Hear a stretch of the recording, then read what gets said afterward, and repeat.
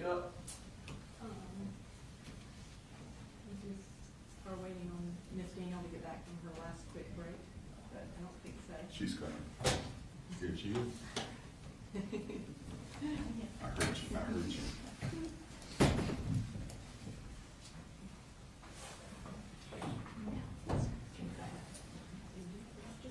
All right, so nothing we need to take up? I don't believe so, Your Honor. No, Your Honor. Okay. You all ready for the jury? Yes. Bring them in.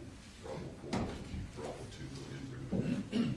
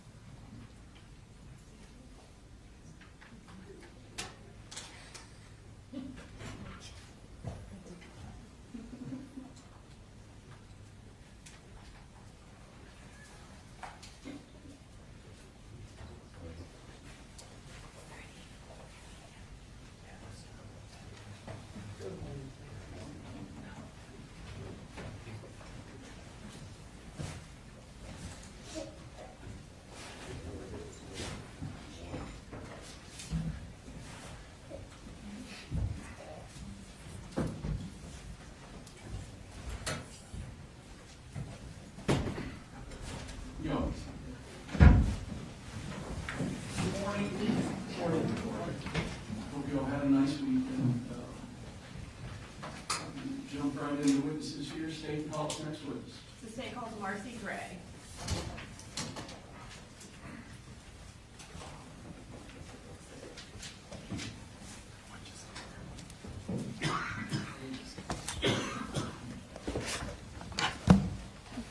Please raise your right hand. Do you swear to tell the truth, the whole truth, and nothing but the truth to help you God? I do. Okay. Can you introduce yourself to the jury? My name is Marcy Gray. I'm mother to Jenny and Colin Gray, and I'm married to Colin Gray. Okay. And that's okay. You can Is just that good? yeah. Can you spell your first name for the court reporter? Sure. Marcee. Okay. So you mentioned. Yes. Yes.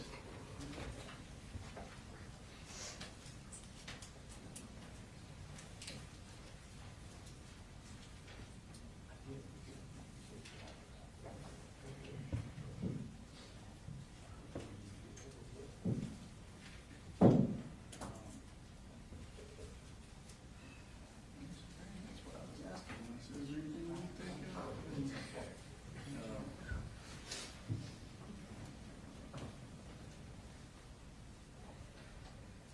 So, I looked at the reports.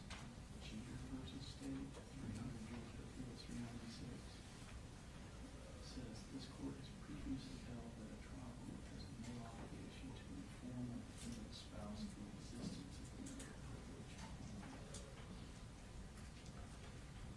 What else?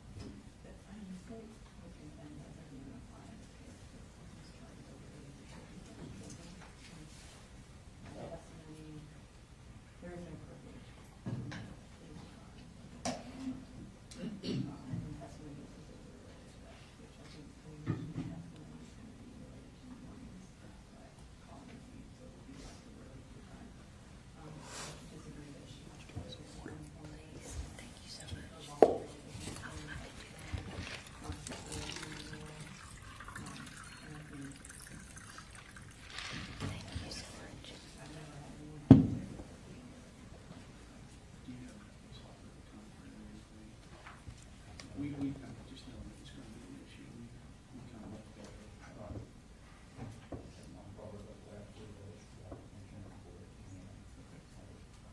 Okay, but you do not have a case that says I need to, right? Okay. I'm going to proceed based on the Cheater versus State, just saying that having no obligation to inform the existence of the marital privilege. Thank you.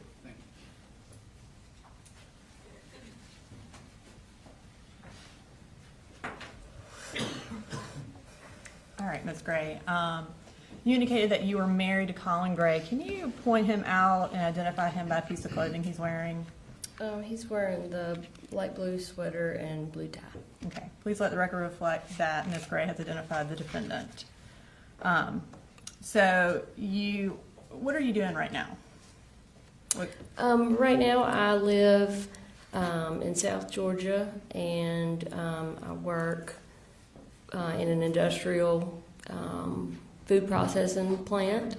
I work for the quality department there, and that's about it. And do you currently have custody? You mentioned that you have 3 children. Do you currently have custody of any of them? I do not. Okay. And when did you get married to Colin Gray? In 2007. And does he have a nickname? Coley. 2009. I got married in 2009. Sorry. Okay. Are you a little bit nervous? A lot nervous. Okay. So you got married in 2009, and who is your first child? Colt. And when is his birthday? He was born on January 14th, 2010. Okay. And then who is your next child? Jenny was born a little more than a year later, June 6th, 2011. And then what about your last child? Coley was born in 2016, and he was born April 3rd. Okay. And kind of just to summarize, so in September of 2024, would Colt have been 14? Yes. Okay. And then would Jenny have been 13? Yes. And then Coley would have been 8? Yes. Okay. And then, so does Coley have a nickname, since his name is the same as? I have a mama baby nicknames for him, but in general he goes by Coley. Okay. Did he go by Coley Jr. or? Sometimes, maybe within our immediate family, but anyone else called him Coley. And then are you and the defendant currently separated? Yes. Okay. Legally, there's no documentation, but physically we're separated. Okay. And then where were you living when Colt was born? When Colt was born, we were living in Barrow County. We were actually living in Winder in a house that I had purchased before I met Colin. He was born at St. Mary's in Athens. And we continued living in my house until Jenny was born. And when she was about 6 weeks old, we moved to our next house, which was in Statham. And did y'all stay in Statham for a fairly long time? Yes, we did. How long did y'all stay there? Till 2018.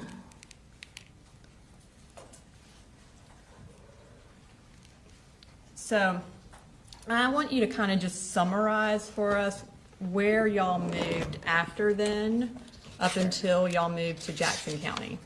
Okay. There was a lot. So we sold our farm in Statham in 2018. We moved into a rental home in Gainesville. We were there, and each of these rental homes that we were in less than a year. Many of them less than 6 months. So we moved to a rental home in Gainesville. It was on Lake Lanier. A couple of months later, we moved from that rental home into a second rental home. It was in Cumming, Georgia. We were there for, like I said, less than a year. At that point, in 2020, right at the beginning of 2020 is when we moved to Ben Hill County. That was during COVID. We were there for right at a year, at which point we moved back up to Jackson County. And the first place that we lived at was Traditions. We were there for, again, it was less than a year, maybe it was close to a year. After we left there, we actually moved into a rental Airbnb. That because it was a sudden move, we had to find somewhere to live really quick. That was in Lawrenceville. We were there for maybe 2 months, and then we moved to a second Airbnb that was up in, I think technically it was Pendergrass was the address. And after that, we were there for maybe a month. At that point, we ended up at the house where Colin and Colt lived after me and the 2 younger children moved back to Fitzgerald. Okay. And I will kind of get back into some of the dates as we go through. But you mentioned that you moved to Ben Hill around COVID, so that would have been March of 2020? We moved in January of 2020 because I started a new job at like the first or second week of January. Okay. And at that time, were you working, and what was the defendant doing? Colin was just staying home. Okay. And while y'all were, I guess let's kind of talk about where is Ben Hill and why y'all moved there. Okay, so Ben Hill is where I was born and raised. It is about 3.5, 4 hours south of Atlanta, directly south down I-75. It's a fairly rural town. My mom was also born and raised in Fitzgerald, Ben Hill County. So the first time that we ended up going to Ben Hill County during COVID, we moved because, for one, we were having financial issues. Hence, while we were moving, we had to move several times. And then also, Colin was having issues with his back. So we wanted to move to hopefully get some support from my family. And we moved into my late grandmother's home. When my mom's mom passed away, she left her home to all of us grandkids to use as we saw fit. So we were going to move because we wouldn't have a mortgage and we could try to save some money and get back on the right path.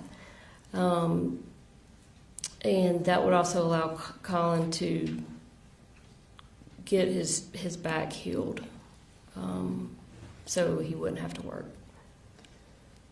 So y'all moved to Ben Hill right before COVID. I want to fast forward to Colt's 6th grade year, which would have been the fall of 2021. Okay. At that time, were they still doing digital learning for a period of time? Yes.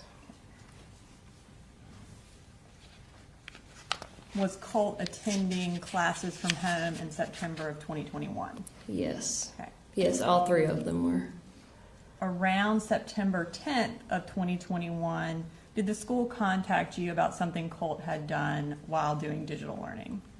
Yes, they did. And how did they contact you? The school counselor, she called me on the phone and said that basically she wanted to give me a heads up that they were sending some resource officers to the house. She told me basically what it was in regards to, and that they wanted to talk to me or Colt's dad, and they wanted to speak with Colt as well. Okay. And when the school resource officers arrived at your house, what did you learn about what Colt had done?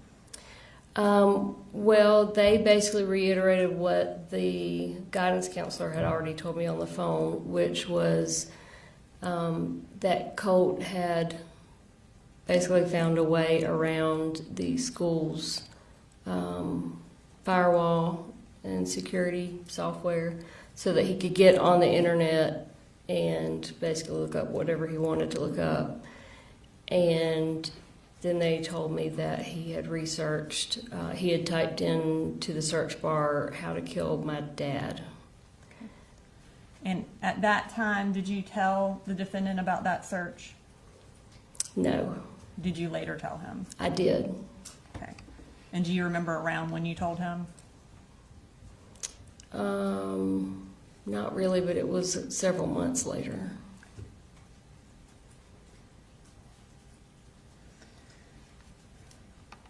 Did the Department of Family and Child Services become involved with your family around that same time of that search? I guess within a couple of months of that. I think so.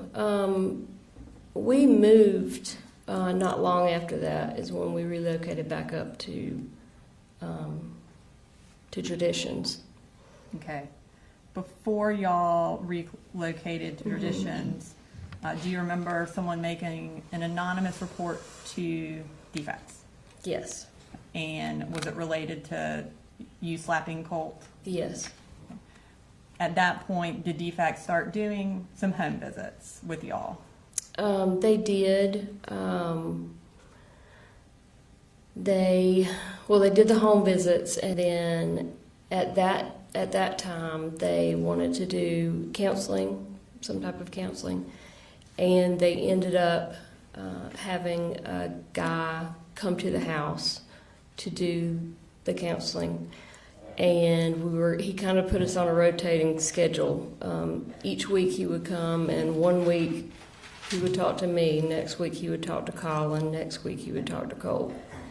And I think by the time we had to finish because we were moving, I think we each had met with him at least twice, Okay. me, Colin, and Colt. So y'all moved in the middle of this counseling? Yes. And so after about 2 sessions, that is when y'all went to Traditions? Yes. Would that have been around November or October or November of 2021? Yes. Okay. And when we moved, DFACS basically closed the open case because, well, for one, they didn't find any evidence of any sort of abuse or neglect or anything like that. And then we were also moving, so they just went ahead and closed the case out. So you would have been outside their jurisdiction once y'all moved? Yes. And you mentioned Traditions. What county is that in? That's Jackson. Do you remember what school the kids were in when y'all moved to Traditions? They were in, I think they were in Jackson Middle School, I think. Jackson. West Jackson? Does that West sound familiar? Jackson, yes. Okay. It was about a mile from our house, so. And so Colt would have still been in 6th grade when y'all moved. Is that right? Yes. Okay.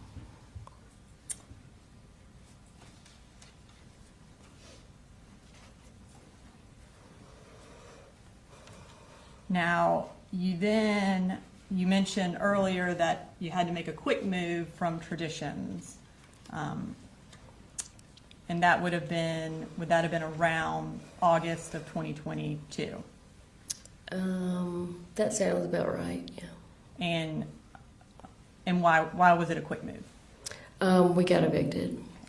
And is that when y'all went to a few Airbnbs like you mentioned? Yes, ma'am. Okay. So then eventually you moved to Jefferson, sometime kind of in that fall of 2022. Yes, ma'am. Where did the kids start going to school then? Oh gosh.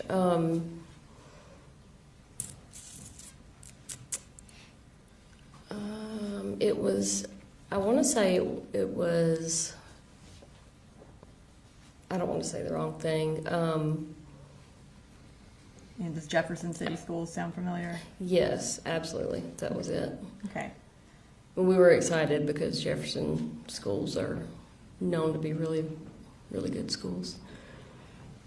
At that point, sometime around Halloween of 2022, was another defects report made. Mm-hmm. And what was that Yes. report about?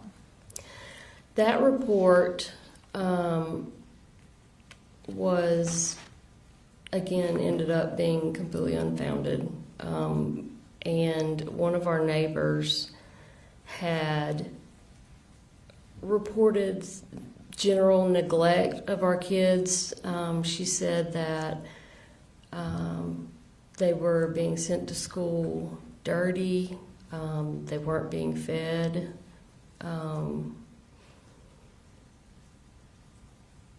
I think she made claims that I was sitting in my car drinking alcohol, something alcohol related.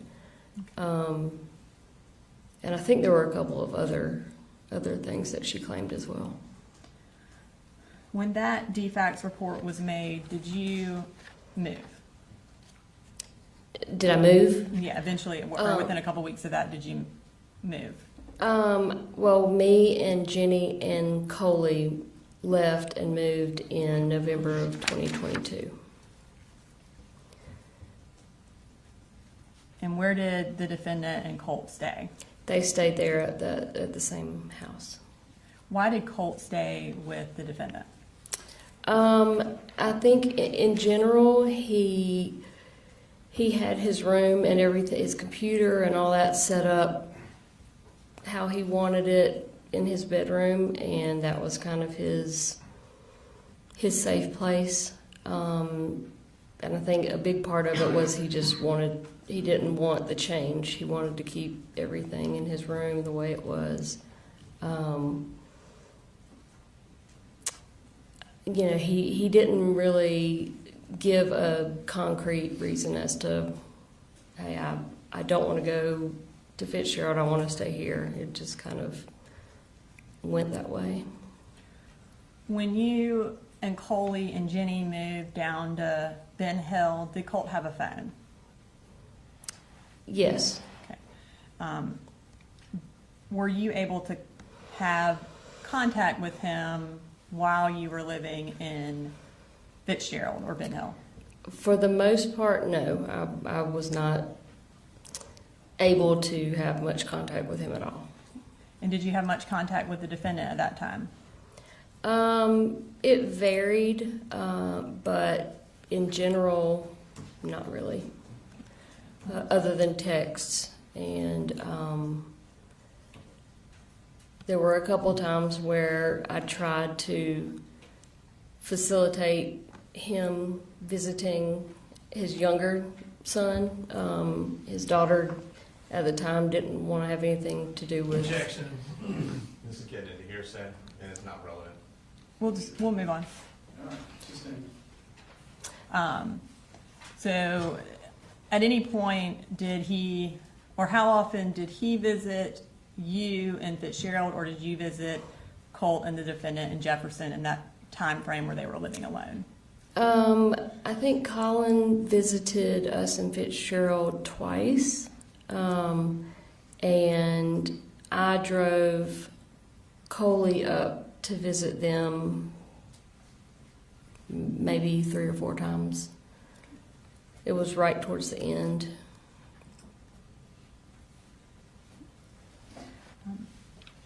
While Colt was going to Jefferson Middle School for the 7th grade year, were you aware of any of the issues he was having at the middle school? At some point, I was made aware of them. At the time that they took place, I was generally not aware of anything that was going on.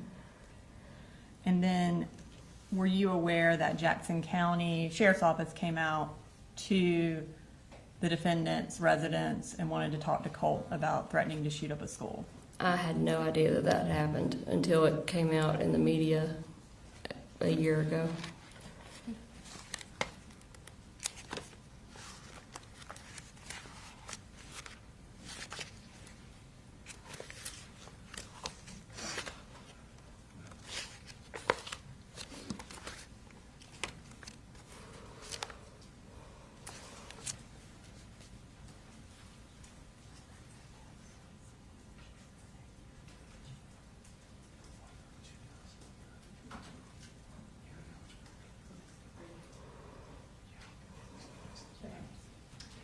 So at this time, you said you weren't aware until after everything happened. At this time, I'm going to display a text message from State's Exhibit 150.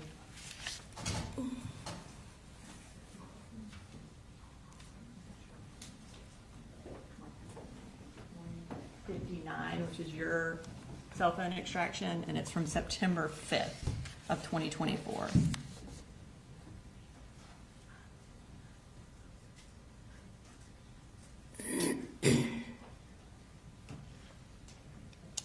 Can we do the first one? What was the exhibit number? It's 159. Marcy's cell phone extraction. So on September 5th, you said, "What the heck is this? I keep reading that the FBI investigated Colt last May about making online threats about a school shooting. It says they talked to you too." Is that the text message you sent to the defendant? Yes. Okay, and then he responded, "I told you about that, and so did he. Someone in a chat room said it, not Colt. I had no idea what the chat room even was. More importantly, why do you have an open warrant?" Was that his response? Yes, that was his response. Okay, and had either of them told you about it? No. Okay.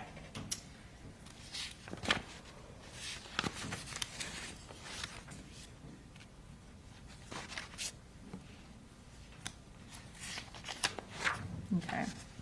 So I'm going to fast forward to August of 2023, a couple of months after the May incident with Jackson County Sheriff's Office. Did Colt move back in with you in Ben Hill? Yeah. When was the month you said? I have August of 2023. Yes, ma'am. Okay. And was it just Colt or the defendant come too? I met the defendant off of I-75 to pick up Colt. Okay. And why did he come and live with you? Because, well, he had called several times leading up to that, wanting to come and live with me because he said he just couldn't. Objection is the hearsay. It goes to explain why he was moving to live with her. It goes to explain conduct and not for the truth of the matter asserted, not to explain. And I don't know exactly what she's going to say, but I assume she's going to explain why Colt wanted to move and also why the defendant allowed it to happen. Of course, if it's the defendant's statement, then it would be admissible. I'm gonna have to hear what it is. Ladies and gentlemen, I'll just step out.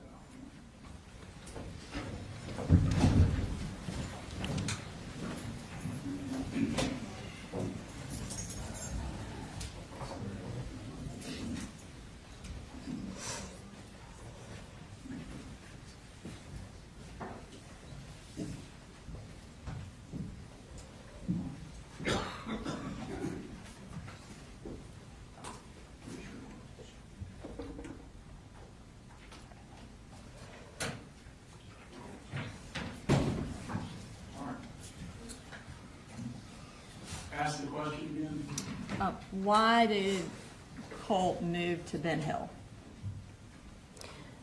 So, like I said, Colt had already asked several times in the past and then changed his mind at the last minute.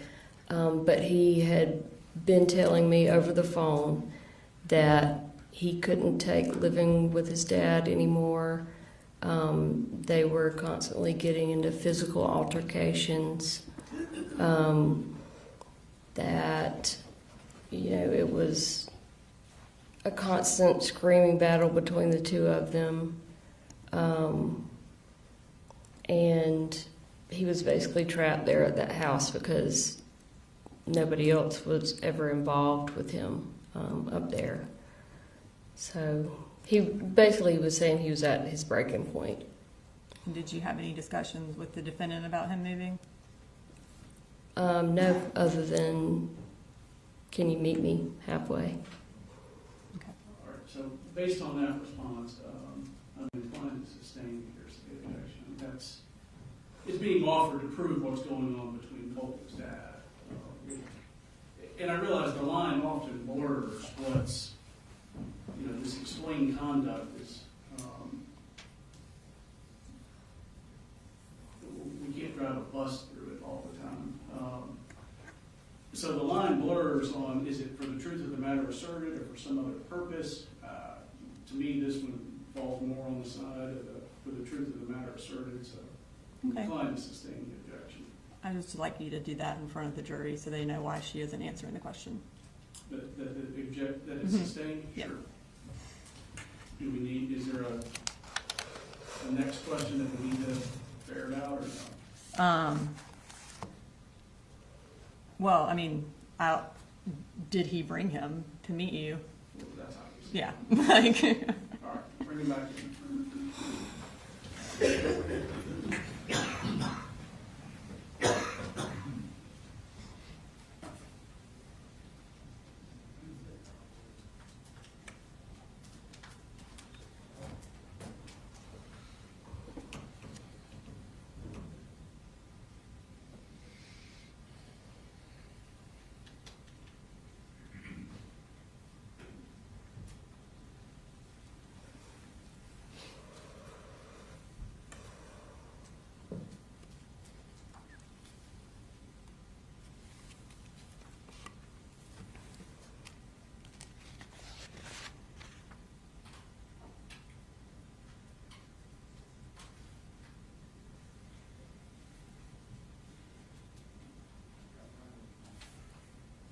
One in the restroom. Okay. So understand this, you like.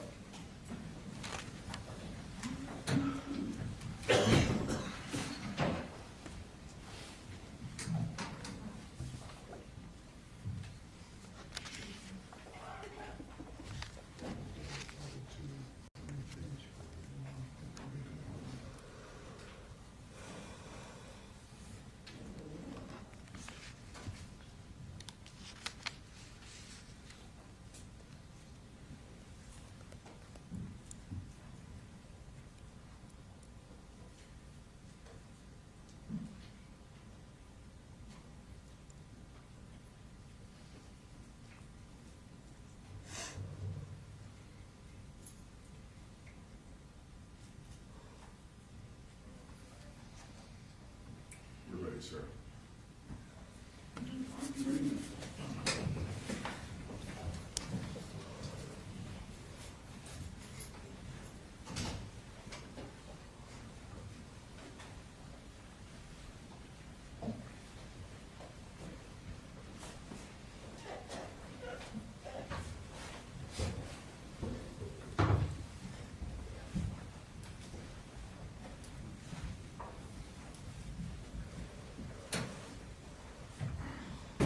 Y'all missed it.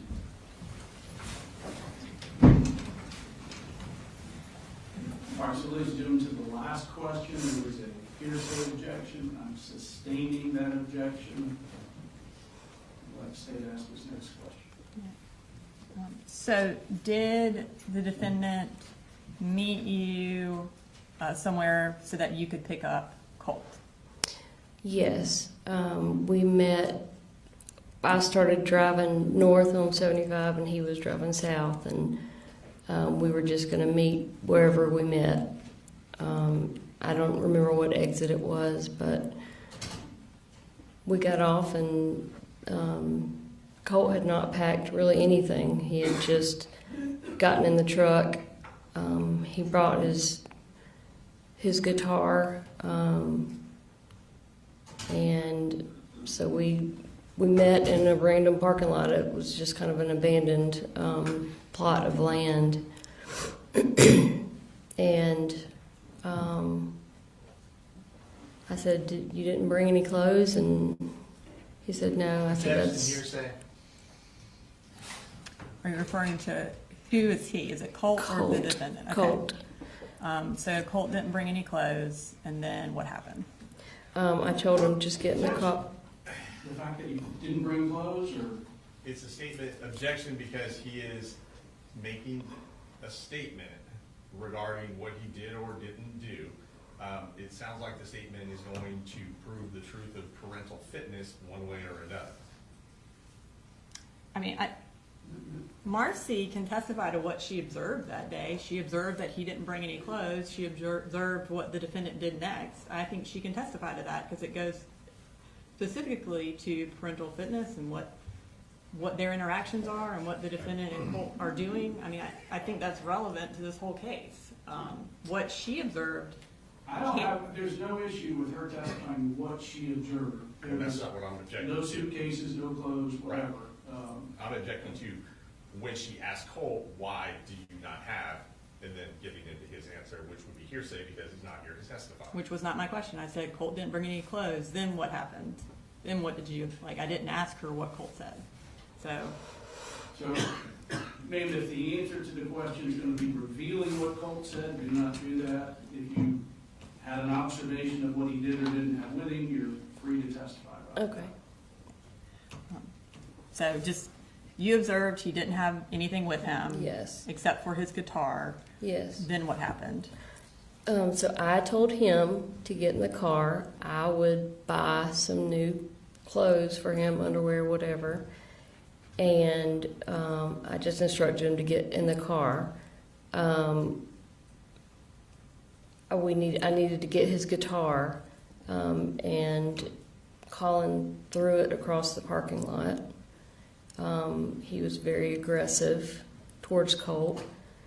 And again, I told Colt, just get in the car, please. Please, just get in the car, let's go. So I went and got his guitar, put it in the car, and we left. When y'all got to Ben Hill, was Colt supposed to be in the 8th grade? Yes. Okay. And did you enroll him in school that August? So he was only with me for about a month. When I picked him up, he wanted to try online school. And so I started the process of enrolling him in online school. His sister then she wanted to do online school too. She was already enrolled and attending school in Ben Hill County with her little brother. But I started enrolling her as well. Again, Colt was only with me for about a month, so he never got the opportunity to start the online school. What was Colt's behavior like in Ben Hill? Colt's behavior was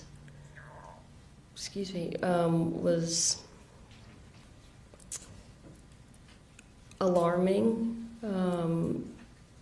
It was very different from the Colt that I remembered, that I had left with his dad when we left in 2022. He had a lot of anger inside, and he was very aggressive and unpredictable. So much so that I ended up relocating his little sister across town to my parents' house because I didn't want to leave her there alone with him. And then his little brother basically just never left my side. I just had, he was with me wherever I went when he wasn't in school. But Colt, he damaged a lot of things while he was there. again, he was just, you could tell that he had a lot of anger and just yuck inside of him. You said he damaged a lot of stuff. What kind of stuff did he damage? All of the flat screen TVs that I had in the house. He broke several windows. He would take knives and make cuts on different things like walls and the leather in my car, the leather seats, just kind of like random damage. He wrote on a bunch of stuff, walls and that sort of thing. And on October 3rd, did your dad actually contact the police because of something Colt had damaged? Yes. What had he damaged on October 3rd?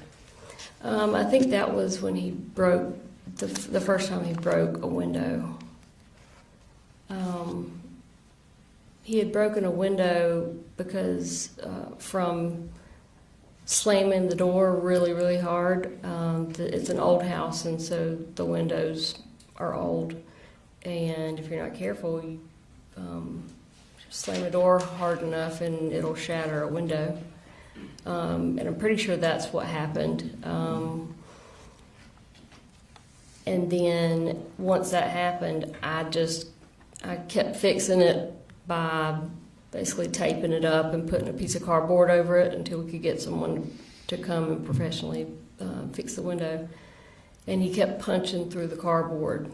As soon as I'd fix it, he'd punch through it again. And I think it was the window was the actual reason why he called the police that one day. And did the defendant come and get, or did Colt go and live with the defendant immediately after that? Immediately after the second time, so my dad actually called the police twice, or went by to see the police twice. The second time, they came, and each time they came, I would basically ask them, please don't take him to jail. You know, I don't want anything on his record. Can you just talk to him? Which they did. They actually offered to stand there and supervise while I spanked him or some like physical punishment. I was like, no, I don't want to do that. He was bigger than I was at the time. I just want y'all to talk to him and, you know, just hopefully talk some sense into him. Well, after the second time it happened, he immediately got on the cell phone with his dad. And just related to what Yes. the defendant said, not what Colt said. Yep. He had the phone on speakerphone, so I could hear, because I didn't have my phone at that point. I'm not sure where it was, but I said, let me talk to your dad. And so he didn't want to give me his phone, so he put it on speakerphone so I could speak to Colin on speakerphone on Colt's phone. And, you know, I had not been communicating with Colin at all. Since he dropped Colt off, communication basically was non-existent. So he didn't know anything about what Colt had been doing or, you know, his behavior. And I immediately started trying to explain to Colin what had been going on, and I couldn't get any words in edgewise before he immediately wanted to say, "Why are you doing this to our son? Why are you calling the police on our son? Why would you do this?" And it took him, you know, less than 5 minutes to have Colt convinced that I was the one calling the police. I was trying to get him sent, you know, to juvenile detention, and once he had him convinced of that, Colt refused to talk to me. He just wanted to go back with his dad. And when did he leave? I To go think back he to left that. like the next day after that second time the police were called.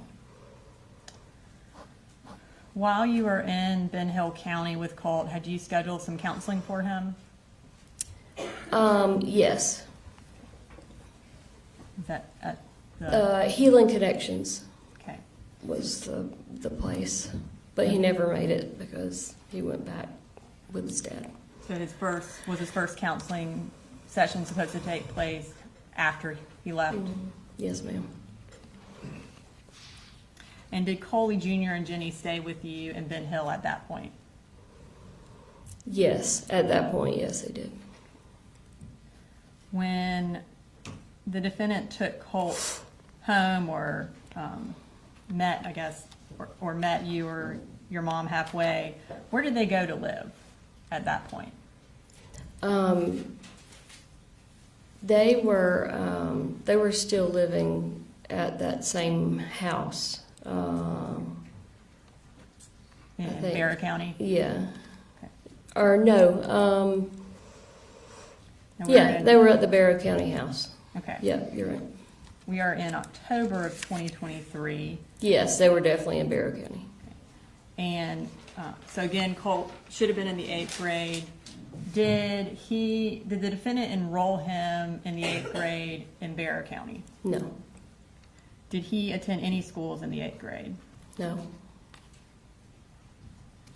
Now, when Colt went back to Barrow County and you were still in Ben Hill with Coley and Jenny, did you still have an open defects case? Yes. My case manager had told me that the next time she saw me, she was going to close the case because over the prior year, I had been doing everything they wanted me to do. I had, they were drug testing me the whole year long, hair follicle, urine tests, and I had been doing everything I was supposed to do. What happened at that next visit where they were supposed to close the case? So instead of closing the case, they gave me, someone had called and made an anonymous report, and they drug tested me. And did you pass or fail that I test? failed that test. When you failed the drug test, what happened? When I failed the drug test, I guess it's the Saturday after my case manager got the results. She showed up.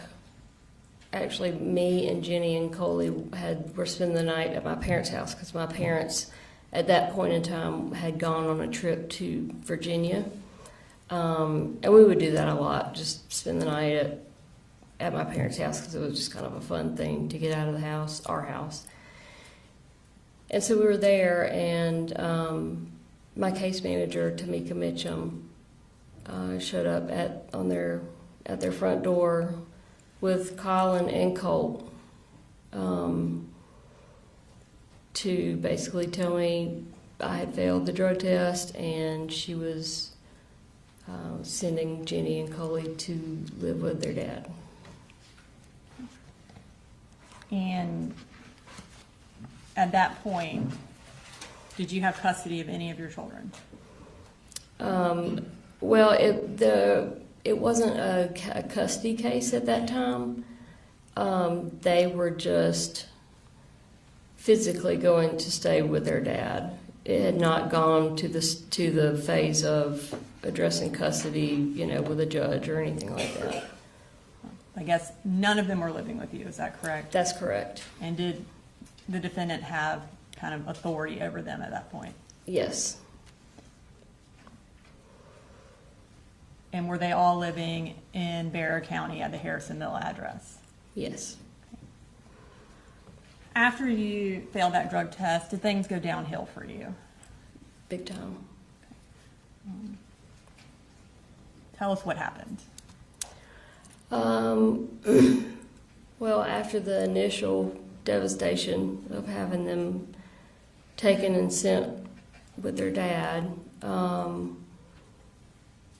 I, for one, was faced with the reality that Jenny and Coley were now living in the house with their dad, where things were horrific, and there was nothing I could do about it. So I started trying to reach out to Colin to set up visitations, because the case manager said that I was entitled to have as many supervised Would you visitations. object to the hearsay as to what the case manager told her?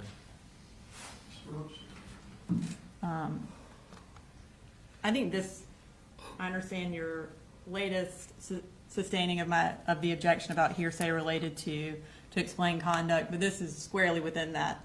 She is trying to set up visitation because she was told she was allowed to have visitation. So I do believe that fits within that exception. I believe our harm is also very low, where the caseworker already testified to that fact. I don't think the caseworker testified exactly to what she is saying. I believe she testified that she was allowed to have visitation, so I think that. I think she testified that visitation was up to the defendant, not that she had an absolute right to visitation. Visitation was at the right of the defendant. I believe you're correct. Was she saying something different just then? Or? Yes. I think we're splitting hairs. She wasn't prevented from seeing her children. So she could have visitation. She was allowed to have visitation. If it's up to the defendant, she's calling him to try to set that up. That's exactly what she's testifying to. Trying to act like she's saying something completely different is just not true. She is saying she's calling the defendant to set up the visitation because she was allowed to, and he is the one who has custody, so she has to go through him. And she, Ms. Mitchell testified that she was not entitled to visitation. Any visitation was to be done through the defendant based on his determination. Not that she had an absolute right to visitation. That is a misinterpretation of what Ms. Mitchell testified to. She did not say she was not entitled to visitation. That is not what happened. So, ladies and gentlemen, you'll have to remember what the defacts worker, case manager testified to. I'm going to let the witness go ahead and answer.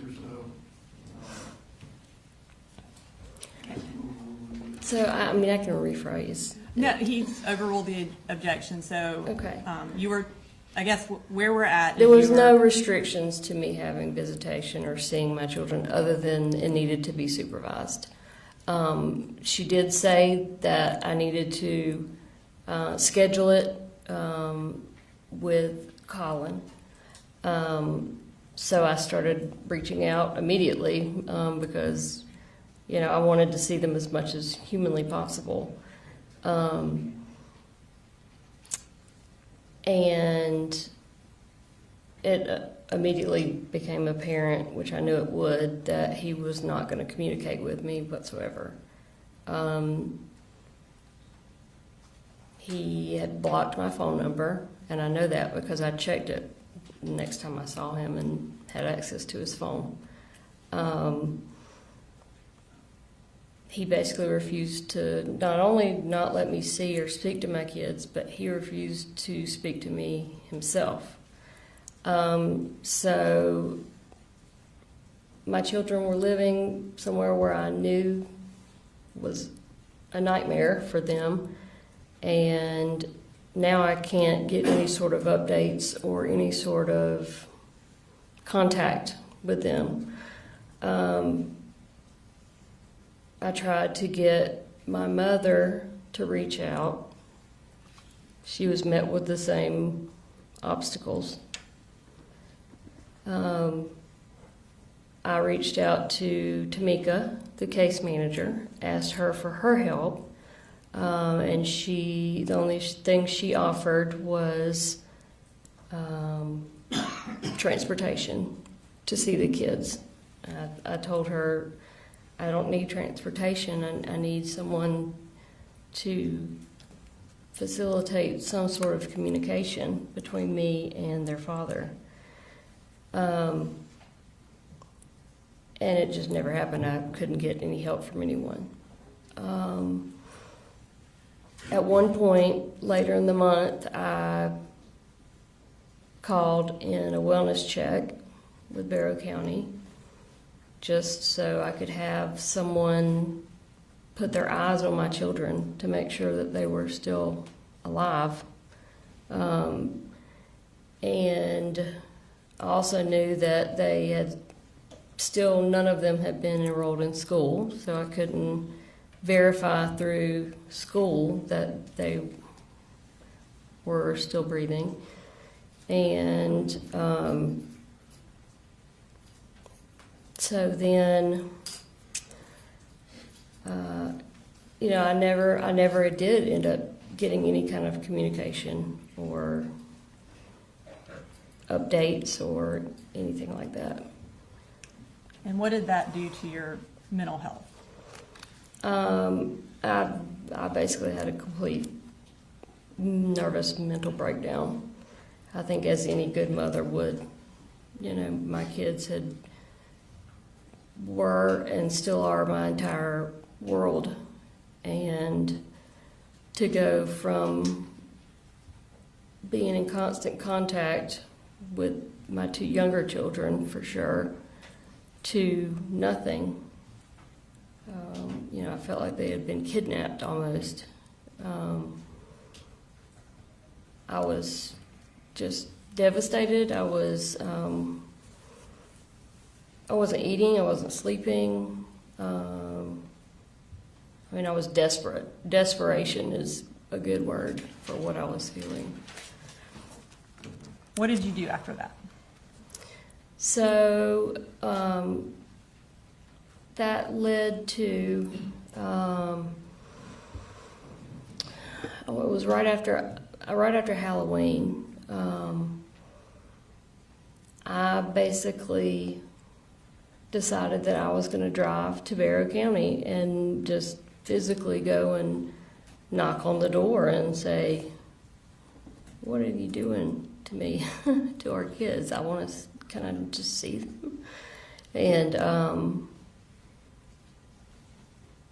And so I was not in my right mind at the time. But I went to my mother's house and I told her that what I was going to do, and I wanted her to go with me.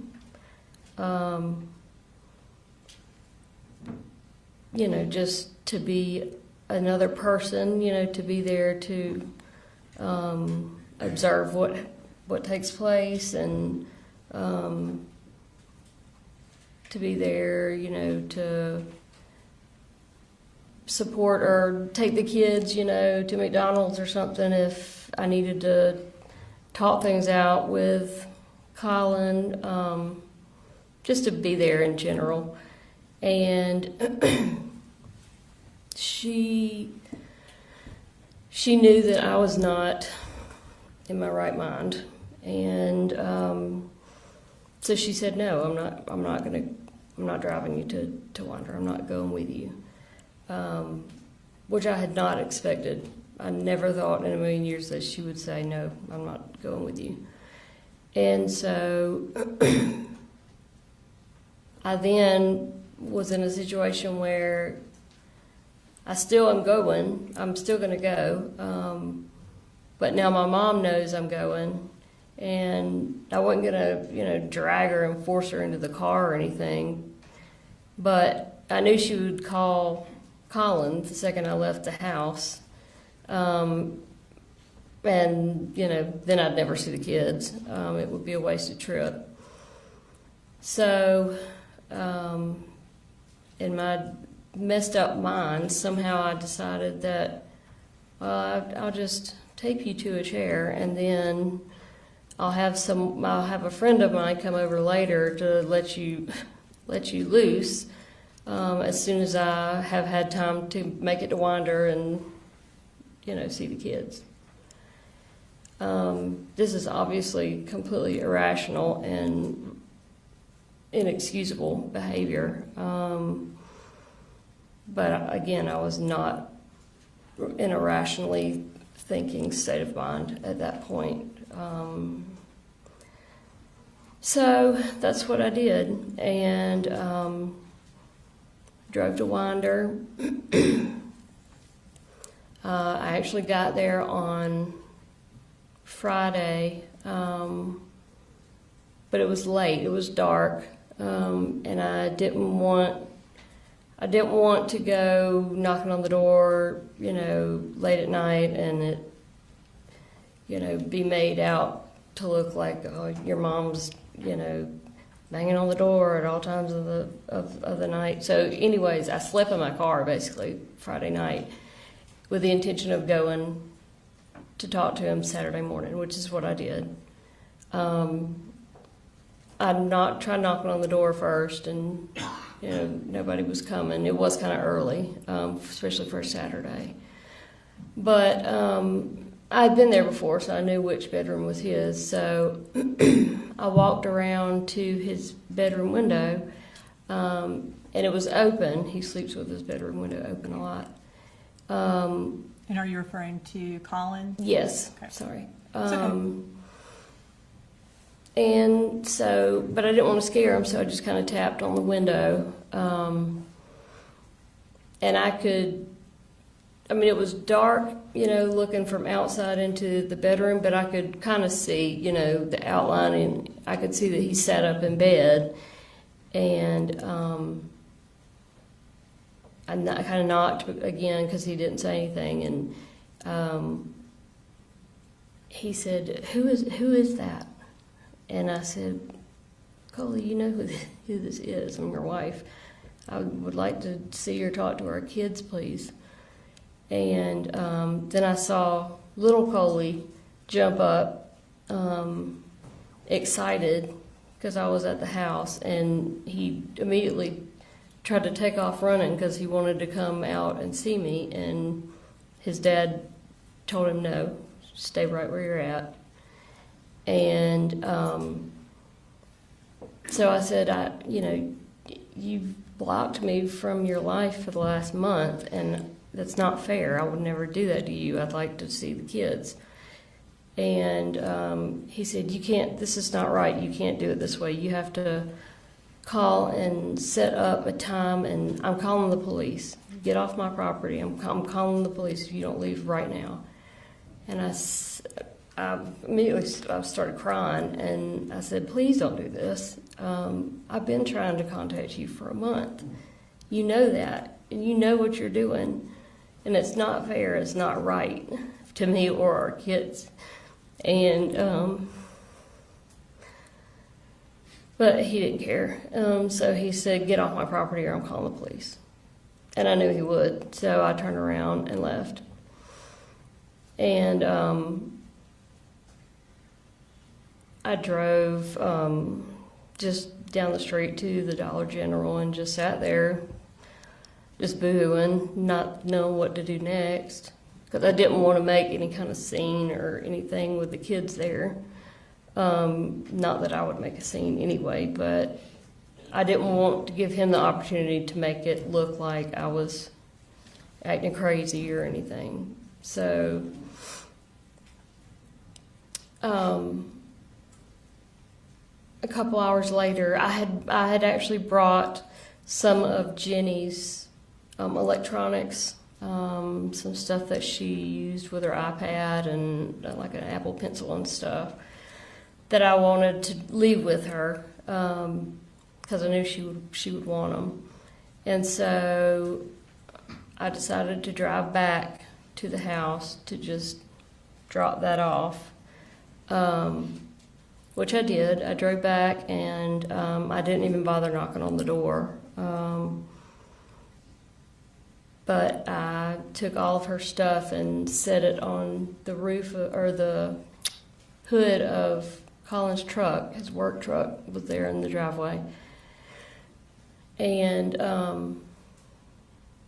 turned around to leave, and I ended up keying the side of his truck. Which is the first time I've ever done anything like that. But I just had so much just resentment and anger, and I wasn't going to do anything in front of our kids, and that was just, I was physically walking past the truck, and I had my keys in my car, and in my hand, and it just like happened. I was just like, and so I scratched a couple words in the side of his truck, and then got in my car, and I didn't try to go back after that. And were you eventually arrested in Barrow County? I was the next day. A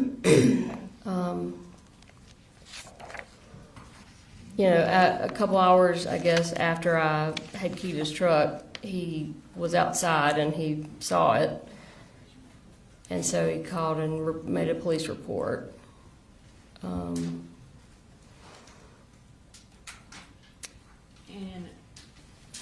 Your Honor, at this time I'm going to introduce into evidence State Exhibit 169 and 170, which are incarceration records for Miss Gray from Barrow County and then also Ben Hill. They just established the period of time that she was incarcerated. When we're displaying it, we've redacted her personal information so that it is not viewable from the screen. You said those were 169's records from Barrow and 170's from Ben Hill? Yes, Your Honor. Mr. Hobbs, any objection? Yes, sir. 169 and 170. Thank you, Your Honor. And these are self-authenticating, so I'm just going to go ahead and display them for the jury. So we're going to start with Barrow County. The records show, Ms. Gray, that you were incarcerated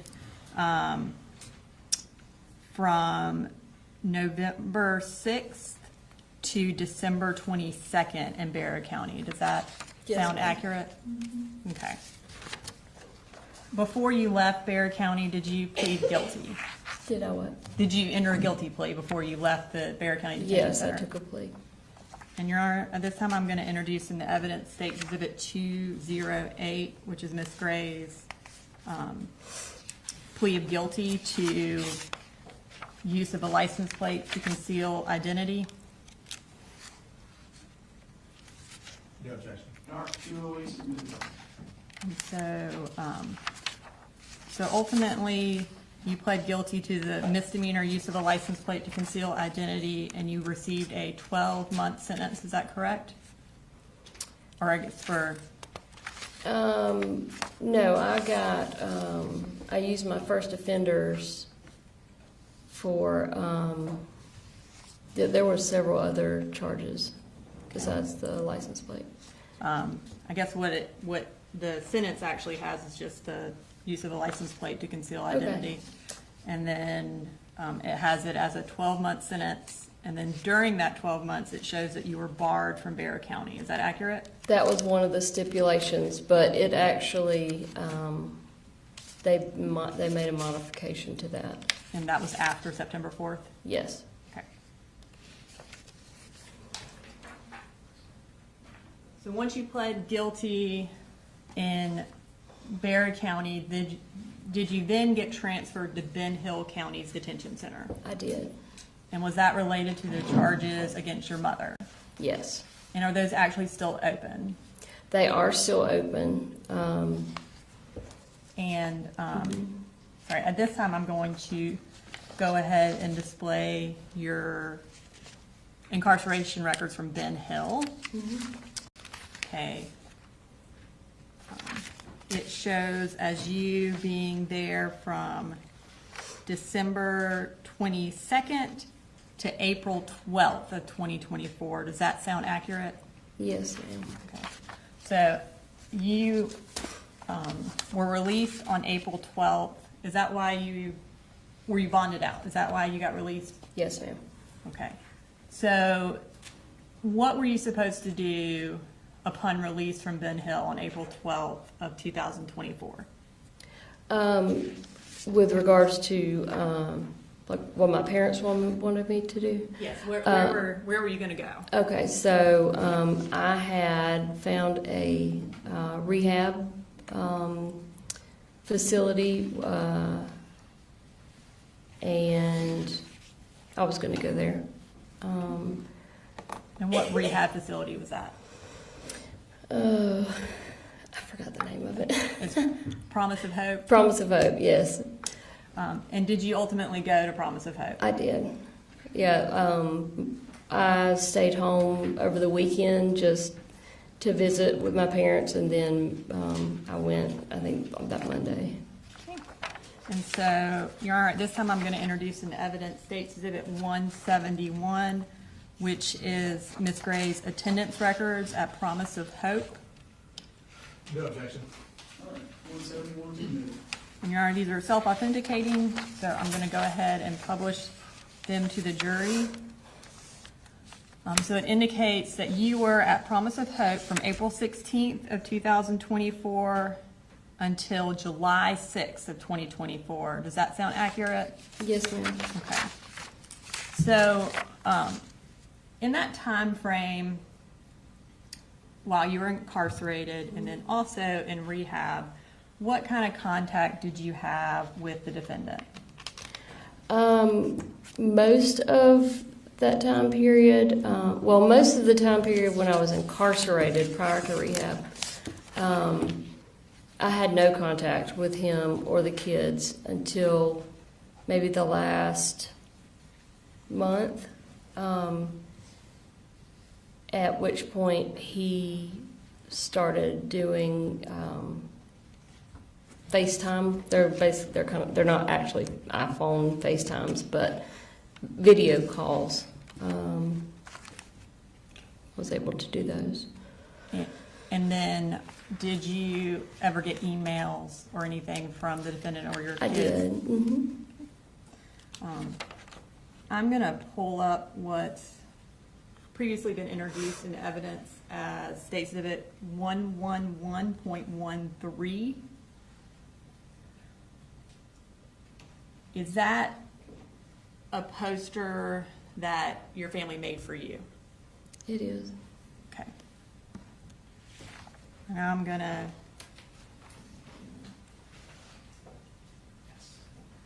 show you what's been marked as State's Exhibit 209. Do you recognize that?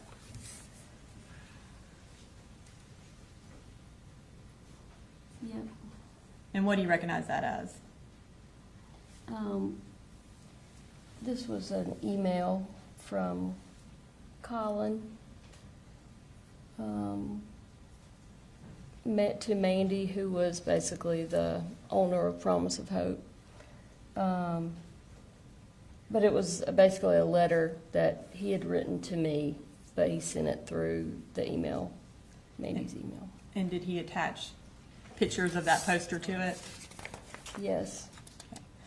And was that email sent to you on May 13th of 2024? Yes, ma'am. And was that either Mother's Day or around Mother's Day? Yes, ma'am. Your Honor, this time I'd like to introduce an evidence, State's Exhibit 209, and publish to the jury. No objection. All right, 209's admitted. All right, so the subject was Marcy's Mother's Day. It was sent on May 13th, 2024 at 12:15 from graycoley444@gmail.com. And it says, Mandy, thank you so much for this. Pretty girl, we all love you and we are very proud of you. We can't wait until the day we can just hug you. Quick update, Coley Jr. made the honor roll for 2nd grade. Big Coley finally got my job with Kevin Price. Just be patient with Jenny Reen. She gets it honest. See you soon. I see you. And then let's display the attachments. Okay. And the next one. Okay. So while you are in treatment, they sent you something for Mother's Day. Did you eventually leave rehab? The records, that was on July 6th. Mm-hmm. How did you leave? Colin came and picked me up. And when he came and picked you up, where did you go? We went back to their house in Barrow County. Now, at that point, did you move in to the Bexar County house? I wouldn't call it moving in, but I did stay there for approximately 5 weeks. And was it ever your intent to remain there permanently? No, my intent was to find either a rehab or a sober living house close to them, like in Athens or something like that, and pursue that sort of living arrangement, or possibly my own apartment or something. And at this point, you're still banned from Bexar County, is that right? Yes, ma'am. When you moved to Bexar County, did you have a driver's license? No. Did you have a car No, with you in no, Bexar no, County? no. I had no way of driving anywhere. Did you have a cell phone? No, although Colin gave me one of his old ones temporarily. And was that a phone that Coley had been using? Yes, ma'am. And does Coley sometimes go by Boo Boo? That's my nickname. I call him that. Okay. And when you moved back to Ben Hill later on, did you then get your own phone? Yes, at some point, yeah.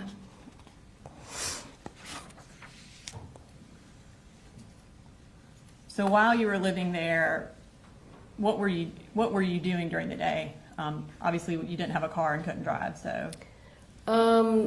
So I basically just went back into the role that I'd always had, which was, first I just went room by room and started cleaning, organizing, because the house was a disaster. So I did, that was several weeks worth of work. I also enrolled the kids in school because it was about to be school time, and their enrollment had not been started. I also did a couple other things. I put together a budget for Colin to try and start using, and set up his insurance. He was about to become eligible to sign up for insurance through his work, so I did all that. And just hung out with the kids basically until they started school. And does August 1st sound right for when insurance started for your family? Yeah, it would have been the beginning of the month. Yeah. And you mentioned you enrolled the kids in school. Did you enroll them under Colin's name? Yes, since they were living with him? Yeah, I wouldn't have used my name because I was doing it. I think I was using his email and that sort of thing. Okay. And so now at this point, I want to move to talking about Colt while he was in Bexar County. Did Colt have any friends that you were aware of in Bexar County? Like at what Like what time? in this time frame of July to August of 2024? No. When was the last time he had any friends that you were aware of? The last time he had friends that I was aware of was when we lived in Statham before we sold our farm and started moving around. So that would have been early elementary school. Yes, yeah. He had a really good friend back then. And And when we were in Fitzgerald, in the little bit of time that he spent physically at school, he had a couple of, I guess you'd call them friends, not friends to the point where they did anything like after school or anything, but he did really good in school, up through elementary school. Never had any kind of issues, no behavioral issues once he got into elementary school and middle school. I mean, he was fairly normal. Until middle school? Until, yeah.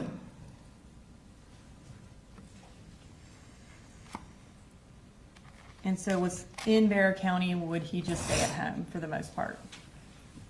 Yes. How was his mental health in that July, August timeframe while you're living with them? So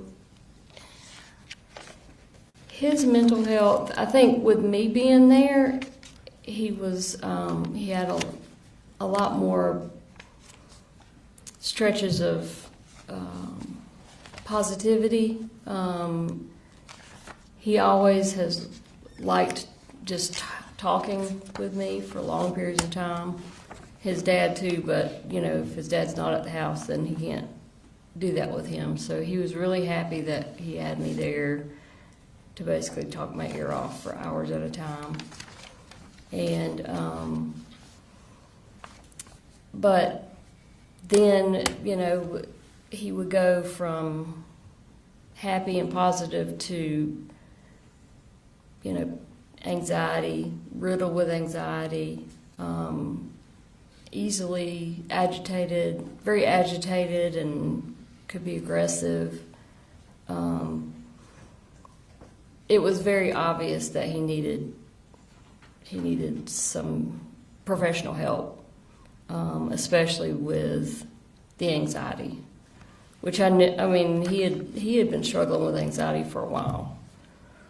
Had the anxiety gotten worse? From what I saw during that 5 weeks, definitely. And did he have panic attacks? He had. I had never seen him have a full-on panic attack until I was staying with them during that time frame. And one night he had just a full-blown panic attack. I knew immediately what was happening because I've struggled with panic attacks towards the beginning of our marriage. Who all was present for the panic attack? Me, Colin, and Coley. And what was Colt doing during this panic attack? He had walked into the kitchen. His dad and little brother were standing in the kitchen. I was on the couch in the living room. And he walked in to the kitchen and said something, and then started like crying, kind of like like I don't know what you would call it, but he was crying out, and it scared the crap out of me because I didn't know what was going on. So I jumped up off the couch and ran into the kitchen. And he was just he was standing up, but he was just kind of hunched over and crying out. And I just knew what was going on immediately because I knew he had been struggling with anxiety anyway. And so I went over to him and put my arms around him and said, come on. And so I walked him down the hall to the back bedroom where Colin and Coley were sleeping, and got him to lay down on the bottom bunk. They slept in bunk beds. Got him to lay down, and I said, I want you to just breathe with me. And so I laid down kind of beside him, but I was kind of holding him in the bed. and just started counting and breathing with him. And he would breathe with me for a couple seconds, and then he'd start crying again. And then he'd breathe with me for a couple seconds, and then he'd cry again. And we laid there doing that for probably 10 minutes before he finally was able to relax and get it under control. At which point he almost immediately fell asleep. And so I just covered him up and went out of the bedroom, shut the door, and told Colin, don't go in the bedroom, leave him alone. He needs to sleep for as long as possible, because he had not been sleeping very well either. During that time frame when he's having the panic attack, did he ask for y'all to call 911? That's what he said when he first walked in. Because I'd heard him say something, but I wasn't sure what, because I was in a different room, and then he immediately started with the crying thing. But yes, apparently that's what the first thing he asked for. And then do you remember the date that it happened? No, I don't. Okay, I'm going to show you some text messages to see if it refreshes your recollection about the date. You could kind of look at those and tell me if based on those, if you remember the date that it happened.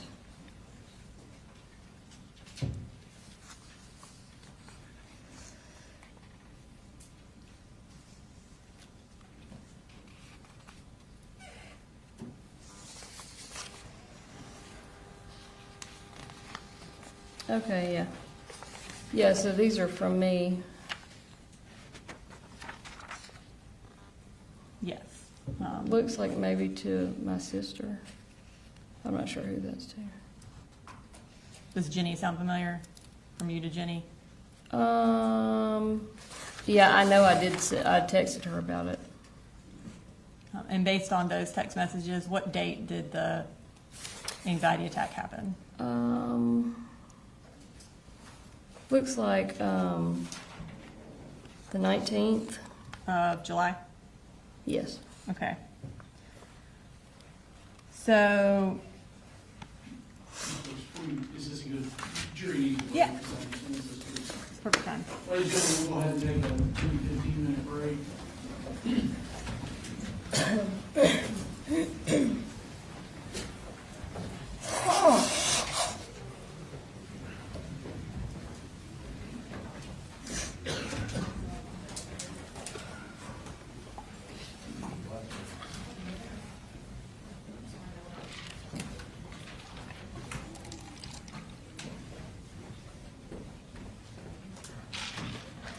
Marcy, do you need a bathroom break?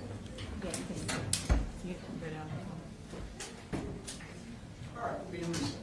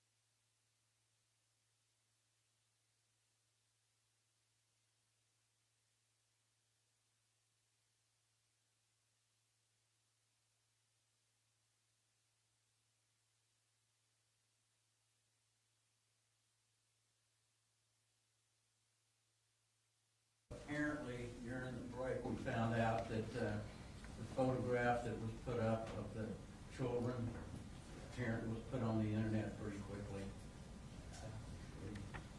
We didn't admonish that these, I think everybody should have known any child should not be photographed and put on the news, but apparently that's happened. So, if we could give a further admonition not to do that. You concur, Ms. Brooks, or? Yes, I think that would be the court's ruling related to juveniles. Yeah, and I realize how that happened. We didn't give any specific instruction or anything, in as much as it wasn't a child on the stand, but we are not going to put images of the children. We're not going to broadcast those for the internet, so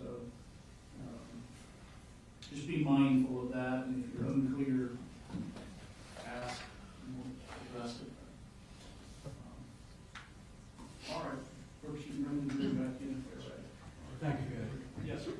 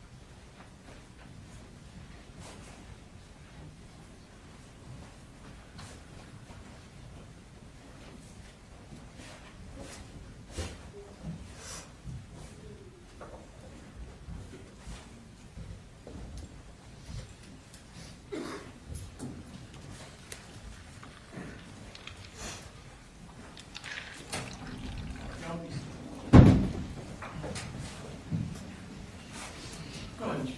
Thank you. All right, Ms. Gray, so we are in July of 2024, and Colt just had a panic attack. At this time, where did Colt feel comfortable sleeping? So at this time, and when I first got there, he preferred to sleep, or he was sleeping on the floor in Jenny's bedroom closet, Okay. not on any kind of cushion, just on the carpet.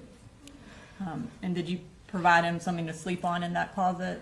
I did. I took some memory foam that I found in the laundry room and cut it up and lined the closet with the memory foam. And then I also put some in his bedroom. Okay. After this panic attack, did you start Colt on any medication? I did, Zoloft. Okay. And at this time, I am going to publish a text thread between you and the defendant from State's Exhibit 156 from July 24th.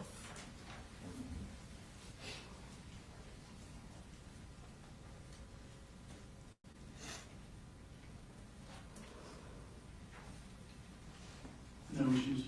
No objection. Thank you. All right, so you, at 5:34 p.m. on July 24th, that second one, you said, I started Colt on Zoloft today, don't say anything about it unless he brings it up, and the defendant's response was K. So does July 24th sound accurate around the time you started him on that? Yes, ma'am. Did he have a prescription for Zoloft? No, ma'am, he didn't. How did that come about? The decision to start him on it? Yes. I had been taking Zoloft for over a decade, and for basically the same issues that he was having. And I had talked to him about trying it. I had talked with Colin and with my mom about the decision to try him on it. And we decided to go ahead and try him on it because we had not gotten insurance yet. And that was kind of one of the big holdups. So I was on a relatively high dose. And so I knew from just talking with my psychiatrist and, just researching it myself, what the initial starting dose for, well, really anybody, but specifically a child, would be. And so I just started him on that super low dose. And how would he get it? Would you give it to him, or did he have access to it? While I was there, I would give it to him. And do you know where the Zoloft was kept? While I was there? While you were there, yes. In my purse. So you mentioned during your testimony earlier that it was clear that Colt needed professional help.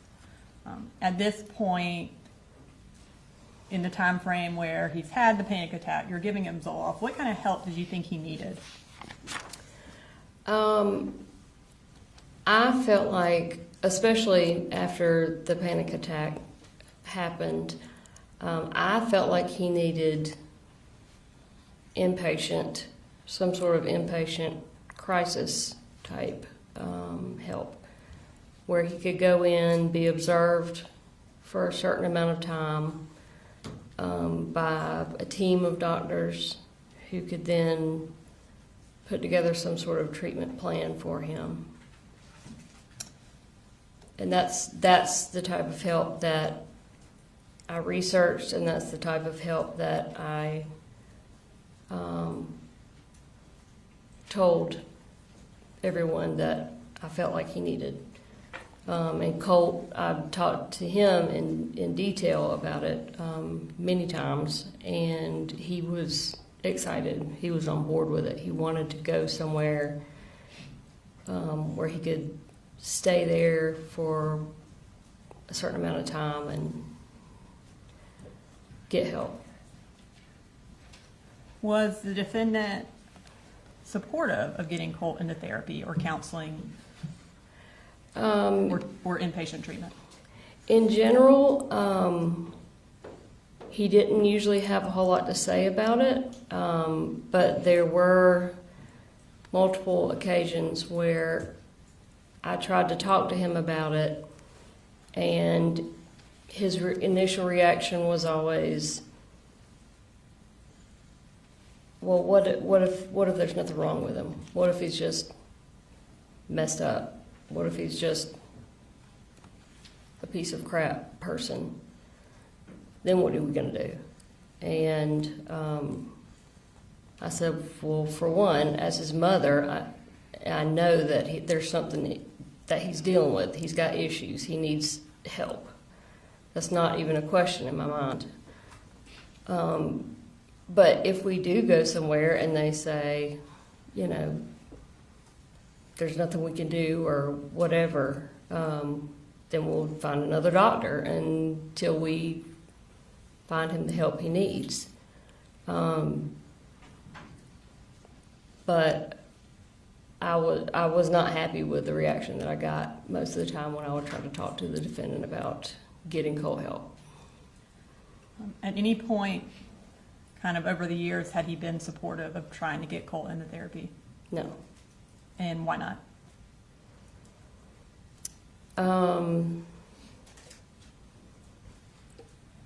Different reasons. I mean, nothing that really I felt was a valid reason. I think in general, the defendant just didn't want to deal with it. He just wanted to not pay attention to it and hope it would go away. And also, I personally think that he was afraid that Colt was going to go and talk about what the defendant was doing. The speculation objection, what's your response? I think if she, based on her interactions with the defendant and her discussions with him and her observations of him, I think she can say why he didn't want to get Colt into therapy. I think speculation is when you don't have a basis for your testimony, but she lived with him for over a decade, and she tried to get Colt into therapy, and she was there when the defendant had discussions with her about that. So I do think that she has a basis for why the defendant did not want to get Colt into therapy or counseling or inpatient treatment. Ma'am, what's your answer to the question? My personal opinion is that he was afraid that Colt would go in and start talking about the emotional, mental abuse that he was suffering at the hands of the defendant.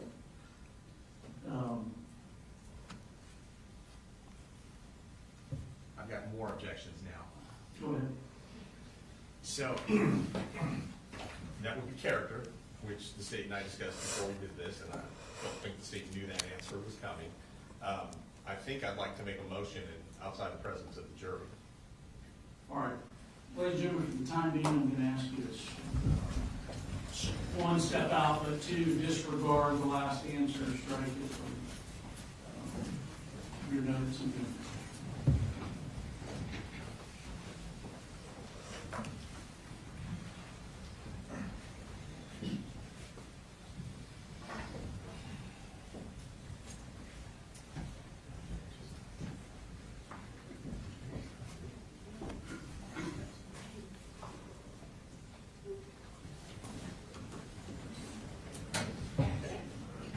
Go ahead. Yes, sir. Judge, at this point, we would move for a mistrial. The witness has put the defendant's character into issue. She stated that he was physically abusive and mentally abusive as part of her speculative answer as to why, in her opinion, that the defendant was against mental health treatment. She said that in the presence of the jury. As the court knows, they're not allowed to introduce character evidence, specifically bad character evidence, unless we open the door to it, which we have not. And under 24404A, evidence of a person's character or a trait of a character shall not be admissible for the purpose of proving action in conformity therewith. So based on all that, Judge, we've moved for a mistrial. Mr. Brooks. So bad character evidence would be related to something different from what he is charged with. So he is charged with having warning signs related to Colt, which included his deteriorating mental health condition, his violent tendencies, his school shooter obsession. There's going to be testimony that the defendant and Colt were physically aggressive with one another. He says it in his statement that Colt would bull rush him and strike him, and that he would hold him down. And Jenny will testify to physical fights between the two of them, and that is directly related to the charges that he is facing. And I think she said mental and verbal abuse is off of Colt. She did not say of herself, which is what Mr. Hobbs' initial objection was when we discussed it, that she could not talk about the defendant's treatment of her, which she is not, and that is what I admonished her on. You cannot talk about the defendant's treatment of you, and she has not done that. She hasn't violated any sort of admonition from the state, and Miss Daniel wrote the quote down, emotional and mental abuse at the hands of the defendant is what she said. Again, I think that goes directly to what we're on trial for. So it certainly isn't a mistrial. Additionally, it was the court that asked her to say her answer. The state didn't elicit it at that time. So this is certainly not some grounds for a mistrial. Again, I made my argument already about she has a basis for why he didn't want to get treatment. She's made statements about what he actually told her about not wanting to get treatment, which is that, what if our son is just messed up? Which is essentially kind of along the lines of, he doesn't want him to go in and tell people what's going on in their house. And that's what she's saying. He doesn't want him to get treatment for his son because he doesn't want Colt to tell people what's going on inside the house.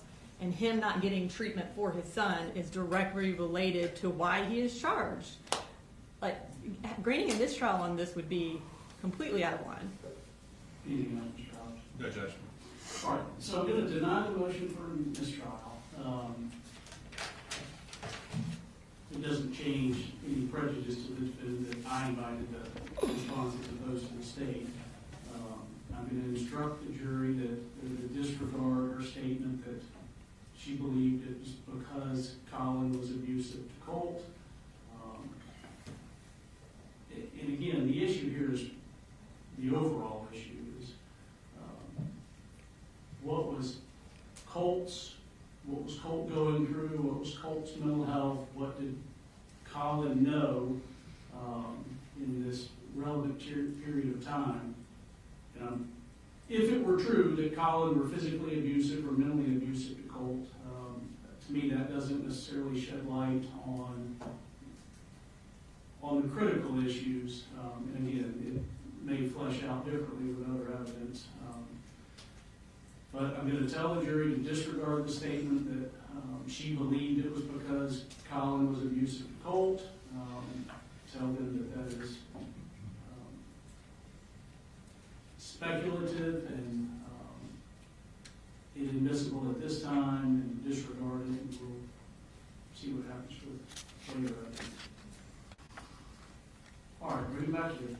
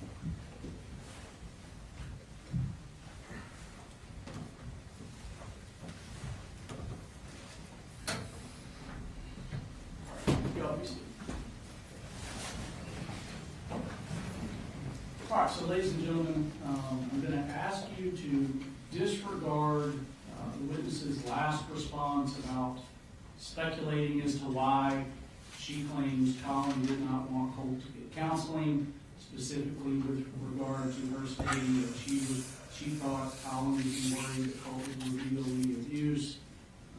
That's inadmissible at this time. I'm going to ask you to disregard that. Do not consider it for any purpose. All right, go ahead, Ms. Brooks. All right, thank you, Your Honor. All right, so you mentioned when you started Colt on Zoloft that one of the kind of big obstacles for getting a prescription for Zoloft was you needed insurance. You testified earlier that insurance, you got it around August 1st. At that point, did the defendant become more supportive of getting him to counseling once y'all had insurance? No. Okay. All right. And then kind of fast forward a little bit.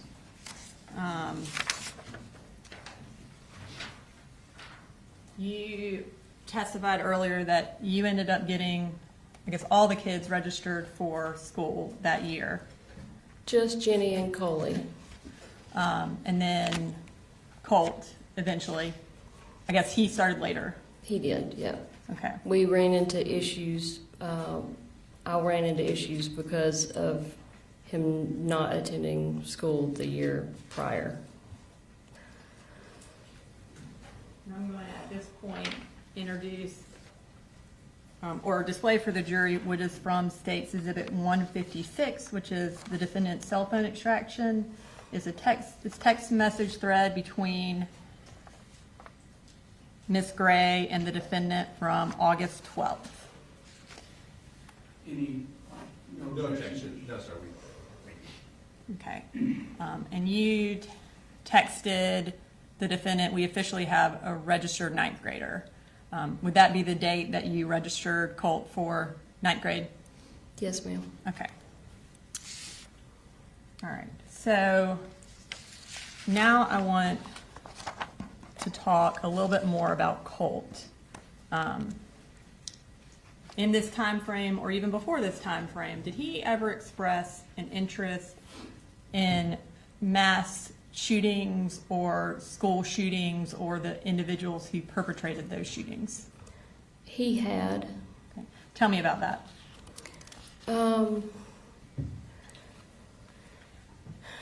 He generally, I wouldn't call it an obsession. And at the time, I likened it to my own interest, I guess, in like true crime, serial killer type shows that are really popular.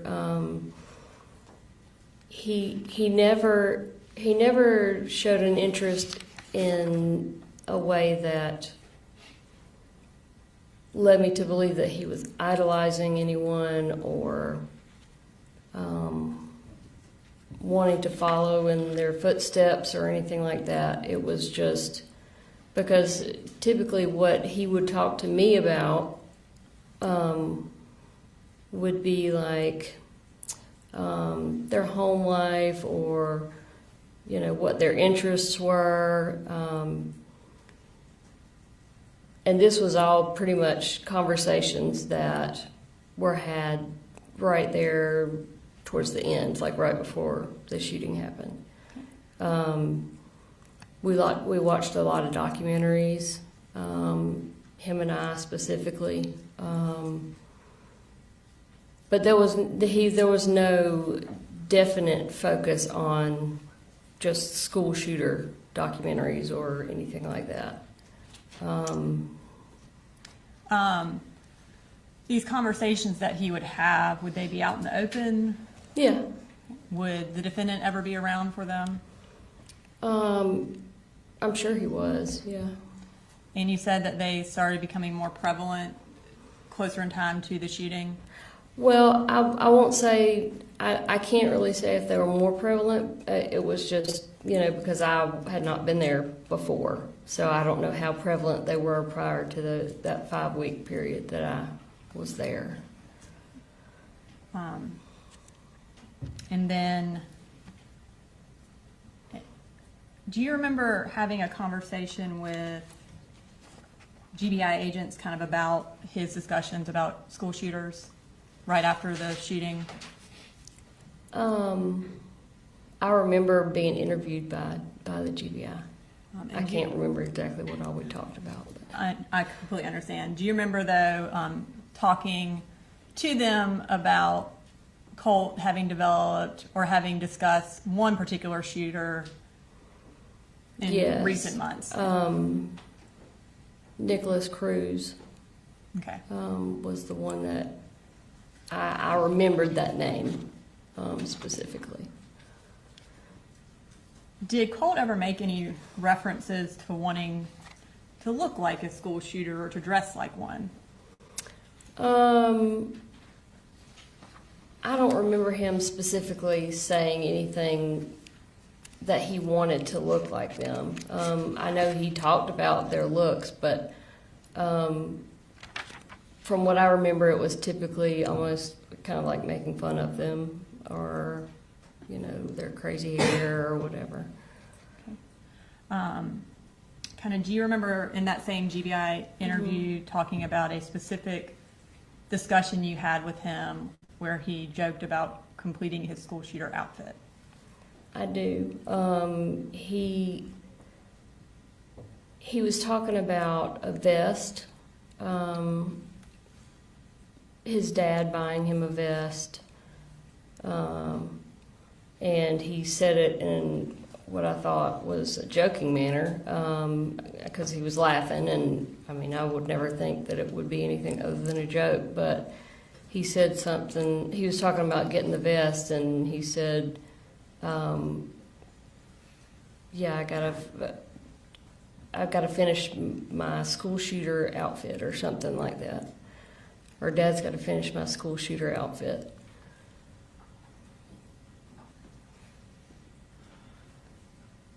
And I think I said, like, that's not very funny. And of course he was like, oh, it's fine. I'm just kidding.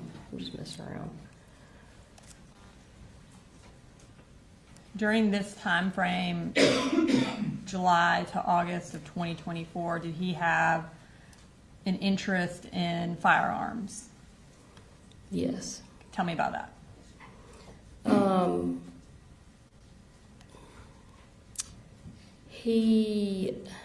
Well, I know it was a shared interest that him and his dad, you know, they would go to shooting ranges to practice, and they had gone deer hunting.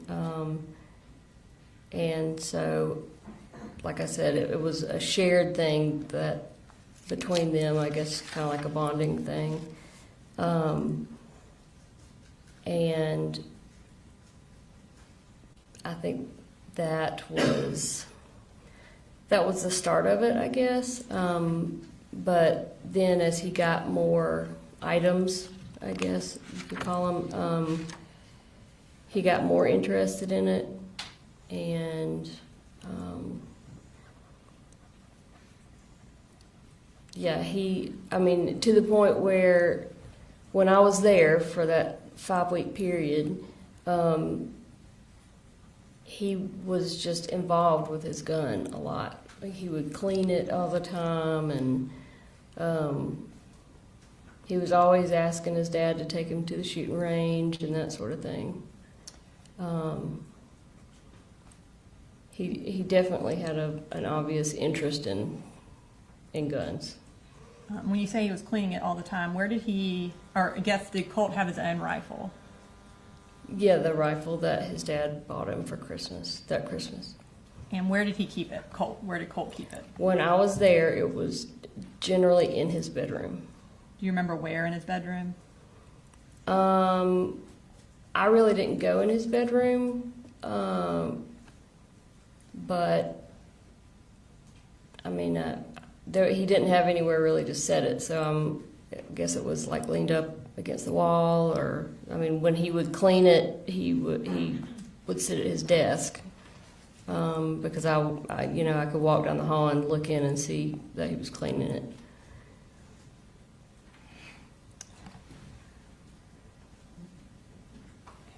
So I want to turn your attention to August 15th of 2024. Did you and Colt have a physical altercation over the gun that day? Yes. Or I guess regarding the gun. Can you tell me about that? So I was initially just trying to talk to him about the gun. I wanted him to just put it away because he had been carrying it around, and he didn't want to hear it, and so he was walking away from me, and he walked into his bedroom, and I was walking behind him, and I stopped at his doorway because I wasn't going to follow him into his bedroom, and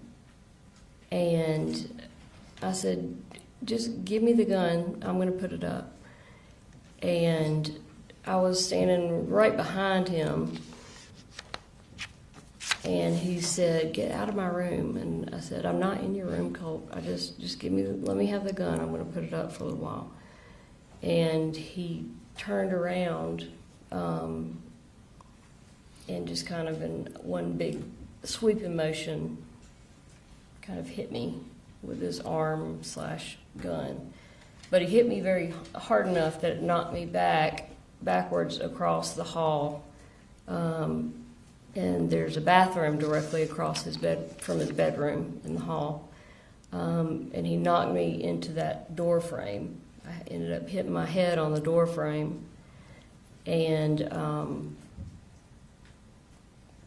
basically fell to the floor because I hit it really hard.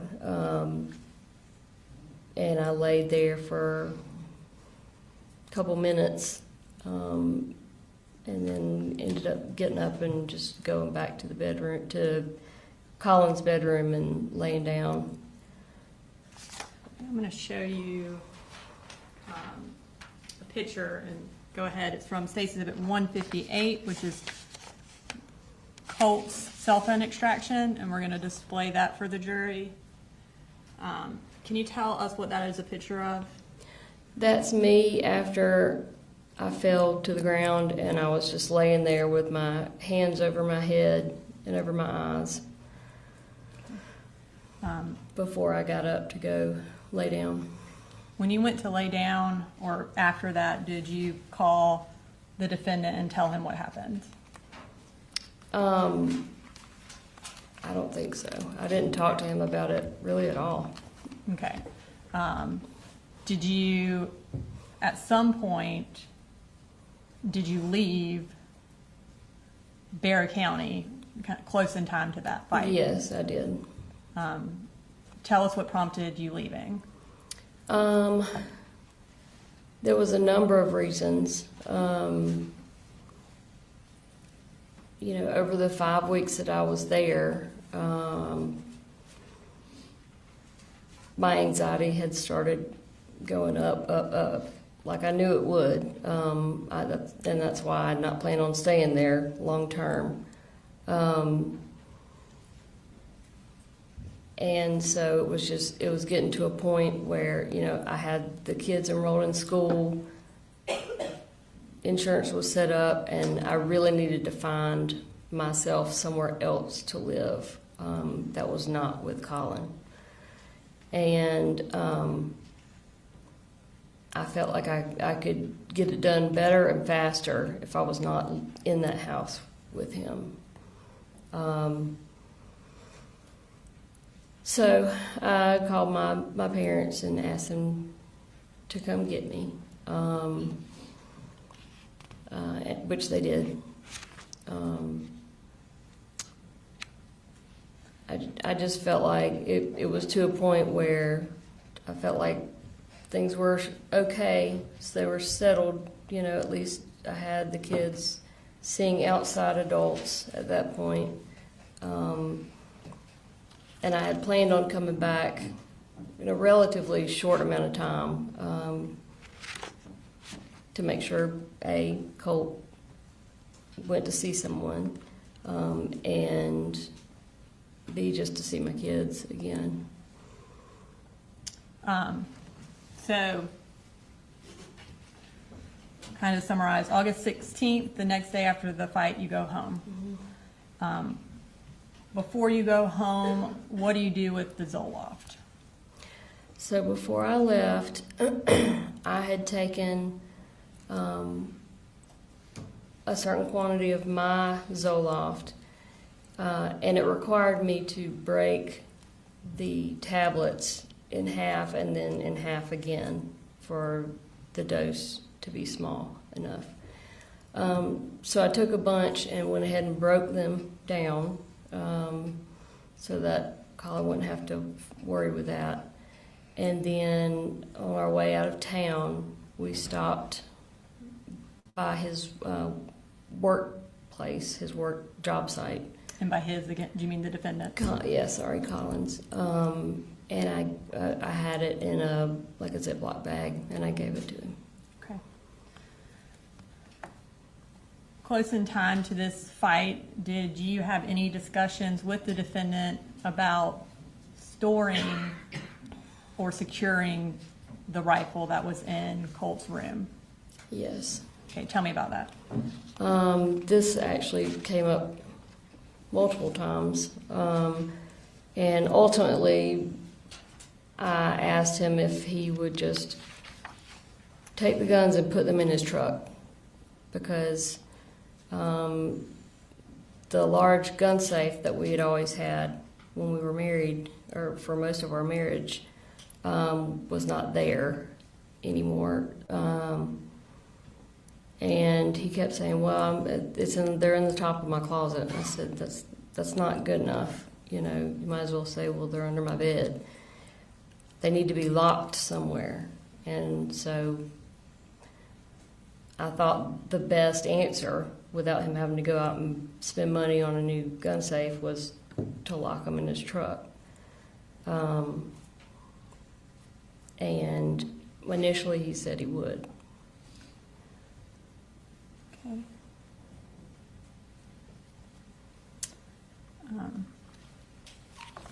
And circling back to Colt's anxiety issues, earlier you mentioned that you wanted to get him into an inpatient treatment place.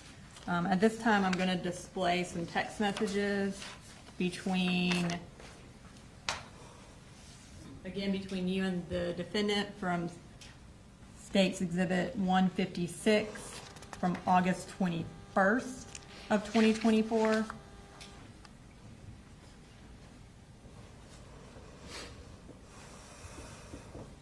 Motion, Mr.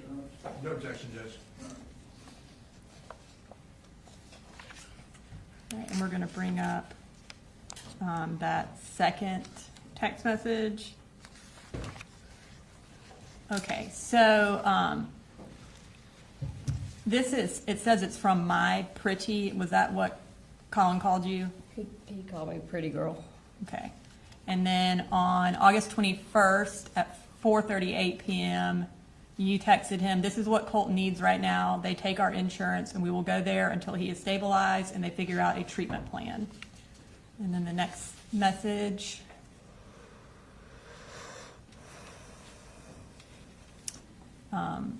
This is where you sent the defendant the website for Advantage Behavioral Health Systems, Crisis Stabilization. And that was at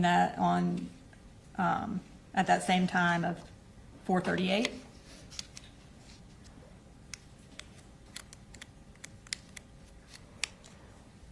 And then you said, I tried to send it to Colt, but I guess he's blocked my number now. And that was at 4:44. So was there a time period you weren't able to talk to Colt while? It was very short, like maybe a couple days. Okay. But I did end up sending that link to him, and we talked about it a good bit. And he was, like I said, he was excited about it. And we'll get to, I think, those text messages in a minute, but on August 21st, when you sent that to the defendant, was that the inpatient treatment place you wanted to get Colt into? Yes, And where was it located? in Athens. Okay.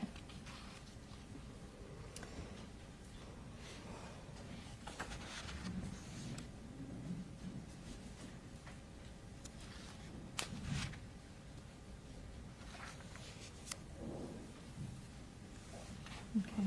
And when you sent that to the defendant, did he ever respond or follow up with anything related to that? No. Okay. When did you plan on taking Colt to Advantage Behavioral? So initially, I tried to set up several different times, but my mom had gone up and she was going to go with Coley to take Colt, but she ended up breaking her hand and had to come home. So I think that was on like a Wednesday or Thursday.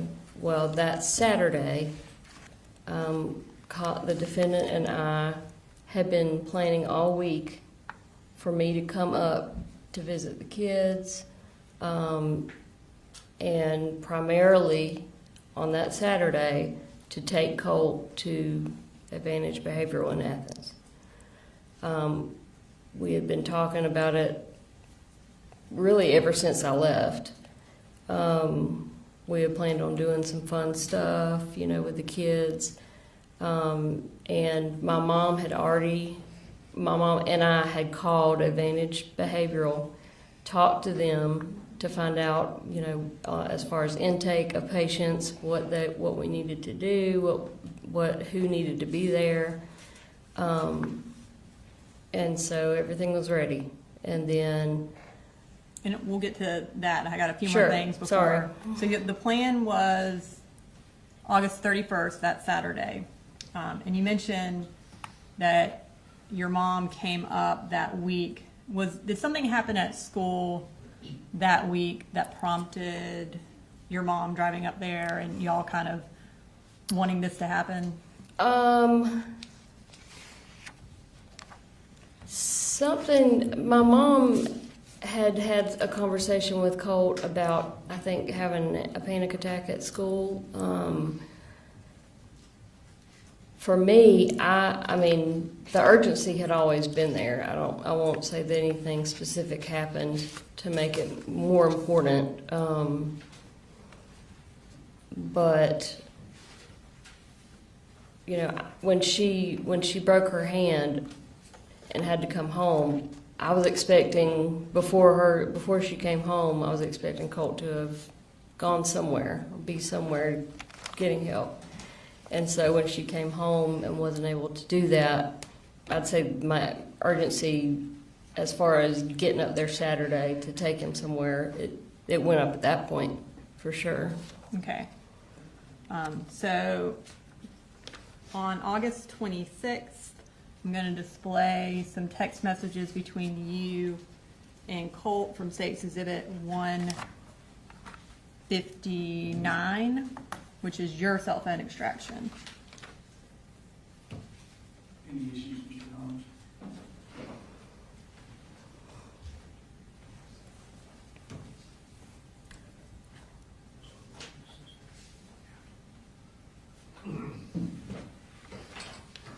Judge, we will just object to the messages that are from Holt as hearsay. And I believe, I don't know which ones he's talking about, but a lot of the text messages are related to his mental health and would come in under the then existing mental and impression. I see. I don't remember the exact wording of it, but that hearsay exception. I see. Oh, yes.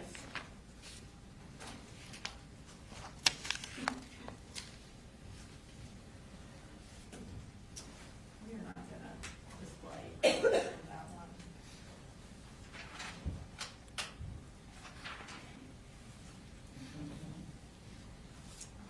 He's on That one's not. it. He's blue.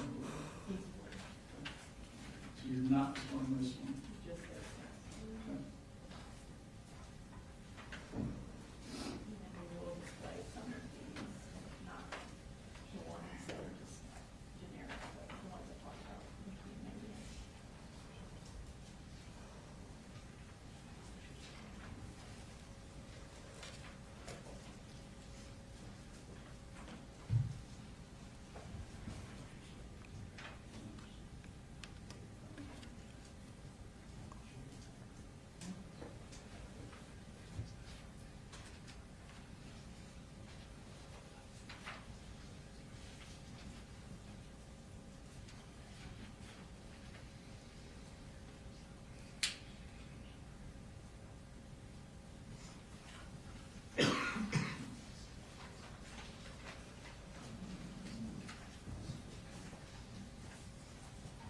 Others? This particular text, on page 33, not to the truth about it, asserted, but to show the spirit and unconditional, and also, comes in context, to talk about how, to show that, Mark communicated.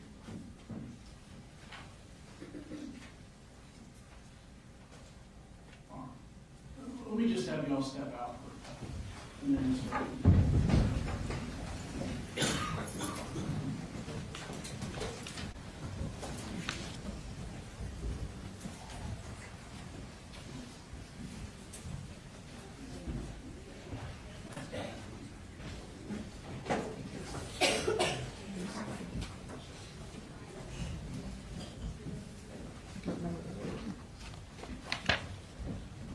Condition.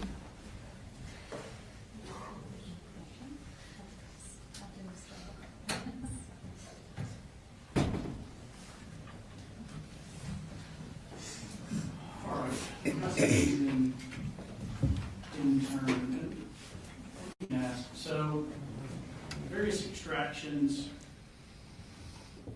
158, 159, and such. Mhm. The individual pages that are being displayed, is there a sort of a subset numbering for them or not? No, so in preparing for this trial, we determined it would be very confusing to try to do that. So instead, the notebooks that we've created are organized by time and type of message and type of information.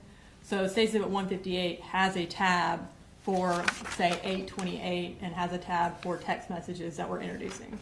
So they're all it's very easy to locate them in the notebook, but we just thought it was going to be too confusing to try to actually number them. Yeah, I mean, I understand that just for purposes of the record, so, and I guess my view of it is you've got the phone extraction, you've laid the foundation for the phone extraction. But then individual parts of the extractions may be admissible and other parts may not. Something may be irrelevant or something may call for hearsay. So if we're admitting or excluding, just for the record, how will the appellate court? Well, I think the binders are, like I said, they are notated by date and type of information. So these text messages are under State's Exhibit 158 in section August 28th under text messages.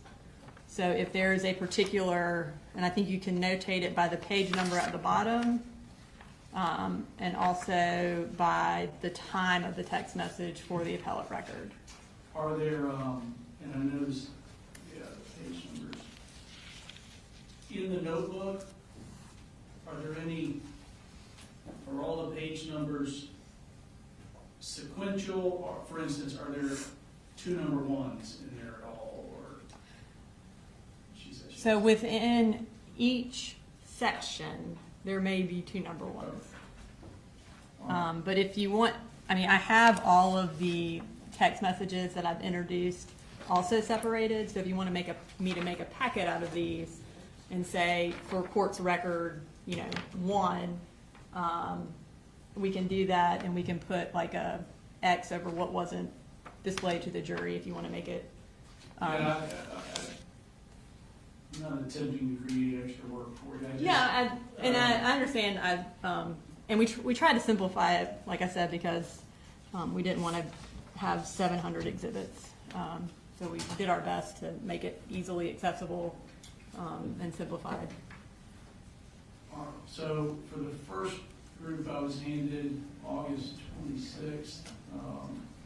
There's 2 pages, just 1 response from Colt.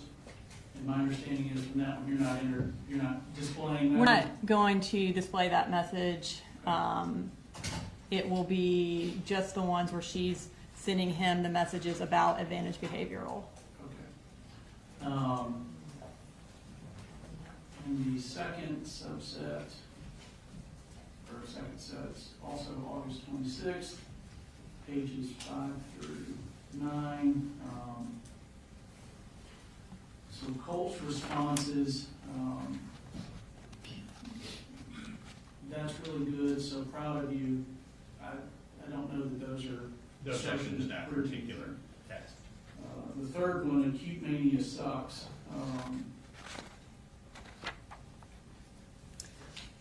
You have an issue with that one, Mr. Hobbs? Or? Just in that we believe it's being admitted into evidence to prove that he was suffering from acute mania. And the purpose of admitting that, one, would be to explain Marcy's text message where she later says that she heard about acute mania from the defendant. So it goes directly to what the defendant knew. So we have to have that message as context for that text message. And again, I do believe, in addition to that, it would be admissible under the hearsay exception for then existing mental condition, because it is showing his existing state of mind, his mental condition, that he believes he has acute mania. We're not introducing to prove he does have acute mania. He wasn't ever evaluated to show whether or not he had that. But his texting of it shows that he definitely has a deteriorating mental state. And then again, it puts in context when Marcy says, hey, your dad told me about it. And the whole defense is that the dad didn't know anything. So I think it would be 100% relevant. All right, you're saying that Mr. Gray told her somewhere in here that, She responds to Colt's text, because Colt is like, how do you know about acute mania? And she's like, your dad told me about it. Like, your dad talked to me about it. So it's a prior consistent statement of hers regarding that. It's something that she is discussing at that time. And so we believe that text message puts it in context, and we do believe the other text message would be admissible for that purpose.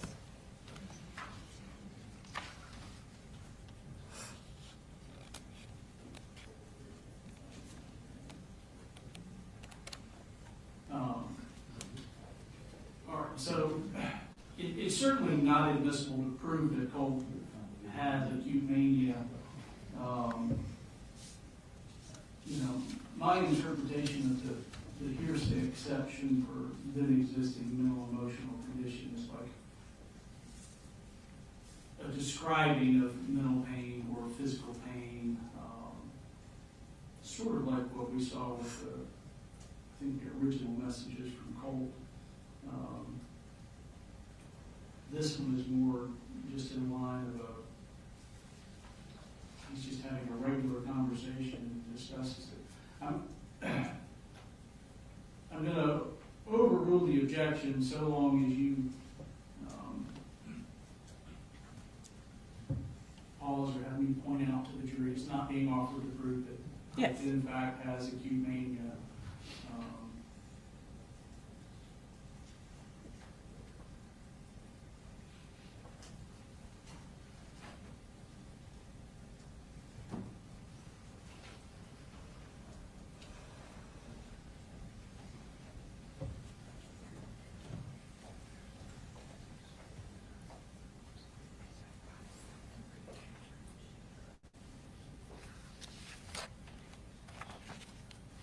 I just, my concern is that we have a lot of statements from someone who is not taking a witness stand, where there are potential dual purposes for the admission or exclusion of the statements. And I just want to make sure that we're not running into prejudice substantially outweighing the probative purpose of it.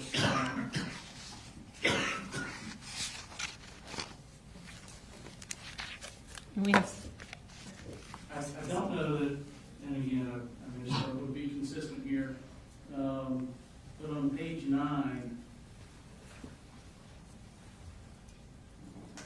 I have a concern with Colt's response there. I don't have a copy of that. Do you have my copy? So can you? Yeah, I have a list on my computer of every self-diagnosed disorder I'm likely on the spectrum to have. Yeah, in that list of text messages, I think the only texts I'm going to show are where he says acute mania and where he asks Marcy if she has prior knowledge or if Mamu told her, and her response, which was, I have prior knowledge and your dad told me. Those are the 3 text messages, I believe, from that spread that we were going to show.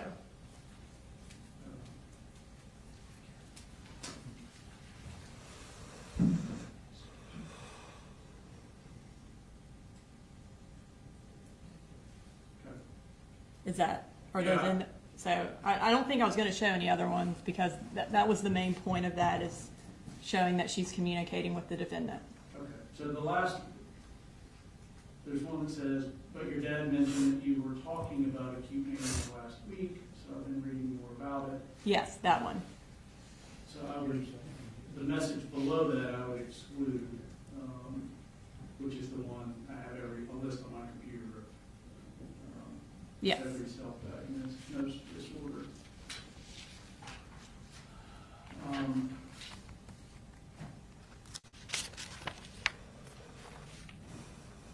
you know what on the third packet, page 32, do you know what looks like a screenshot of some image? Do you know what that is?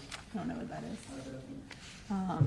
And in that grouping of text messages, I believe the text message we wanted to get into was where he talks about his teachers, because we have a text thread with Marcy and the defendant where Marcy tells the defendant he told me about his teachers. So it shows that they're communicating. So the text, Mr. Yes, yes. I don't know if you have it in front of you. There are people after me and I don't like it. My teachers, I feel as if they're plotting against me. Somehow I feel like they'll hurt me. And again, we are not offering that for the truth To of prove the matter. that teachers Yeah, were in fact no. plotting against him or trying to hurt him. Nonetheless, as the court pointed out, there are dual purposes that can be taken from the messages. We would still object to that particular text message coming into evidence, as it does seem to cast light on his existing mental state, without obviously giving us a chance to cross-examine him. I'm going to overrule the objection on that one. To me, that is non-hearsay. All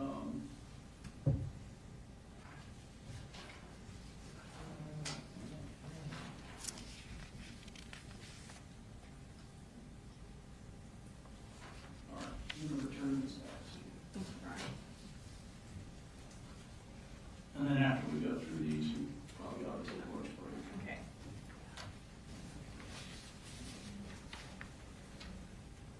All right, you bring the jury back to the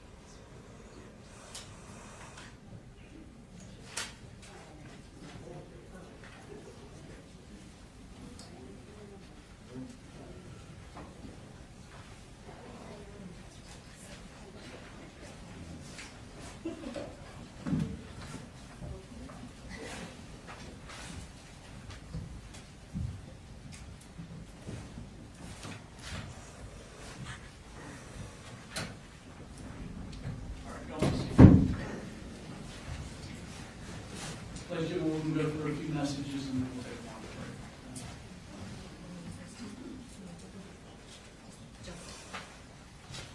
break. All right, so I believe we were at the point where we're going to display some text messages. I'm going to start with text messages from State's Exhibit 159. They're located in the August 26th section under text messages, and they are between Marcy Gray and Colt Gray. So you texted Colt on August 26th at 3:35. Hey Colty, it's Mama. I just realized I had the wrong number for you. Daddy called and told me what's going on. Me and Mambo are going to do whatever we have to help.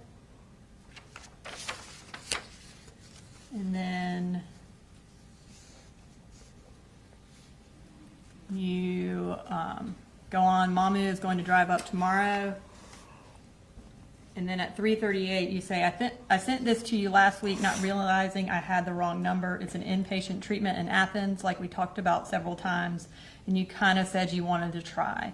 And then you have the URL for Advantage Behavioral listed. I know earlier you testified that you had sent that information to Colt. Is that when you sent him the information? Yes, ma'am.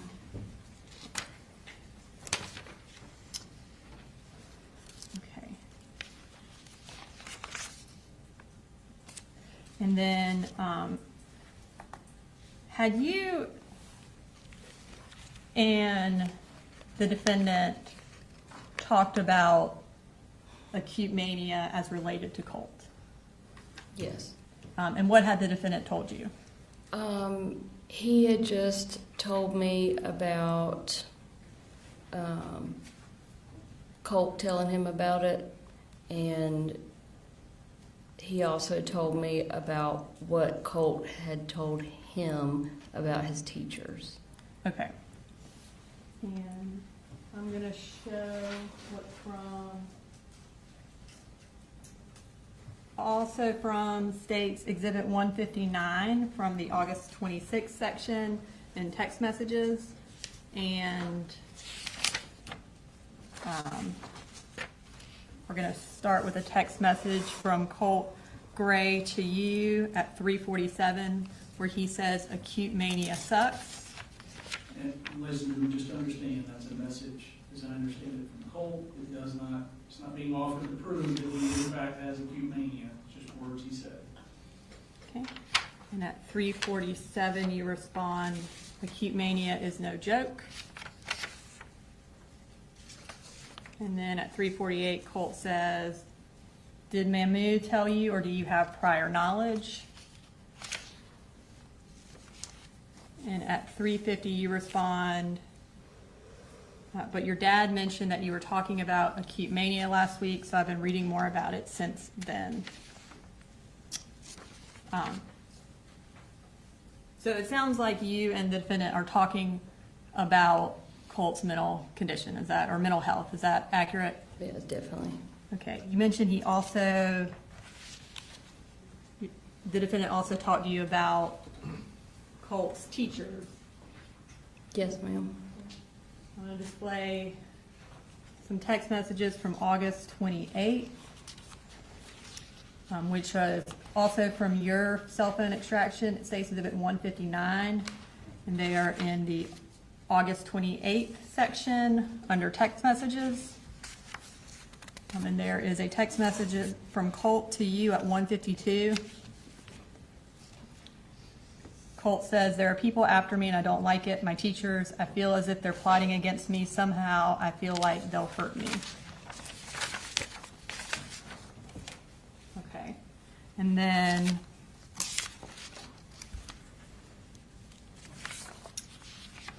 from the defendant's cell phone extraction states Exhibit 156 from August 28th. Under the text message section, there's some text messages between you and the defendant. We're going to go ahead and display those.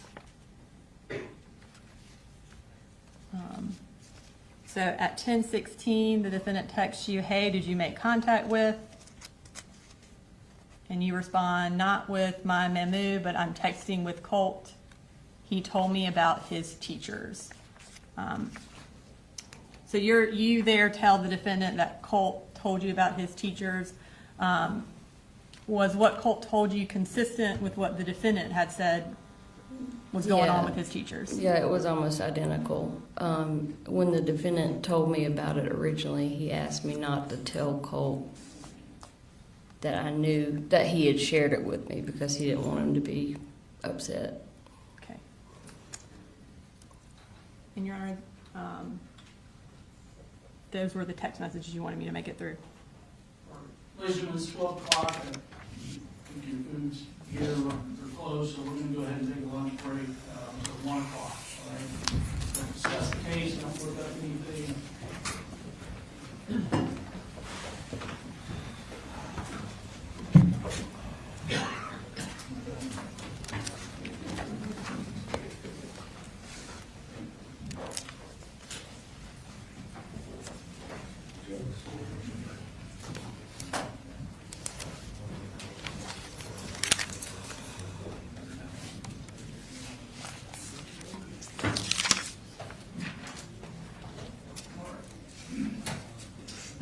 We too will be recess. You know, if there's anything that we need to take up. Okay.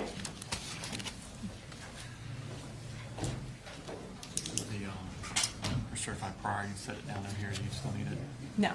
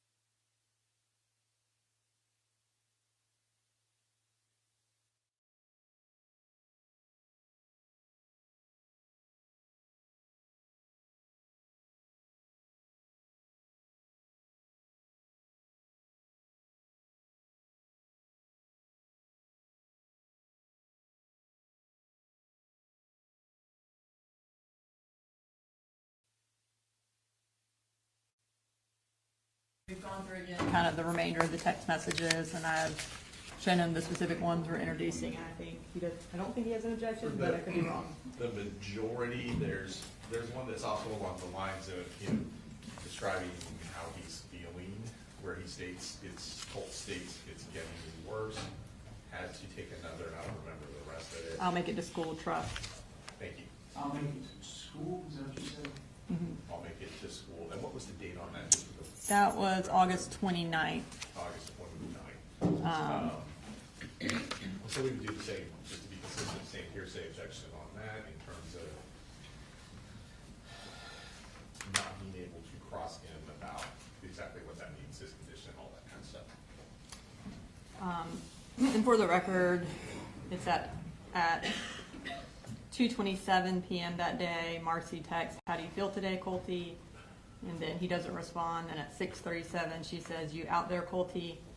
And he responds at 6:38, "Yeah, I'm here. Sorry, it's just getting worse. Had to take another. I'll make it to school trust." And then there's some other text messages that we won't display. And then Marcy says at 6:42 p.m., "Mamu is going to bring me back up there on Saturday for a few days. That place I sent you in Athens is open on Saturdays. So if you feel up to it, we could go check it out." So again, the purpose is to show that he's feeling worse, to show an existing mental condition, and then her response. It also puts her response in context about why she wants to take him to that facility on Saturday. All right, so is the state contending that one qualifies as the hearsay exception? Yes, I mean, I think it does qualify as a hearsay exception, and then also it would be admissible to put in context Marcy's response about wanting to take him to an inpatient treatment. And it specifically is about how he is feeling that day. Yeah.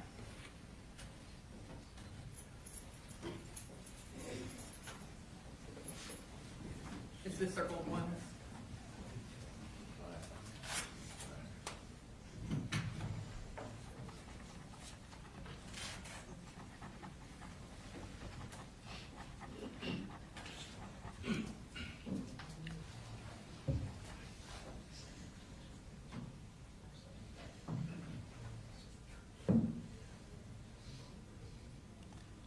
There's another text where she says, "How do you feel today?" And he says, "Not so good."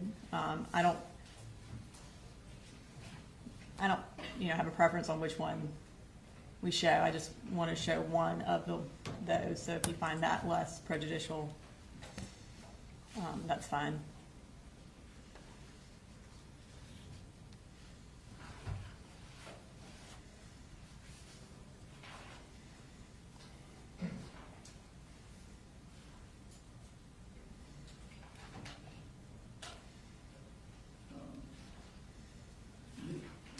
So the only one from this packet, I'm just looking at what's been circled, is the one on the first page of Correct. Colts that you intend there. Yes. All right, I do believe that can qualify as the hearsay exception, living system and emotional physical condition, 8033.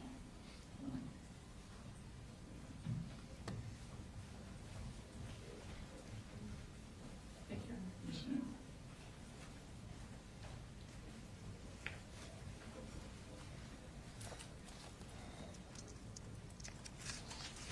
I'll read through. Yes, Your Honor.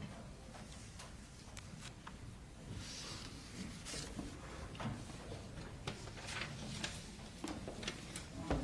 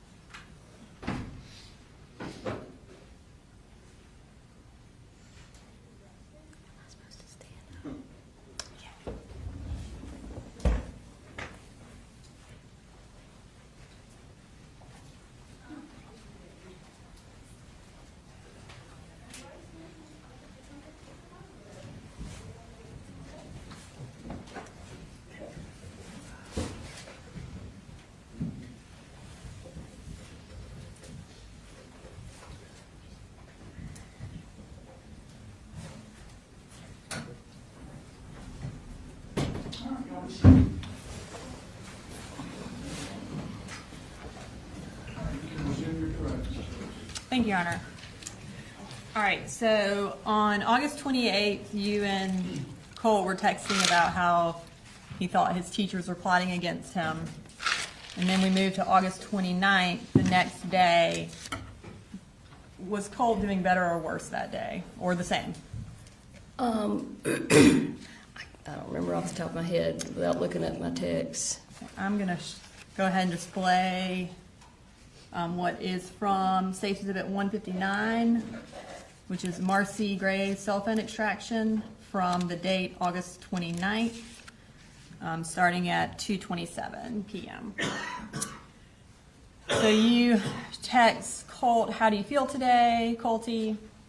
At 2:27, he doesn't respond, and you text about 4 hours later at 6:37, and this is actually UTC time, so this would be 10:27 and 2:37.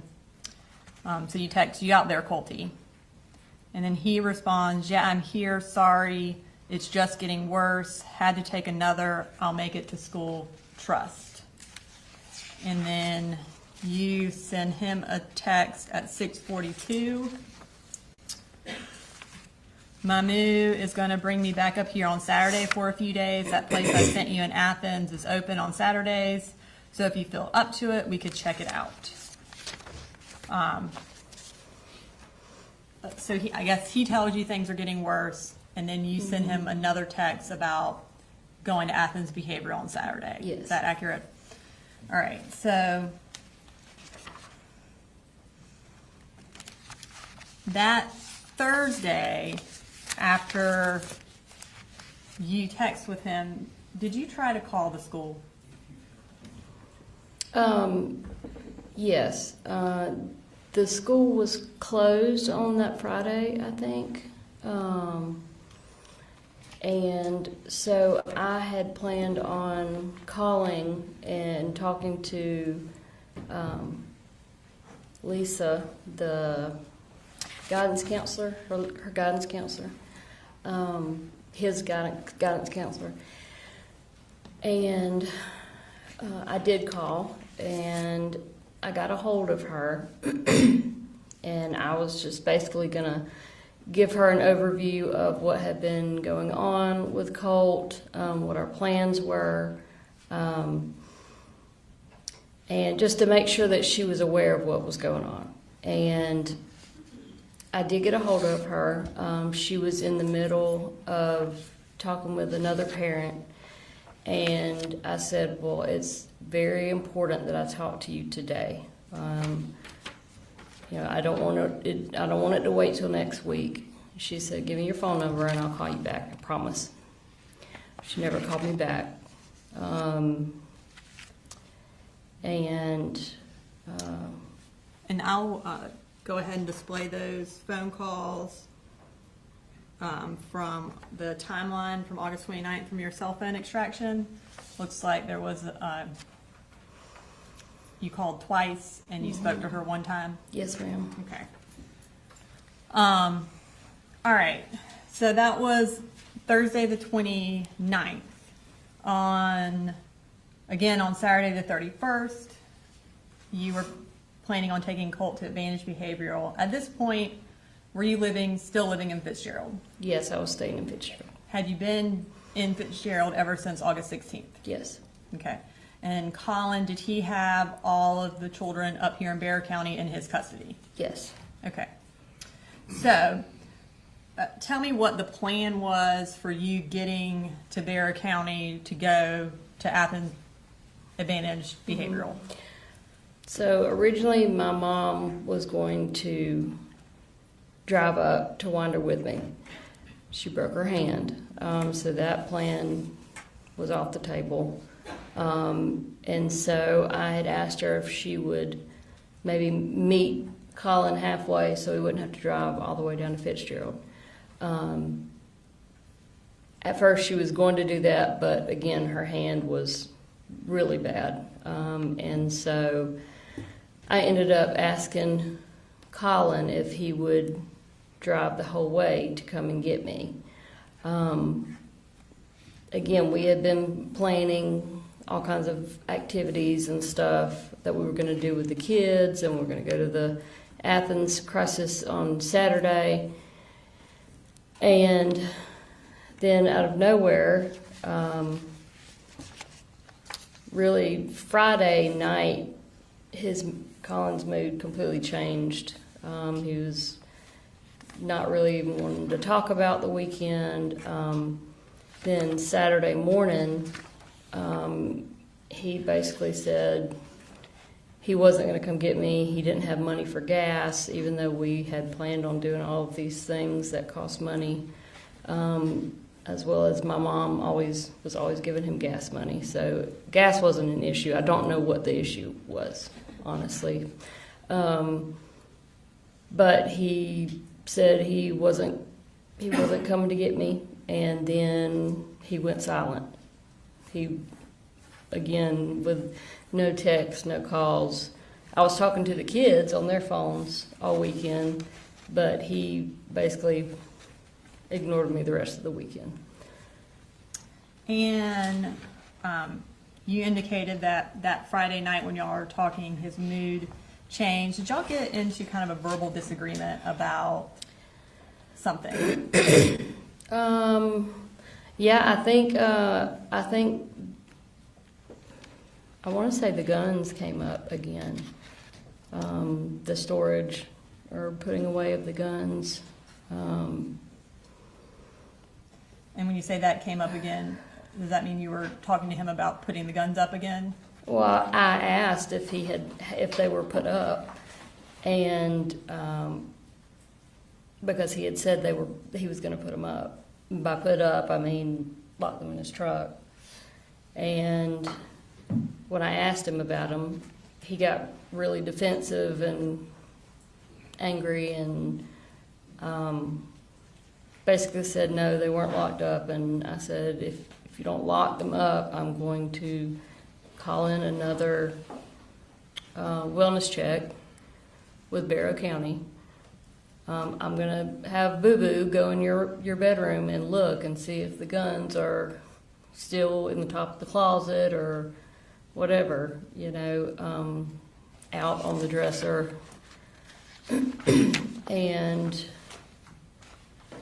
of course he didn't like that. So I'm sure that played into why he didn't want to come get me on Saturday. And at this time, I'm going to display text messages from August 31st that morning between you and the defendant. And they are in the August 31st tab of State's Exhibit 156 under text messages. So you send the defendant a text message at 10:24 that says, about the leave Fitz, Mamu isn't coming to stay because my daddy's birthday is tomorrow. Can you and Boo meet us halfway so she doesn't have to drive all the way up and back in one day with a broken hand? And then there was a phone call after that between you and the defendant. Is that where y'all talked, where he gave the gas money excuse? Probably, I'm not sure. I'm not absolutely sure what was said during that And conversation. then at 11:46, you send another text message to the defendant, or 11:35, that says, so that's it. You were prepared to spend money on gas and everything else to go to Lake Blue Ridge, but you can't spend the gas to drive 2 hours and pick me up. That's BS, and you know it. And then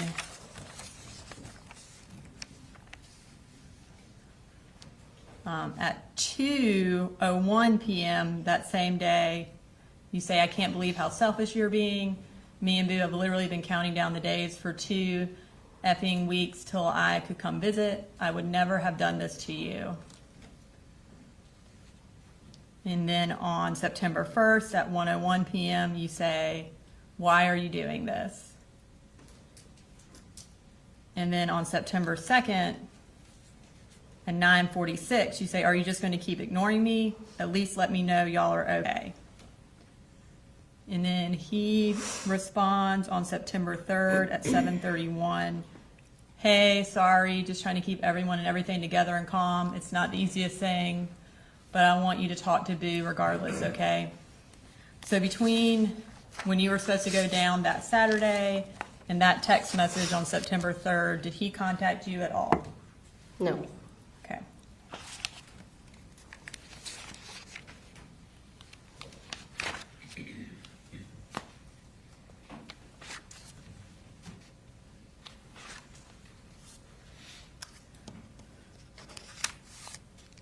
So is it fair to say that you, up until that August 31st, you and the defendant had been communicating about your concerns about Colt and his concerns about Colt? Yes. Okay. That weekend, August 31st, did the defendant take Colt to Advantage Behavioral? No. Okay. Now we're going to move to September 4th, the day of the shooting. Were you again still in Ben Hill? Yes, And ma'am. Did you talk to the defendant that morning of September 4th? Yes. And what happened when you talked to him? He basically told me that Colt had sent him some strange text messages. I told him I had not gotten any text messages from Colt, and so he sent me what Colt had sent him. At the time, I was in the car with my mom. I don't even remember what we were doing, but I shared them with her, and from there we just kind of discussed what the text messages were, and I wanted, to find out what was going on quickly, because reading the text messages, just like he could tell, I could tell there was a tone to it, and they were like kind of really short, and they weren't normal Colt texts, so you could tell something was not right. So I tried texting Colt, I think first, couldn't get a response. I never actually got a text from Colt himself until after I had started trying to call the school and talk to the school. And when you called the school, were you able to talk to somebody? Yes. And who did you talk to? I talked to Miss Lisa, his guidance counselor that I called on Thursday the week before. And at this time, I'm going to display that phone call from State Exhibit 159, Marcy Gray's cell phone extraction, and it's from the timeline portion of that exhibit.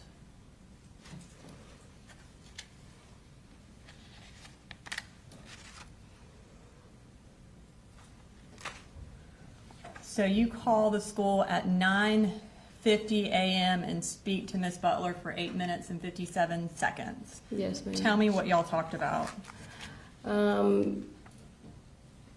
Well, she started out by apologizing. She said that in the 30 minutes that she was with the other parents, that prior Thursday, she had misplaced my phone number. So then I went ahead and just kind of covered some of what had been going on with Colt, told her about the anxiety, told her about some of the issues between him and his dad. I told her a number of different things. I actually had a list written in a notebook that I had at the time, and then she went on to tell me that basically it was ironic that I had called her because his first period teacher had sent her an email saying that Colt had been asking questions about active shooter drills. This, like I said, was in the period prior to where he was at that time. When she told me that, I said, okay, well, we need to cut this phone call off right now, and y'all need to go locate my son and find out what's going on. Did you tell her that he had had access to guns? Yes, I don't remember how I worded it, but I did tell her about the guns in the house, and that him and his dad, enjoyed shooting guns at the gun range, and it was like a hobby. And so she said, okay, well, I'll see if I can't find somebody to track him down. And I didn't feel like I couldn't hear urgency in her voice. And I said, I need you to take this seriously. I need you to put down what you're doing, and you need to go find him right now, please. And so we got off the phone. And after you got off the phone, you said that Colt did text you. Yes, he did text me. He basically texted me almost exactly what he had originally texted his dad earlier. And I'm going to go ahead and display that text from 10:02 on September 4th, where he says, I'm sorry. Is that correct? Yes. Yeah. All right, so at this point, are you concerned? Very, very concerned. And I'm going to pull up some more text that you sent to your mother and to the defendant from 10:17 on September 4th. Up there on the right, you say, you should probably go ahead and make arrangements to leave work. And then at 10:18, you text the defendant, they're going to need you at the school. So at this point, the school shooting has not started. Tell me why you're telling him he needs to go ahead and go to school. I think primarily it was just because I knew something was going on with Colt. What that something was, I had no idea. Whether he was just having another panic attack episode, because in the month or so leading up to this, there had been several times where he was having really bad anxiety at school, and so he would leave class and just go sit in the guidance counselor's office. I didn't know if he was going to hurt himself, hurt someone else. I really had no idea what was going on, but I knew something was not right. And I knew at the very least the defendant was going to need to go to the school to find out what was going on with Colt. Okay. And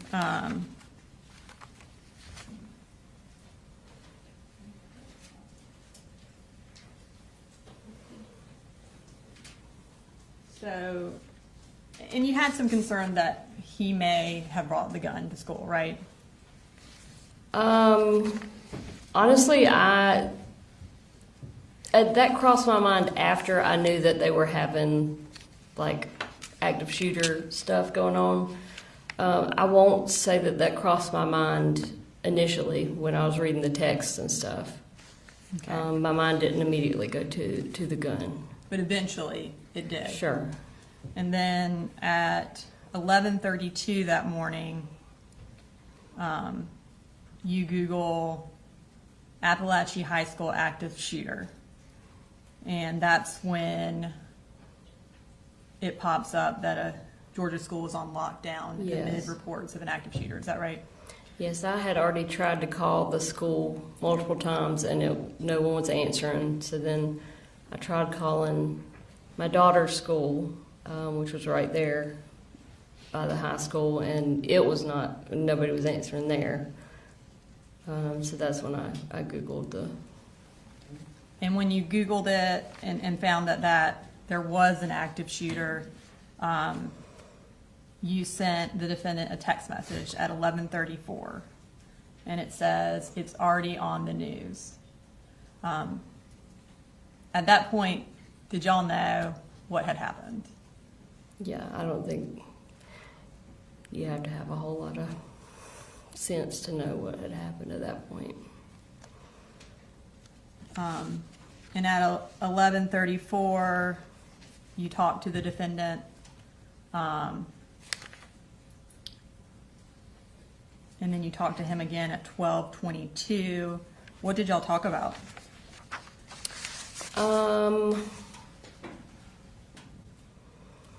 Honestly, I probably couldn't tell you exactly what was said. Actually, I do know one thing that came up. I called him at one point to find out if he was at the school, if he had made it to the school or not. And he said, well, I didn't go to the school. I'm going to the house, or I'm at the house. And I said, why are you at the house? And he said, well, I said, you need to be at the school, you know. We have 2 other children. And he said he wanted to see if the Colt's gun was at the house.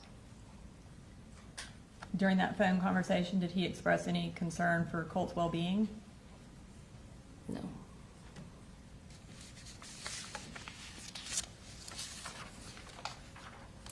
Did you drive up to Bear County that day? Yes, my mom drove, but I rode with her. We left pretty shortly after it was started being reported on. And is it fair to say before Colt's name was released, you knew that Colt was the shooter? Is that fair to say? Pretty much, yeah. Okay.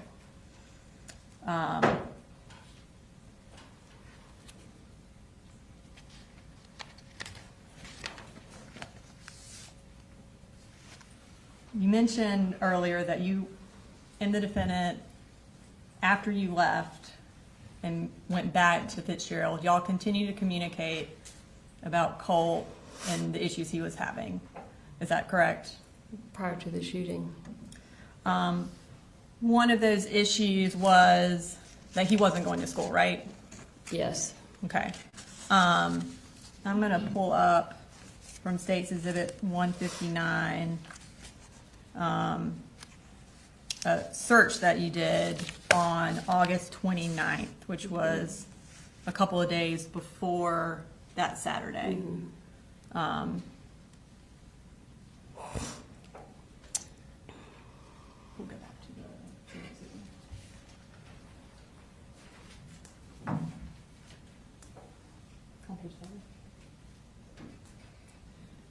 so you Googled truancy laws in Georgia at 10 o'clock on August 29th. Mm-hmm. Were you concerned about kind of who could get in trouble if Colt didn't go to school? No, I can actually tell you exactly why I looked this up. So Colin was also concerned about Colt not going to school. And he had called and basically told me an idea that he had to try and get Colt to go to school. And he was going to call me, or he was going to have me call him and pretend to be someone from the truancy office. And he was going to have the conversation where Colt could hear him talking to me on the phone, to try and scare him into thinking he was going to be truant and get in trouble.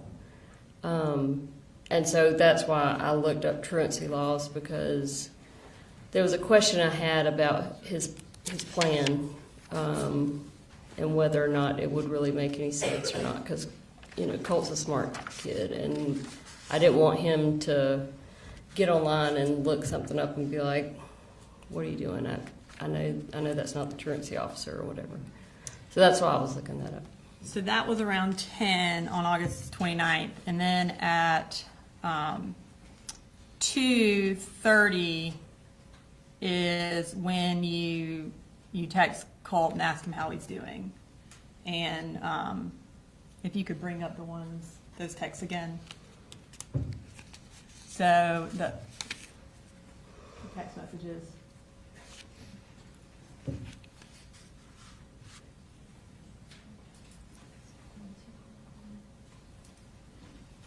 Page 25.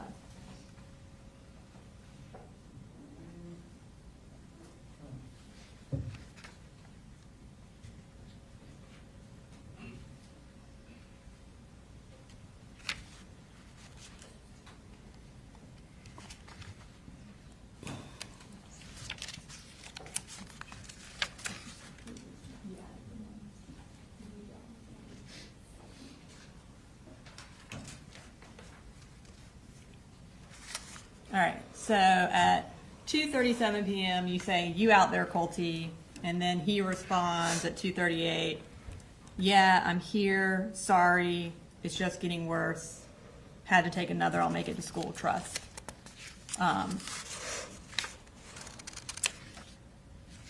About 20 minutes later, at 3 o'clock, you Google school shooter parents charged with manslaughter. And then at 3 o'clock, you read an article that says what James Crumbley's manslaughter conviction means for parents. And then at 3:05, you search again, school shooter parents charged with manslaughter.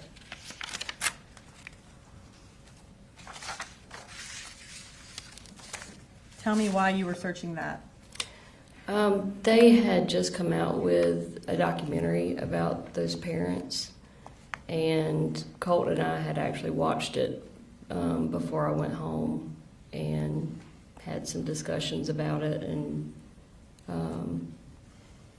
I think the actual reason I looked it up is because we didn't know what the outcome of it was. So you had seen a documentary with Colt before you went back to Fitzgerald? Yes. About the parents? I think Mom. Go ahead. Oh, sorry. And it talked about why the parents were charged. Ethan Crumbley's parents were charged? Yes. Okay.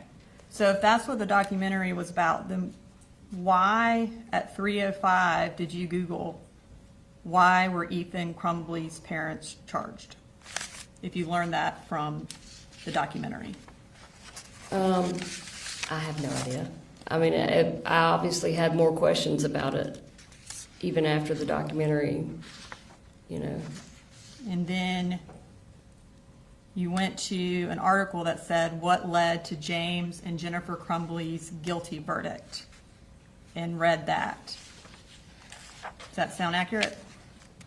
Probably. I mean, once you Google something, it comes up with a million different things, and just click on everything you see. Okay. And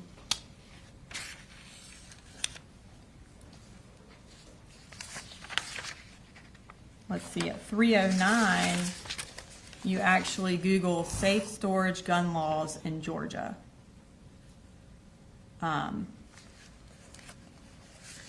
Why did you Google that? It could have been something that came from what I was reading about the Crumbley parents. It could have been me looking for a way to get Colin to store the guns legally. I don't know. I can't tell you exactly. Okay. Because the Crumbley parents were charged because they didn't secure their weapons, right? Yes. Mm-hmm. And Objection, Judge. The DA's testifying. I asked her if that was correct, and she said yes. I'm trying to give context to her searches. Objection, lead. Well, I think in this particular instance, I think it's okay to lead. Well, I'll sustain the lead on the question, asking the question. Okay. Next, you visited a website for safe storage gun laws in Georgia. So you were specifically looking up gun laws for Georgia. Can you tell us why you wanted to know about that? Probably because the guns in Colin's house were not being stored in any way. Okay. And then you went to a website that says secure storage or child access prevention required. So you went to a website specifically about preventing children from getting access to firearms. Yes. Was that the same reason you went to that website? Yeah, obviously. I mean, because my kids are in the house with the guns. So after you Googled why the Crumbleys were charged with manslaughter and then also looked at safe storage laws in Georgia, you had a conversation with the defendant. And that would have been at 3:55 for 14 minutes. Surely you brought up what you had found out in that conversation. Is that accurate or not accurate? Probably. Honestly, I can't remember what we talked about. It depends on really the reason I was looking it up. You know, if I wanted to try and find something to convince him to lock the guns up, then yeah, I probably would have shared something with him. If it didn't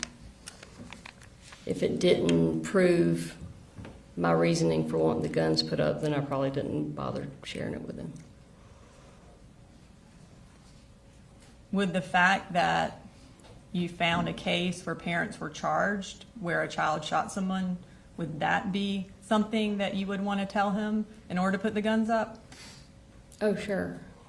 But I mean, I think he was already aware, I mean, of that case. He didn't watch the documentary, I don't think, but. Okay. And so y'all talked for 14 minutes from 3:55 to about 4:10. And then at 4:11, you once again looked up what led to James and Jennifer Crumbly's guilty verdict. Why did you look it up again right after you got off the phone with the defendant? I have no idea. I'm sure it had something to do with what we talked about. Okay. And then you had 6 more conversations with the defendant that day, August 29th into the evening. So you have at 4:19, at 4:21, at 5:03, at 5:12, at 5:31, and at 5:41, you're talking to the defendant. You testified earlier that when you talked to the defendant on Friday, August 29th, in the evening, his attitude changed because y'all got into a disagreement about him putting the guns up. Did your searches prompt that discussion? Probably. Okay. And so you, on this date, testified that you told him to put the guns up. And Yeah. what did he tell you?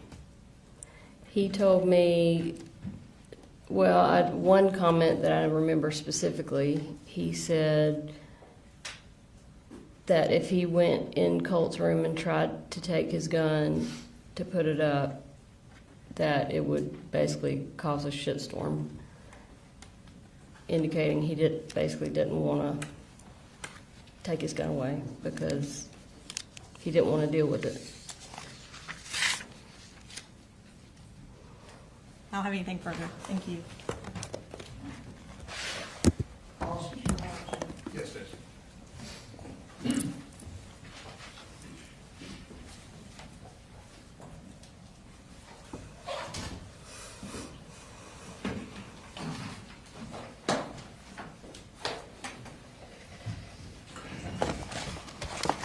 Good afternoon, Ms. Gray. My name's Brian Hobbs, and I represent Mr. Gray. I'm going to ask you some questions. If I ask a question that doesn't make sense, let me know. I'll try and rephrase it.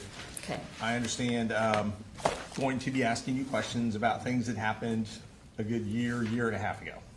Okay? Yes. I know you made some previous statements, so if it would help to refresh your recollection, let me know, and I can kind of show you some of these statements to help see if that'll help. Okay. All right. Now, you've been testifying for a while, and you've told us a lot of stuff, so I definitely have some questions for you. Okay. Maybe we'll work backwards a little bit. So, we just heard about some internet searches you did, Yes. correct? Back on August 29th, right? Yes. And it sounds like you have a bit of a memory about those conversations, but maybe don't remember everything that was said between you and Mr. Gray that day? Yeah. All right. And I'm going to bounce around a little bit, so just let me know if Okay. I'm getting kind of confusing or anything, and I'll try and slow down. All right. So, you first called Lisa Butler, and I'm orienting you to kind of that last week of August in 2024. You called Lisa Butler on Thursday afternoon, is that right? Yes. Okay.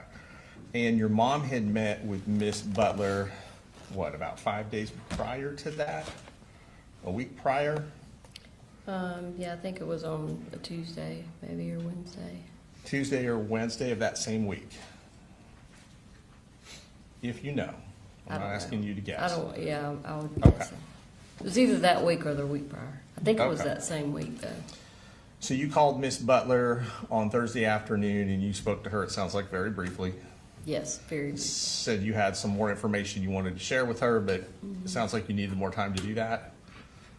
She needed more time. Right. Yeah. So yes. you just simply asked her to call you back and left your number with her, Yes. right? Okay. And then it sounds like the next day, Friday, would have been a school holiday. Yes. Is that what your memory is? Yeah. And then the following Monday was a school holiday as well, correct? If you remember. I'm not positive. That's okay. And obviously, we heard about these conversations you would have had on the 29th, which, would that have been the same day you talked to Ms. Butler, or was that the next day? I talked to Miss Butler on Thursday, so the conversations were on Friday.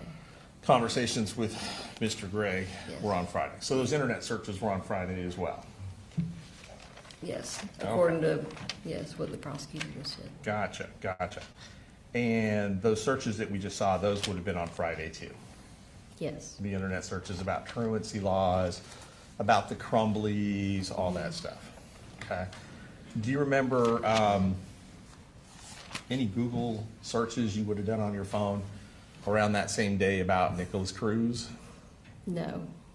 Adam I mean, Lanza? I wouldn't be surprised, but Well, I'm just asking if you remember. I'm not asking you no. to guess. I Google all kinds of stuff every single day, so there's no way I Okay. remember. You remember Googling Adam Lanza, No. Parkland, No. Sandy Hook? Okay. All right. Do you remember receiving information that day, and I'm not asking you what anybody else said, but do you remember receiving any information that your son Colt had been trying to get in touch with Nicholas Cruz? Receiving information that he had been trying to get in touch with him. Trying to communicate with Nicholas Cruz? Did you receive any information around the same time regarding Nicholas Cruz and Colt reaching out to him, without telling me what anybody told you? I don't know if it was at that specific time. Okay, we'll circle back with that. Maybe Okay. some text messages might help refresh your memory. Sure, absolutely. Okay. Now, all right. This all kind of seems to happen over a real short period of time, within about a 30-day span, that things accelerated based on what you're telling us. But it also sounds like from the testimony we've heard, there was a lot going on for quite a while, a much longer period of time than 30 days. So let's start, all right.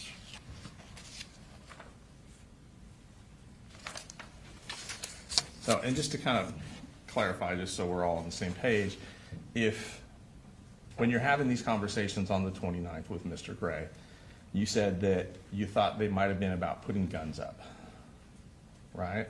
Yes, Okay. And that might have been what one of the main disagreements was. yes, Okay. And when you say disagreement, obviously I think what you're trying to say is that you guys had different opinions on whether or not the gun should be put up at all yes, and how they should be put up. and how they should be stored. Is that correct? Okay. Yes, And it sounds like you were not satisfied with the answers you were receiving with Mr. Gray before this conversation ended. yes. Okay. So after that happened on the 29th, did you call 911? No. Did you ask to do a welfare check? I told the defendant that I was going to do a welfare check if he did not. And did you in Put fact that. call 911 to do a welfare check? No. And you had done that previously. You knew how to do it. Mhm. Is that correct? Yep. Okay. But he was not communicating with me at that time. That you did the welfare At all. check? Mhm. So you're referring back to November of 2023? Yes. Okay. And so you're saying the reason you didn't do a welfare check this time is because he was communicating with you? He was at least I knew that my kids were not dead. Okay. And on the 30th, which would have been the Saturday, it sounds Sure. like, right? You didn't call 911 on that day? No. Now, he wasn't communicating with you on that day? No, but the kids were. Kids were, okay. Didn't ask to do a welfare check? No, again, I was talking to the kids, so. Okay. So on, moving ahead to Sunday, didn't call 911 on Sunday? No, I talked to him and the kids again on Sunday. Okay, didn't do a welfare check? Nope. Okay, same question. We roll around to Monday.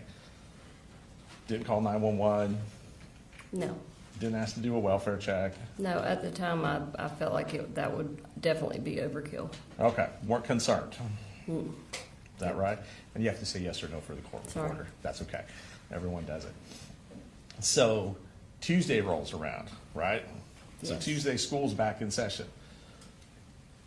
On Tuesday, you don't call 911, No. don't ask to do a welfare check, No. don't call the school. Mm. No. Okay. All right, so now let's kind of go back a little bit.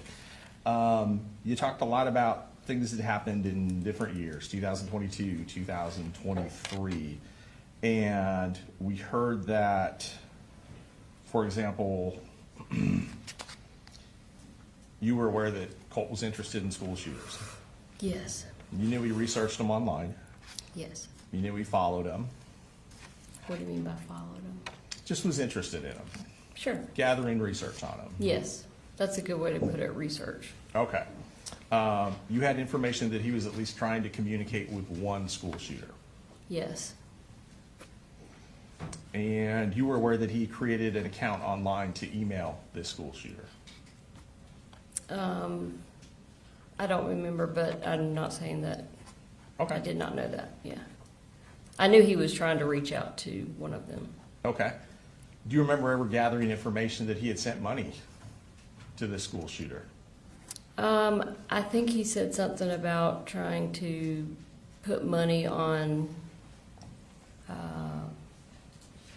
like a jail account or something. Like a commissary account? Yes. Okay. And without telling me what he said, did you ask him where he got the money from? No, because I just assumed that he was not being truthful about it. So you didn't even ask him about it? No, Okay. I don't think. Okay. Honestly, that's Let me a very ask you long this. time Would ago. this information that we are now discussing that you received have been over a year ago?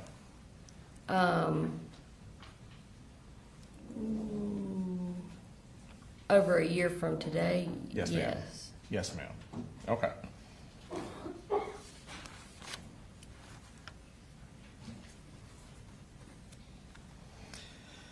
Now, when you learned that Colt was trying to communicate with this school shooter, do you remember which school shooter he was trying to communicate with? I Okay. Do you, do you recall telling him that this was a bad idea? I don't remember what I told him about any of it. Okay. It was not something that we talked about in depth. It was, You don't think so? I don't think so, no. Okay. It doesn't stand out in your mind that he was trying to communicate with his mass murderer?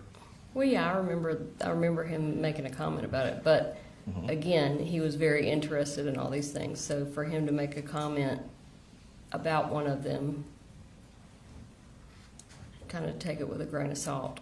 Okay, so you weren't concerned about it? No, And you did not share that information with Mr. Gray? probably not if we were not living together. Okay.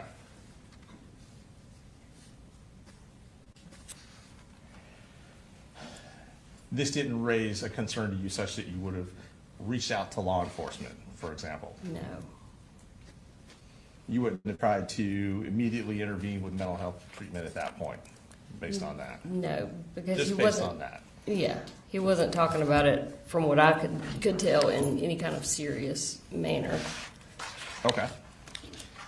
So you thought that the tone in which that you guys were talking about this was more joking than concerning? Or just like a random interest. Okay. Not an obsession? No. And based on that, you didn't tell him it was dangerous to do this?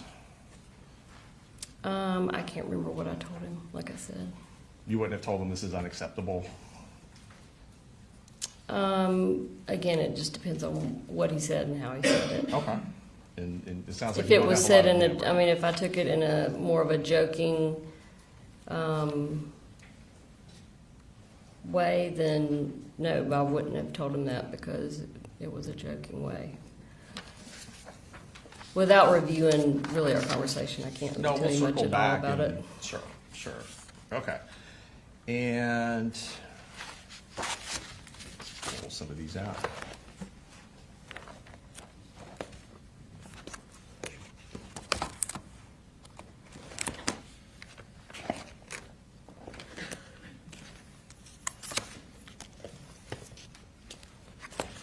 While we're doing this, while I'm looking through this, you stated that it would have been October of 23 that DFAX took the kids and gave them to Colin. Yes, Is that accurate, roughly, that Yes. month? yes, All right, and Colt had come to live with you, it sounds like, in September of 23? That's when you had the exchange where the guitar got thrown, based on your testimony? I think they said August, but it may have been September. That's okay, I'm not trying to put words. Do you think it was closer to August? No, that's just, I think, what the prosecutor said. I can't remember off the top of my head what month. it Okay, I was. would say, what's your memory? Okay. But thereabouts. Right, okay. And prior to October, is it true that Colt had already gone back to live with his dad? I don't remember the exact date. Okay, so when DFAX took the kids away, do you recall, Colt Yes. Jr. and Jenny, do you recall if Colt was still there No, with Colt you? had already gone back to stay with his dad. Colt had Yes. already gone back to stay with his dad? Yeah. Okay, Because he rode with his dad down to Fitzgerald to get Jenny and Coley. he being Colt. Yes. Okay. Now, you said that was a difficult time for you, Yes. is that correct? Yes. And the kids were essentially removed based on your understanding without telling me what anyone said because you failed the drug test. Yes. That accurate? Yes. All right. And like I said, you gave many statements, so I'm just gonna ask you about remembering certain things, and if not, I might be able to kind of point you in the right direction. Okay. Do you remember giving this statement to investigator Jason Smith from Barrow County? Does that make sense? Yes. Okay. So I believe you gave a statement to investigator Smith, but you also had a phone call interview with investigator Smith. Does that make sense? Makes sense, yes. Okay. Do you also recall an interview with Agent Kelsey Ward and Agent Amelia Maddox from GBI? I do, yep. And that would have been the same day as the shooting, is that correct? I don't remember. It That's was okay. very close if it wasn't the same day. Very close, okay. All right. And, all right, let's go through some of these statements. We'll circle back on some of the text messages. So, and just kind of lock some other stuff in as well.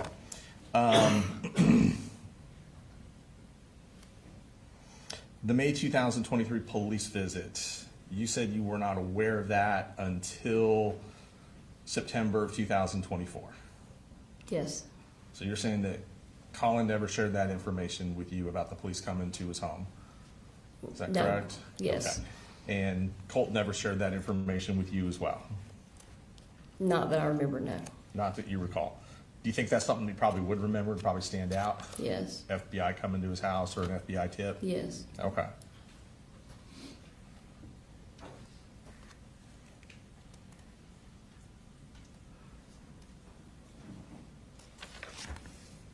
Now, when you called the school on the 4th to talk to Miss Butler, you told her it was urgent and there was something you had to tell her right away. Is that correct?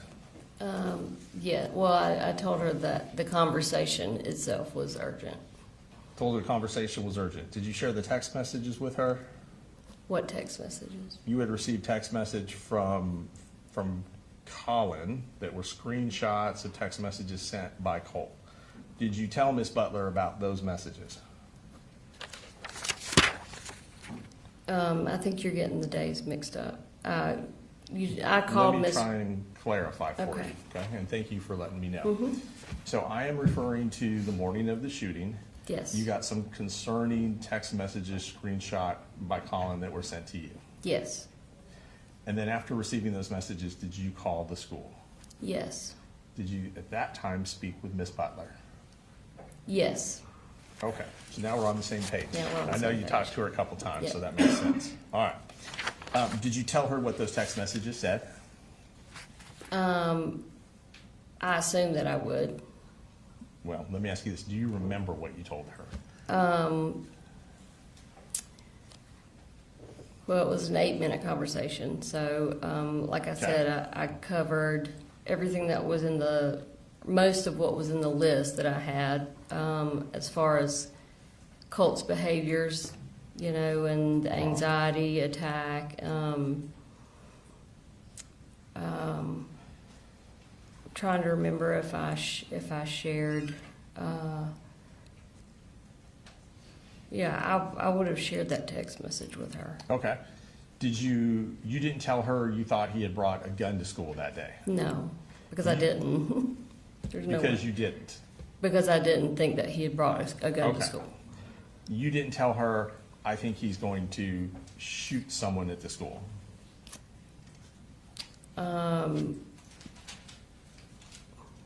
I don't remember what I told her. I'm sorry. That's okay. If you didn't think he brought a gun to the school, did you think he was going to do a school shooting that morning? At the time, I didn't know what he was going to do. So it's very likely that I just started rattling off a bunch of hypothetical things that he might do, and I Okay. could have just been saying, I don't know if he's going to hurt himself. I don't know if he's going to hurt somebody else. I don't know if he's going to shoot himself, shoot somebody else. I may have said it in that way, but it doesn't necessarily mean that I literally thought he had brought a gun to school. And I as was you trying to just- get her to have some urgency about her actions. And as you just testified, you did not believe he had brought a gun to school that day. No, I mean, if I stopped and you asked me, do you think your son brought a gun to school today or that day? I would tell you, no, absolutely not. Not rationally, I wouldn't have thought that, no. Nor would you rationally have thought that your son was going to school that day to perpetrate a school shooting. No.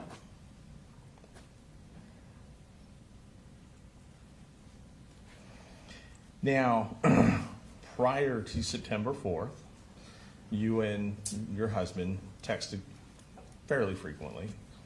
Is that fair to say? It depends. Yeah, on the guess days when it's he was talking to relative. me, it could be, Right. overwhelming how many texts I would get. Okay, all right, fair enough.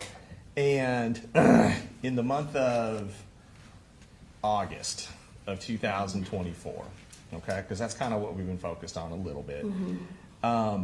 You never sent Mr. Gray a text message just saying Colt is idolizing school shooters, for example.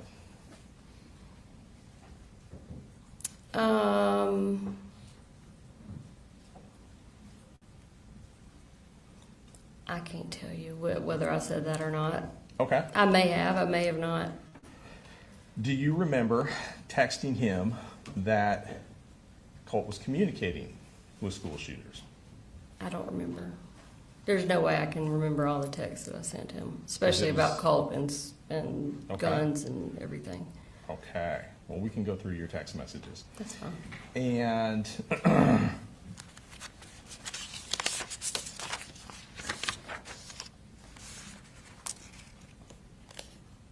you were aware that Mr. Gray was working with the school to get Colt counseling. I know that he had signed a form allowing Colt to have counseling. Okay. And you're aware from conversations with your mother that she met with Lisa Butler Yes. in middle to late August, Yes. and they had talked about counseling as well at the school. Yes. You were aware that plans had been put in motion for Colt to see someone at the school.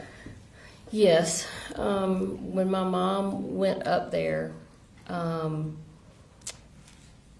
Miss Butler actually told my mom, because my mom told her about the crisis center that I wanted him to go to.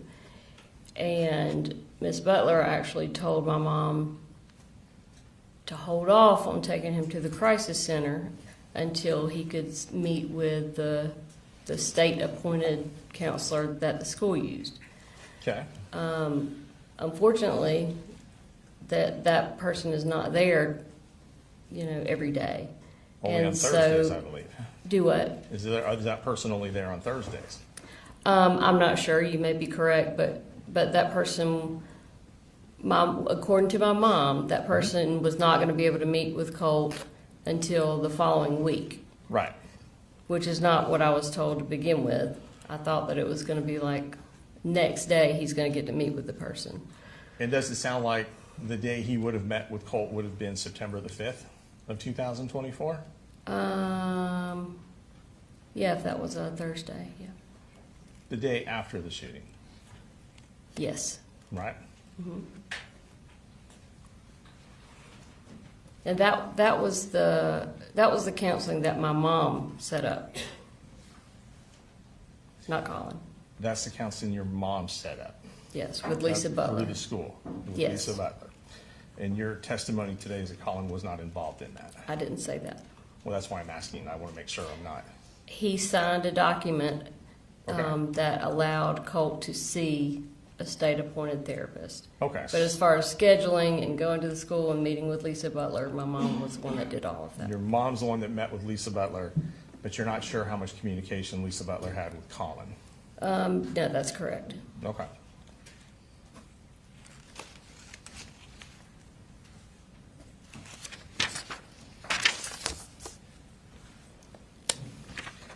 And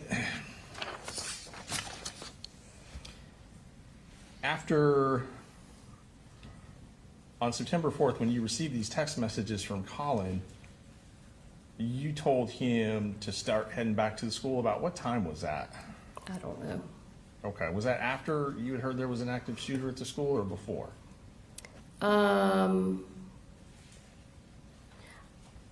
We didn't officially hear there was an active shooter until later.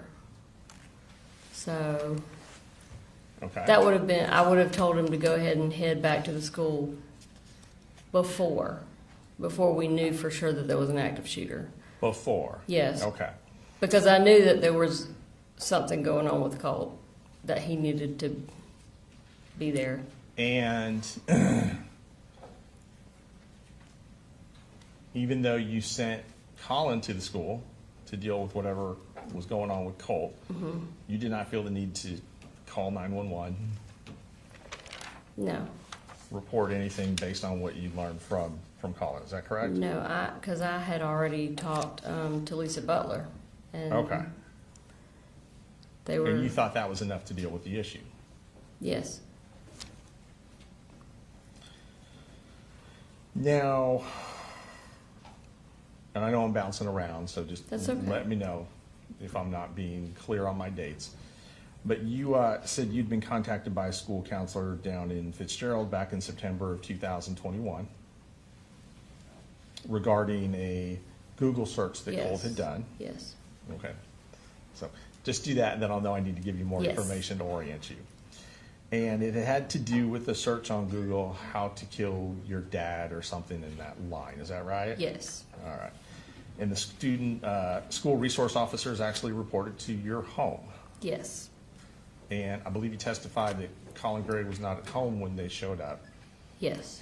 When he was not there when they had this conversation, or whatever conversation they had with you and or Colt. No, he was not. Was Colt there when they showed up? Yes. Did they in fact, without telling me what they said, did they in fact have a conversation with Colt? Yes. All right. And you said that after that incident, you did not immediately tell Colin about that meeting. No, I didn't. You said it took you several months before you shared that information Yeah, it with was him. probably a couple months, yeah. Make sense? Mm-hmm. Okay. Now, when you were in Fitzgerald, there's a couple of defects cases, and I just kind of want to make sure I'm understanding. So one of the defects cases in Fitzgerald, that case was against you. Is that correct? Yes. Okay. And is it true that the allegations that opened the defects case were that you had physically abused Colt? You had hit him or slapped him or I'd something of slapped that him, nature? yes. Okay. And that's what led to the home visits Yes. and the drug test? Yes. I think you said it was approximately a year of drug testing? Yeah. It was until we left and moved back up Okay. here, Okay. which was about a year. Yeah. Okay. And it sounds like right before they were going to close the case out is when you had this positive test. Yes. Do you recall what you tested positive for? Methamphetamine was the main one, I think. Okay. Yeah. Do you remember telling Investigator Smith why you had been using methamphetamine at that time? Do you remember what you told him? No, I don't. Honestly, I don't even remember us talking about it. why she's using methamphetamine. I think that I'm giving him leeway, but I don't see how that's relevant to whether or not the defendant committed the crimes in this case. Based on testimony she's already given regarding what was happening in Fitzgerald at that time with Colt and the behavioral issues that he was experiencing and how they were related to Colin. Let me do this. I think Yes. a juror needed a break anyway, is that right? Something like that. All right, go ahead and take up.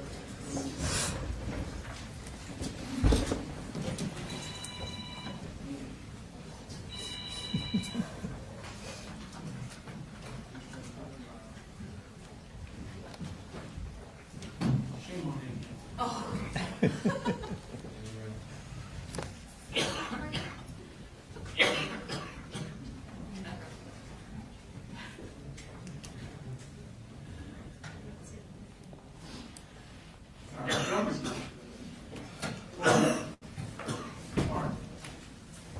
Is there a answer to the question that do you know the answer? Yes. Okay. Yes. What is the answer? So basically what we're getting at is there's been testimony that the issues with Colt's behavior at that time period and also leading up to 2024 were based on his interactions with Colin Gray. The answer that is in another statement that's a recorded statement that we have a transcript of is that Miss Gray started using methamphetamine when Colt got down to Fitzgerald because she was having difficulty taking care of all three kids by herself and working at the same time. what we're getting at, or what we're gonna circle back around to, and why it's relevant, is because the issues that Colt was having at the time were not attributed to Colin Gray. They would have in fact been attributed to Marcy Gray. And there's a pattern of that that will continue to build upon over the next 12 months, leading up to the middle of August prior to the shooting.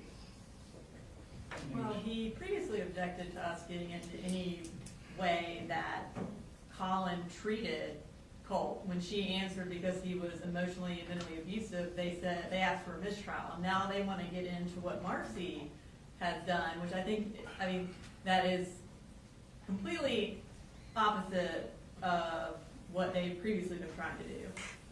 But again, why Colt was created, why he did this is not relevant. What is relevant is who gave him the gun and what he knew, what that person knew when he gave him the gun. And what this whole case has been about, and what Marcy has testified to, is what the defendant knew, what he knew about his mental state. And what he knew when he continued to let Colt have the gun.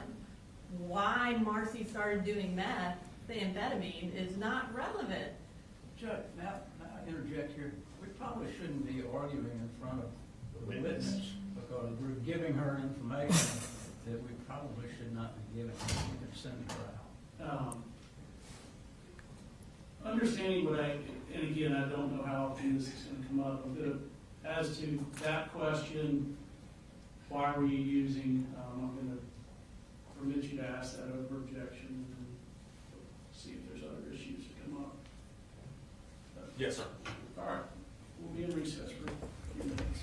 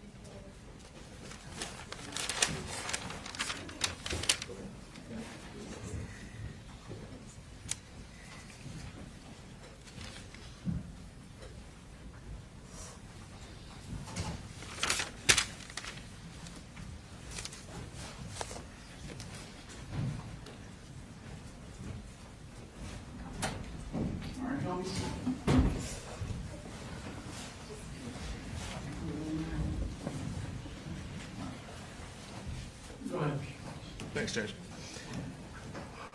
All right, just let me know when you're ready, Ms. Gray. I'm ready. Okay. Judge, may I approach?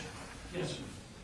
I'm going to show you a transcript of a statement with Investigator Smith from September 2024. Okay. And just go ahead and read to yourself from this line down and tell me if that helps refresh your recollection. Okay. Just let me know when you're done and I'll come get that.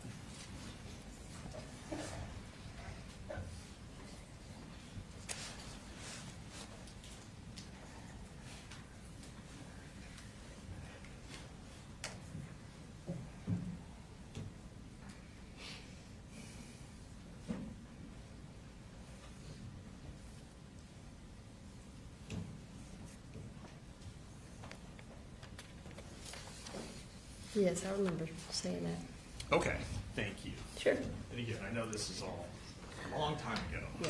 So, does that help refresh your recollection? Yes, sir.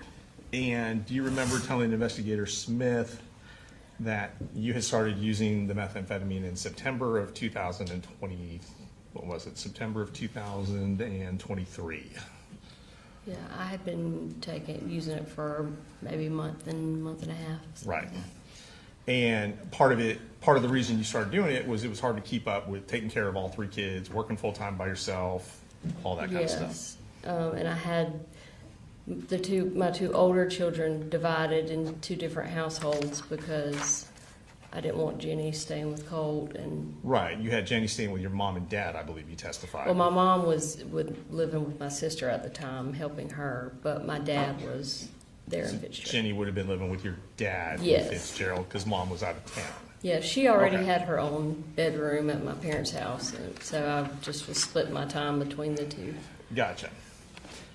And when Jenny and Coley Jr. were taken from you in October of 23, we heard testimony that you were pretty upset about that. Yes. Were you angry about that? I probably had every negative feeling that you could imagine at some You could point. imagine. Okay. And I was believe- more so hurt and just sad. Right. And I believe you mentioned that you kind of felt like they were kidnapped from you. Yeah. Is I that mean, just I've never the had- absence of them, or Do what? was that the absence of them, or just how they were taken, Um, or both? yeah, probably a mixture of both. Okay. And it sounds like you were in a position where Colin Gray controlled how much access you had to the kids. Yes. And you were frustrated because he wasn't communicating with you at that time. Is that fair to say? Yes. So you're in kind of a rock and a hard place in that you can't see the kids unless he says okay, but he won't talk to you, so you can never even have a conversation. Yes.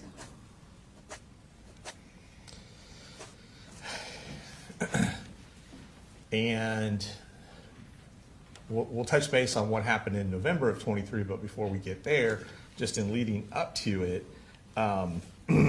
isn't it true that Colin didn't want you around the kids until you were able to get better? I think it was a mixture. I think just knowing him, I think it was more so just wanting to separate them from me for a number of different reasons. Okay. I think, and without getting into attacking Sure. his character, I think a lot of it had to do with his need for control because he had lost that when I left, and he doesn't know how to exist without having full control. And this was a way that he could control me. So let's fast forward to Mother's Day of 2024.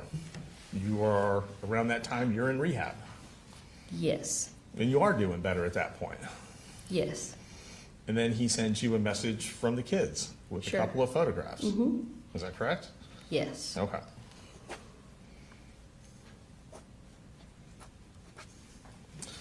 Now, you testified that in October of 23, you start going to a very dark place. Yes. Is that a fair way of characterizing it? Not a place that was normal for you. No, very much not normal. And it culminated, you said, with you said taping your mom to a chair, Yes. right?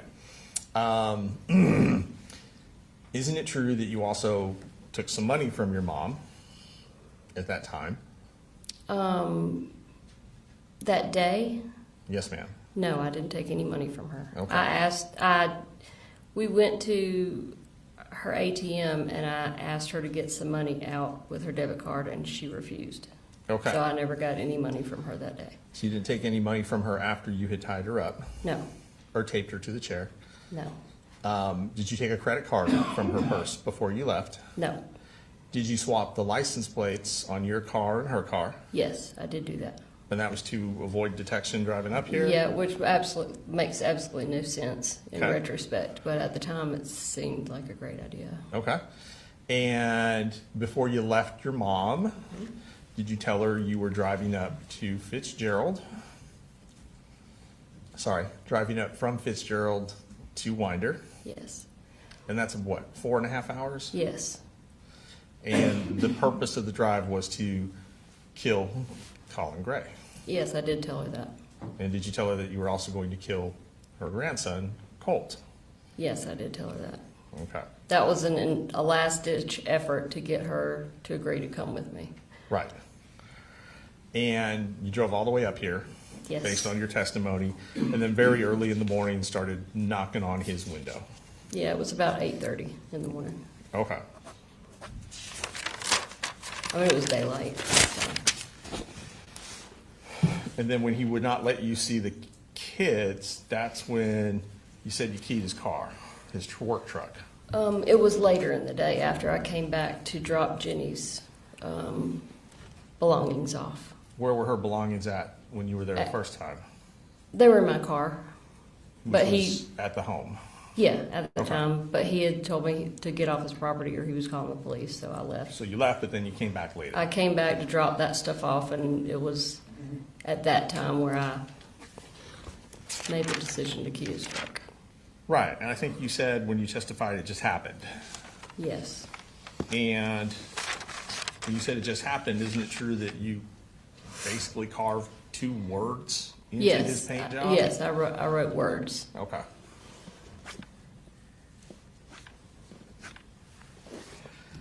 And then after your arrest here, you said you were transferred down to Ben Hill County for the incident with your mom. Yes, But you had remained in custody during that period of time from when you were arrested up here until you went to rehab. Is that accurate? yes, that's accurate. Okay.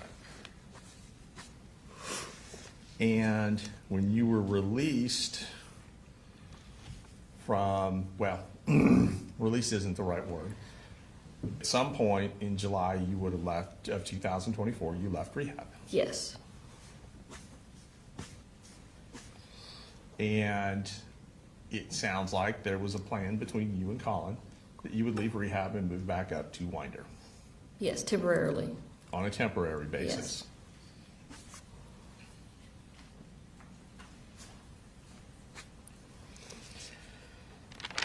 I believe you testified that you stayed up here for several weeks, For about 5 weeks. maybe 5 weeks, I think it was about 5. and that would have culminated in the, probably around August 18th, the incident with Colt would have been your last day in Winder. Is that fair to say? Yes, All right, now when you were up here, I believe you said the house was a wreck. Mm-hmm. And it took you several weeks to get the house picked up. yeah. Was that what you would have testified to Yes. earlier today? I mean, I wasn't working on it nonstop every day, but Okay. yeah. And this is the house on Harrison Mill Road, do you recall? Yes, Okay.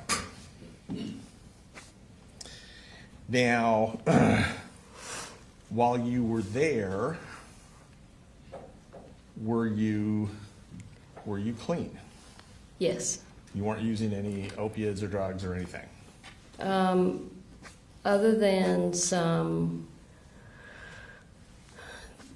THC caramel candies that Colin had bought at a store in Athens, Okay. which were legal. They were purchased at a legal shop, but apparently when you're tested for THC, they Show up. show up. Okay. And had you started drinking alcohol again? I during had that not. time period? I had not drank any alcohol. No alcohol. No. Okay.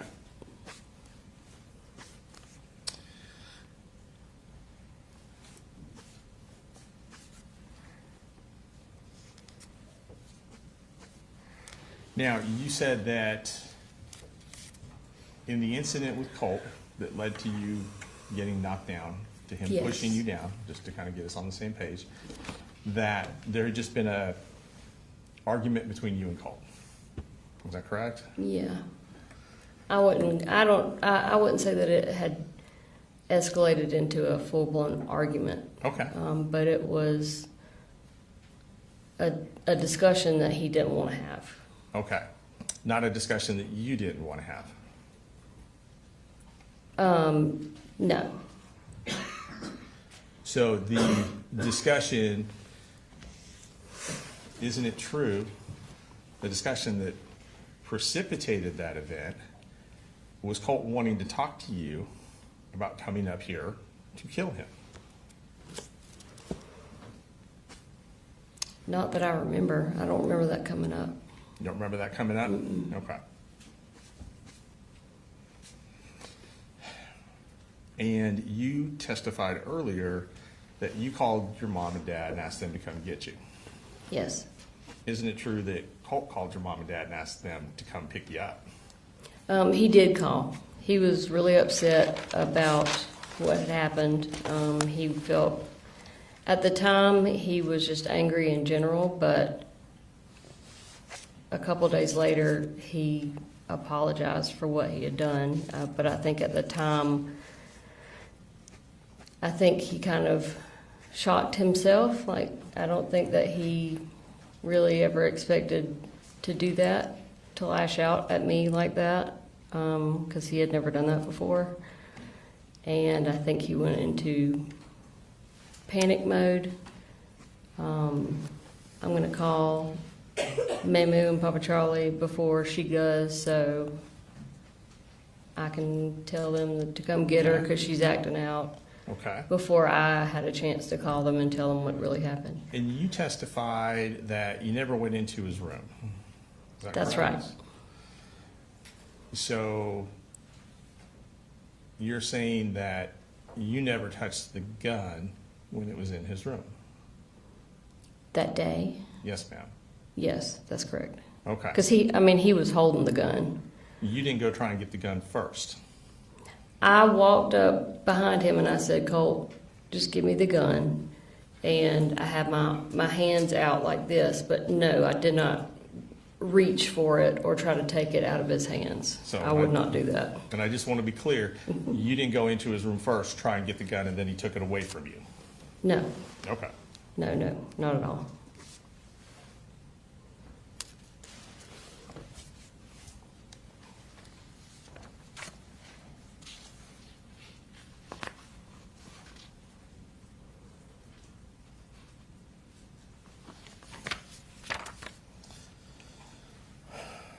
Now, let's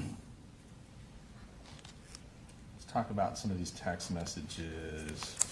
And I've got copies to help refresh your memory. I'm sure it's hard to remember a text message you sent a year ago.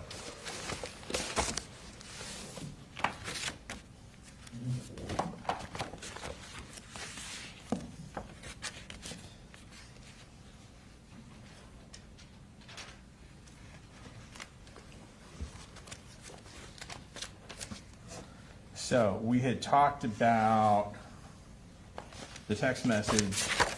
Well, we talked about some information you'd received about Colt being in contact with someone who was a school shooter. Yes, Okay. And you don't remember who that was or the Not- circumstances of that conversation? not off the top of my head, no. Okay. I'm going to ask you to review some text messages. Okay. See if this refreshes your recollection. Sure. Don't read them out loud. You have these ones? Okay. I don't. Oh, sorry, Ms. Brooks. These are 8:30.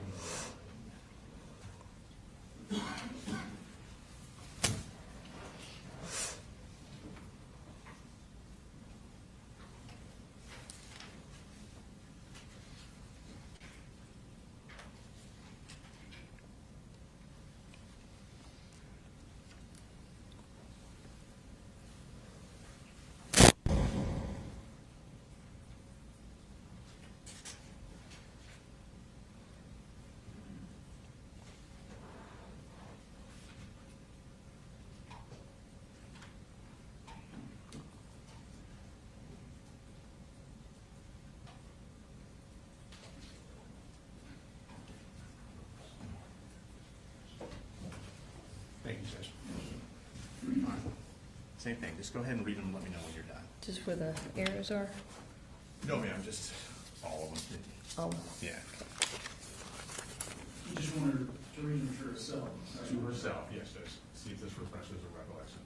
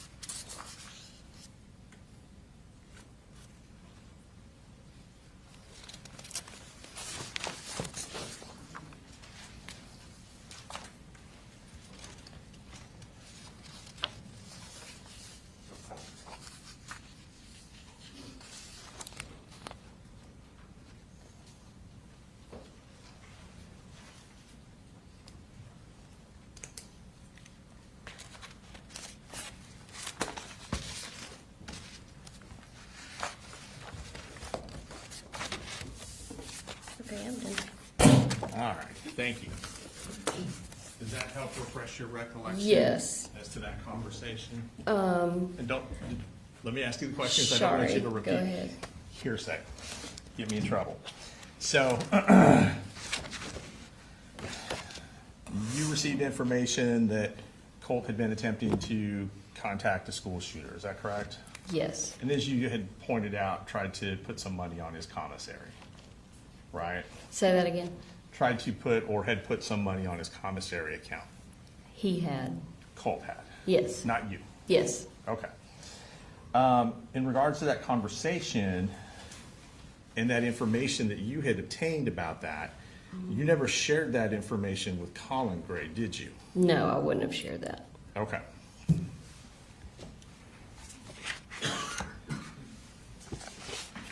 So you didn't tell him he was reaching out to this shooter in prison somewhere? No, Colt said that he just wanted to let him Hold on, know before he you, cared about before it. you get into that, Sorry. we can't have you tell us what Colt said. Oh, okay, Okay, gotcha. all right.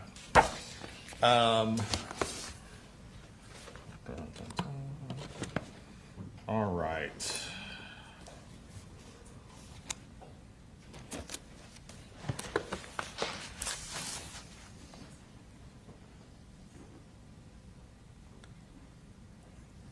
So safe to say, and based on what you've just told us, there were things that you knew about Colt that you did not share with Colin.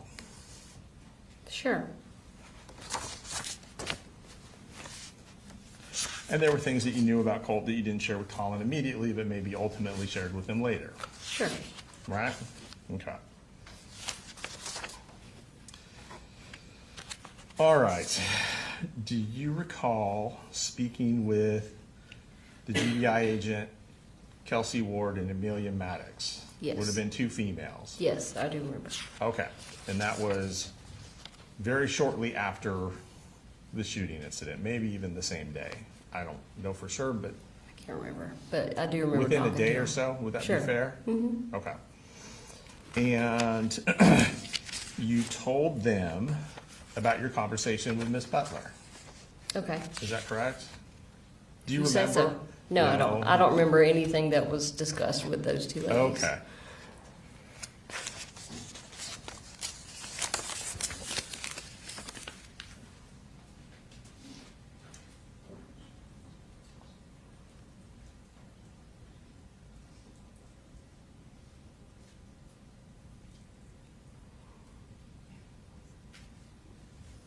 Can I approach judgments? All right, if you could just look at this paragraph right here and here. Okay. Just let me know when you're done.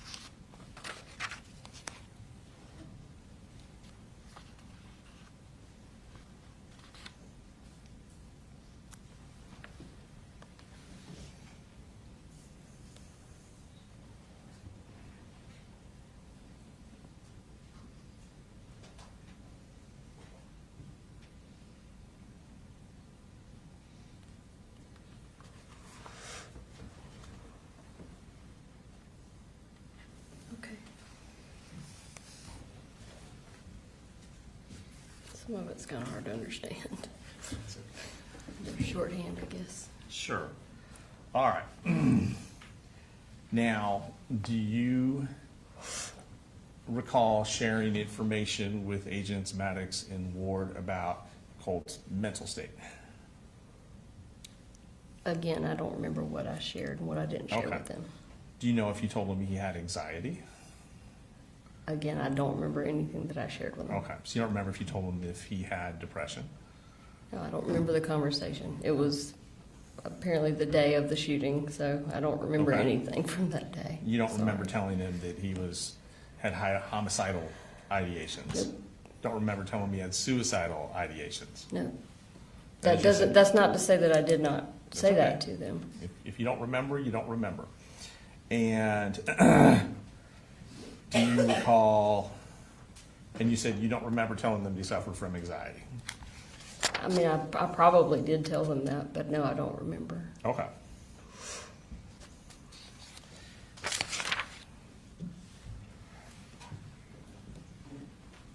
You've testified that on multiple occasions you asked Colin Gray to lock the guns up. Is that correct? Yes. Okay. Yet, do you recall, let me ask it this way, do you recall ever sending him a text message saying lock up the guns?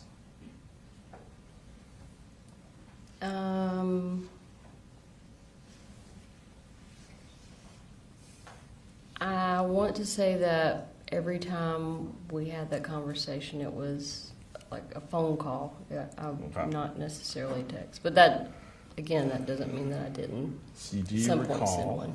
Okay. Do you recall ever sending him an email saying lock up the guns? I wouldn't have sent an email. So the only memory you have of those conversations is they were just either in person or on the phone. Is that correct? I don't know for sure. Okay. I mean, it happened on multiple occasions. It could have been a text, but I'm guessing if there was a text, you would be reading it to me, so. Maybe. All right. And you talked about plans to go up on a Saturday before the shooting to take Colt to Advantage Behavioral Health. Yes. Is that correct? Yes, sir. And according to your testimony, the plan was for your mom to drive you up to Winder on Saturday, Yes. prior to her, of course, breaking her hand or her fingers, Yeah, I say hand, but yeah, she broke several fingers. several fingers. Mhm. Okay. Her hand was swollen like twice its normal size. And so you were trying to make alternative travel arrangements to come up here Yes. to take care of that, as well as it sounds like some other things with the kids, Yes. until your mom broke her hand. Yes. And then the alternative was for y'all to meet halfway. I think you threw that out there. Yes. Because it's a 4.5 hour drive each way. Yeah, it's a pretty long, Right. long drive. But we've So made it for- a million times. So basically, if someone leaves and picks you up and comes back round trip, that's about 9 hours. Yeah. Okay. Yep. And you stated that you got a phone call, and I can't remember what you said, so just let me know. Was it Friday night or Saturday morning that you got a phone call saying, yeah, maybe let's not do this? It would have been Saturday, I think, when finally, and I can't remember exactly if it was a phone call, a text. That's okay. To be honest, he may have never actually said it. He may have just stopped talking to me. Okay. That could have happened too. Okay. And you said there were plans to take Colt to Advantage Behavioral Health. Yes. Were there any plans to go camping that weekend? We had talked about going up to Blue Ridge. Blue Ridge was a place that we used to go all the time. Okay. We'd like rent a cabin for a weekend or something, take the kids, or so yeah, that's one of the things that we had talked about doing. So was there a plan to go to the cabin with Colin and your youngest son, Coley Jr.? Yeah, we would have. Yeah, well, He's not a junior because he's technically not a Coley. He's a Colin. Okay. And you refer to this your youngest child as Boo Boo. Is that fair? Yeah, or Coley. Or Coley, okay, Yeah. all right. So there had been talks of doing that weekend as well. Yes, and I don't think we had shared any of that with Coley, little Coley. It was Little just Coley. conversations that Colin and I were having about what we were going to do. Okay.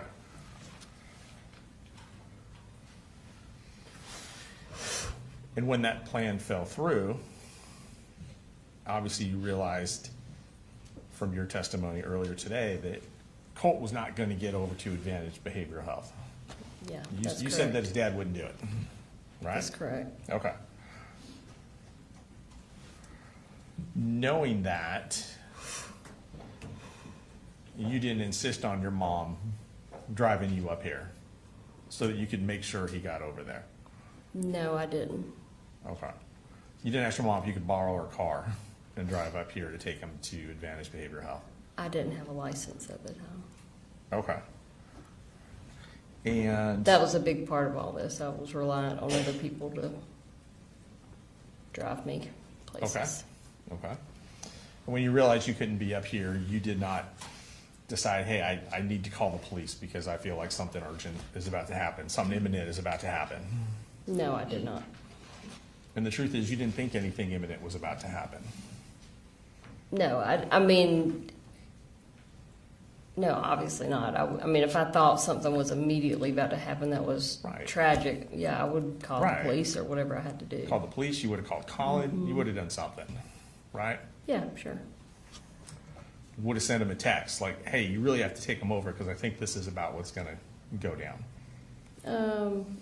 I probably would have just opted to Yeah. drive on a suspended license before I Right. did that because he wouldn't have Right. taken it by himself. Okay. Now, you said that you helped set the health insurance up, Yes. and that would have been late July of 2024? Mm-hmm. Okay. Yeah, I think it went into effect August 1st, I think. They go into effect around August 1st. And prior to that is when you decided, and it sounds like you talked to Colin and your mom, it wasn't a decision you made on yourself based on your testimony, but you decided to start giving Colt Zoloft, Yes. right? Yes. And you started with what you described as a small dosage.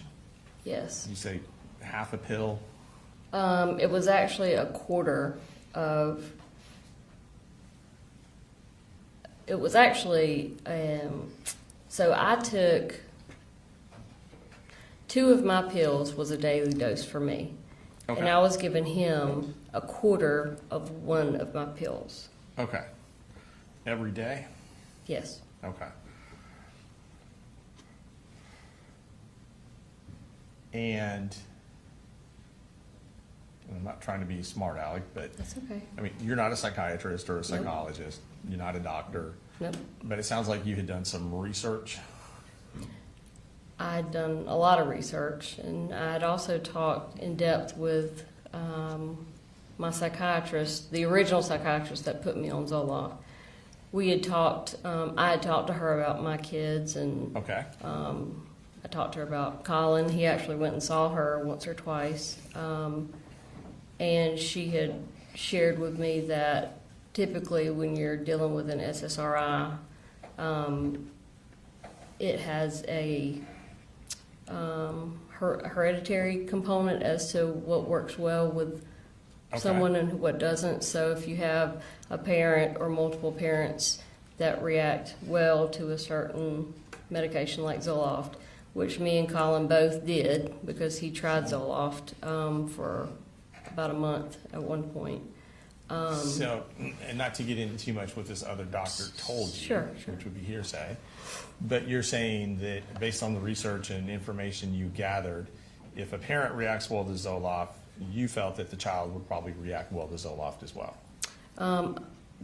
Based on what the doctor said. Okay. Yeah. Not your research. No. And I assume when you say research, are we talking about just like online? Just online, sure. Okay, all right. And Most of my research online was more into dosage, Okay. how to determine dosages for. Gotcha. child based on weight, etc. And I believe you said you started to give Colt the Zoloft in July of 2024, before your health insurance kicked in, Yeah, it would have been before. before the health insurance. Sure. Okay. And once the health insurance kicked in on the 1st of August, though you were trying to get him into Advantage, no one took him to, say, the pediatrician or any doctor just to have that discussion about Zoloft with a medical professional. No, we were trying to get him primarily into the crisis center. Okay. And it sounds like you were trying to primarily get him into the crisis center, whereas other folks were trying other things. Is that fair to say? I would say that everybody was on board with the crisis center. My mom tried to get him to see the professional at the school after going to speak with Lisa, but nobody was really trying anything else. Well, there was an appointment set up for September 5th. Yeah, that was Is that correct? from what Lisa Okay. had. And I know had that told. you felt something more urgent was needed. Is that fair to say? Yes, that's. And you fair. felt something more in-depth was needed as well? Yes.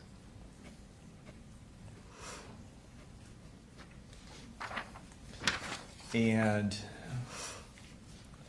at this time, with the exception of those 4 weeks or so that you were at the house, you had not been in Winder. No, Is that right? that's correct. Okay. In fact, when you're making all these plans, you had already moved back to Fitzgerald. I had started researching facilities prior to moving to Fitzgerald. Okay. But my mom and I did not actually reach out to the crisis center until I was down in Fitzgerald. Until you were down in Fitzgerald? Yes. All right.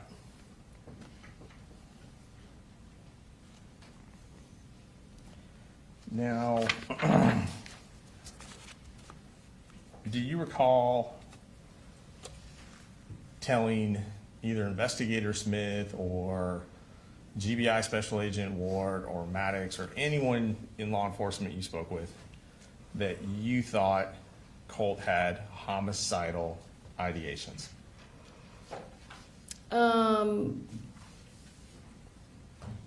Again, I hate to go back to this, but I don't remember specifically, yes or no, what I discussed with them. Okay.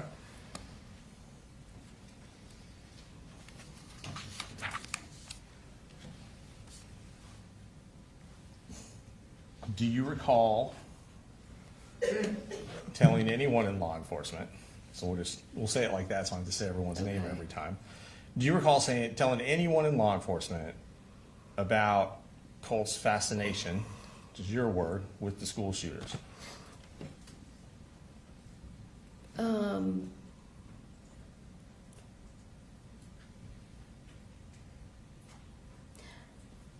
I don't remember, but I mean, there's a very Okay. good chance that I did, yes. Okay.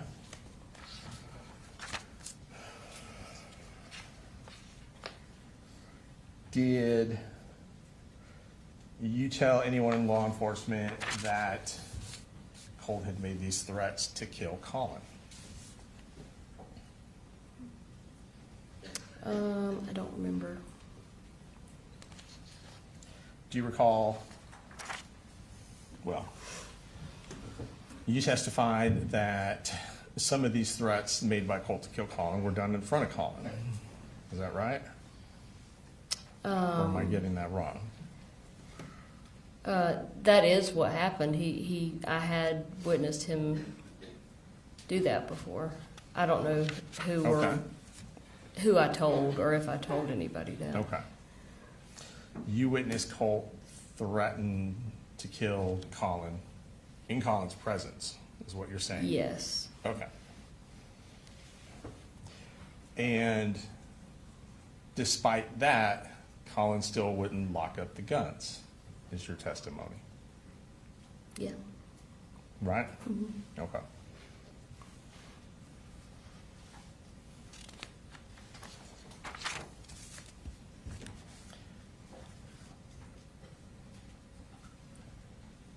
You talked about Colt wanting to complete his school shooter uniform or costume, however you phrased it. Outfit. Outfit, That's what he thank you. said. Thank you. And needing a mask to do it.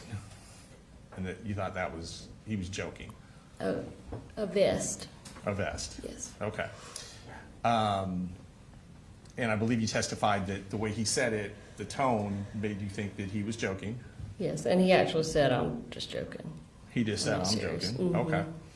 And I believe you said on direct as part of your testimony that, it really wasn't acceptable to make those kind of jokes. Yeah. I said something like, "That's not very funny." Yeah. Right. You mean you let him know you didn't approve of it, Sure. right? Because obviously you wouldn't approve of a school shooter or No. a school shooting. Nobody would. I made him understand that that was not acceptable, but I did know that he was just kidding around, or thought he was just kidding around. Or thought he was just kidding around. Okay. And that's obviously, as you said, not something that you would approve of, right? Yes.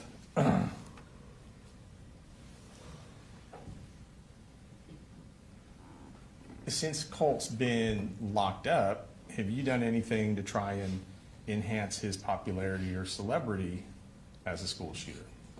No. You have not taken his photograph, for example, and passed it on to people who put it on the internet? I, at his request, sent a picture to, he had two very good friends that he had been friends with for several years, way before the shooting took place.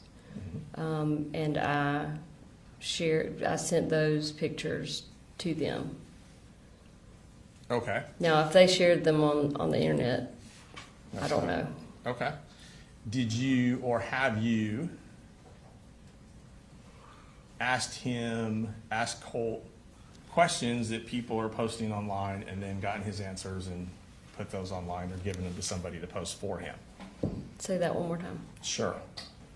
Have you asked questions of Colt from these true crime community subreddit Sure. boards to get the answers from him to then post on these sites? I have never posted anything on any of those sites. Mhm. I've only communicated with his two friends that Okay. he had on there. So basically, the friends give you the questions, you get the answers from him and give the answers back to the friends? I don't know of any like quiz type questions. Well, like a question, what's his favorite color? Things like that. They wouldn't have asked those kind of questions because they knew him really well. Right, okay. So you're saying no, you have not participated in that? Okay.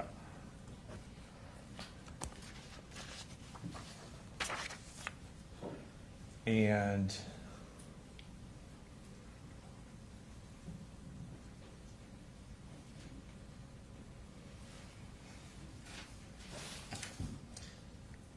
so it would not be true that the youth detention center where Colt is staying has prohibited you for a period of time from seeing him based on those types of violations?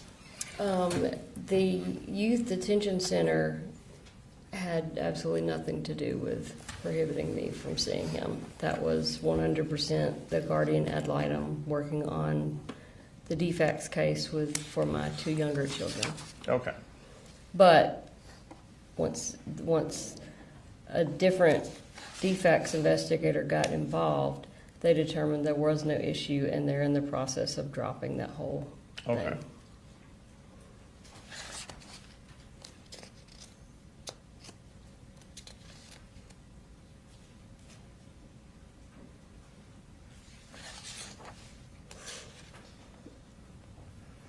Now, you were aware that Colin Gray and Colt had gone hunting, Yes, is that correct? yes.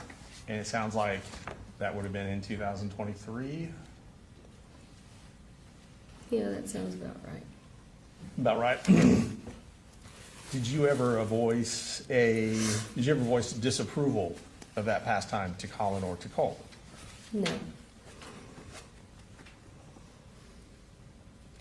I believe you described it as a way that they were bonding. Yeah. Is that accurate? Yeah, I did not disapprove of that. Okay. And that also included going to shooting ranges, gun ranges, things like that? Yes. And you didn't have a problem with that either? No.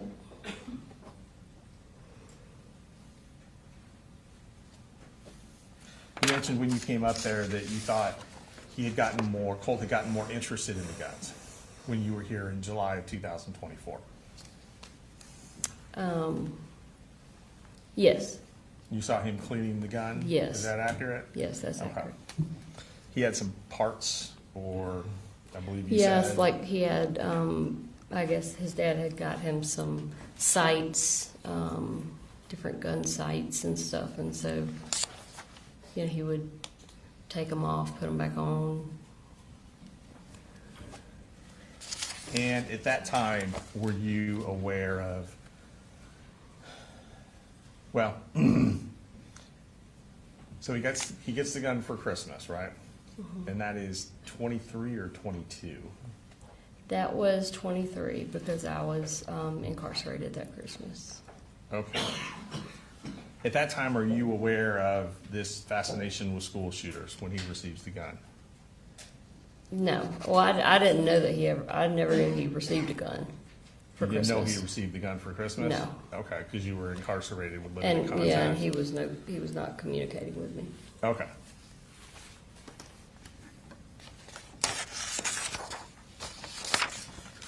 When did you become aware of the fascination with the school shooters?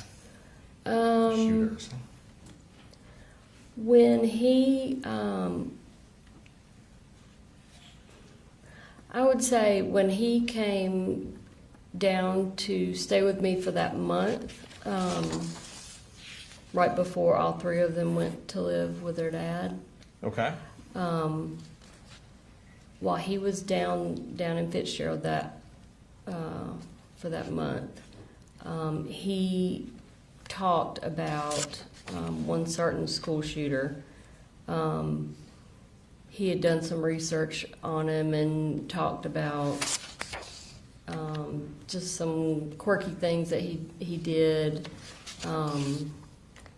different video games he liked to play,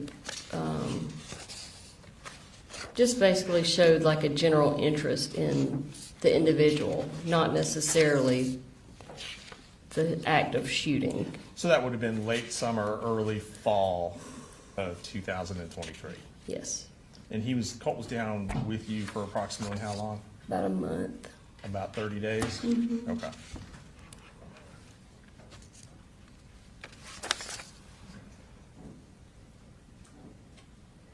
Now, you testified that you got Colt registered for school for the 9th grade. Yes, Is that correct? yes, The other kids as well? yes, Okay. And that was with Colin Gray's knowledge. yes. He knew you were doing that, Sure, right? Mhm. Okay. And he was working at the time? yes, Was he working full-time? yes. Do you remember what his hours were like?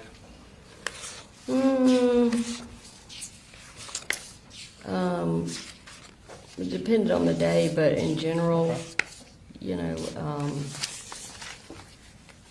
and it may have changed after I went to stay with them because, you know, I was at the house all the time. But I don't know, like 7 in the morning to anywhere from 4 in the afternoon to more later in the evening, just depending on what he had going on. Okay. And at that time, it sounds like you did not have a car? No. So you would have been home during the day Yes. with the kids? Yep. During the summer, because school hadn't started yet, Yes. fair to say? Yes. Okay. And so it sounds like it made sense for you to do things like get the insurance started Sure. or to get the kids registered. I had always done all of those things. even when I was working full-time and he wasn't. Okay, all right. And did he do anything, Colin, to get the kids registered for school? For that school year, Yes, ma'am. I did, when I started running into issues getting Colt registered because of his absence the whole prior year, I asked Colin specifically to either call or go by and talk to Okay, the person that was in charge of attendance, because for one, he was the one that his name was on, their accounts and stuff from the prior, I guess, attempts to get Colt enrolled, and he was the one that had talked with them the prior year when Colt did not end up attending school. And basically, I couldn't get any information out of her. I wasn't making any progress with the issues that she was trying to say that he could not re-attend 8th grade, even though he never attended school for 8th grade. okay. And there was a whole lot of a mess to it, but basically he needed to redo 8th grade because he never did 8th grade. But the school did not want him to redo 8th grade. They wanted to enroll him in 9th grade. Okay. So he did get involved there because I completely hit a wall, and I said, you've got to at least call and talk to this lady because Okay. she's not giving me anything. Gotcha. Now, you testified that in late August of 2024, when you were having an argument with Colin over coming, not coming for that weekend. Yes. Okay, just to kind of get us on the same page. Yep. That part of the part of the argument was about whether or not the guns were put up.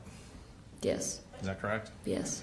And I believe you stated that Colin said, "Do you know what's going to happen if I try and take Colt's gun from him?" Is that correct? Yes, sir. Okay. And that was a phone call, not a text message? That communication? Yes. Accurate? Okay. And this is before the Saturday you are supposed to drive up to take Colt to Advantage Behavioral, based on your testimony. Is that correct? No, we were having the argument that weekend. Okay. That was the day before we were supposed to take him to Advantage. Gotcha. All right. And when you heard that statement from Colin, do you know what's going to happen if I try and take his gun from him? You did not feel it was necessary to call the police? No, I never called the police. Yeah. You didn't think it was necessary to tell your mom, like, we really got to drive up? Not at the time, because I knew it was just Colin not wanting to deal with it. I mean, he could go in and take the gun from Colt. Okay. But he just didn't want to do it. Just didn't want to do it. Okay. And you didn't think that that statement indicated any imminent threat or anything along those lines? No. Okay. I just thought it would be more of the same between him and Colt, just getting into confrontation. What had been taking place for apparently years.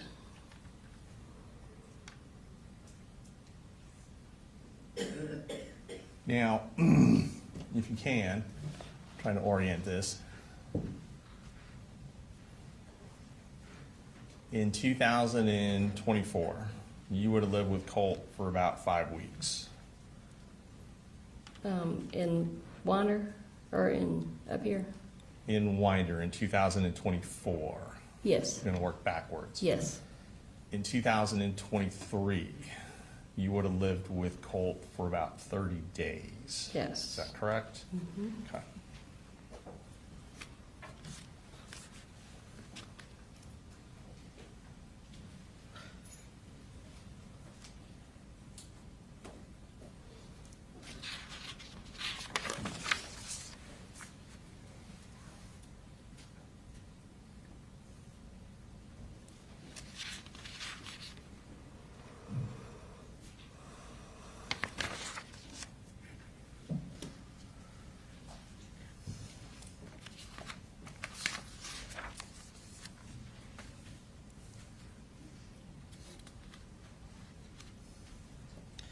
Now, you told GBI that you had this feeling of impending doom.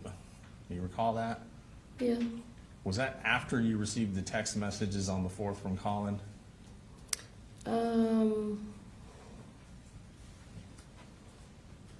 Yeah, I would say.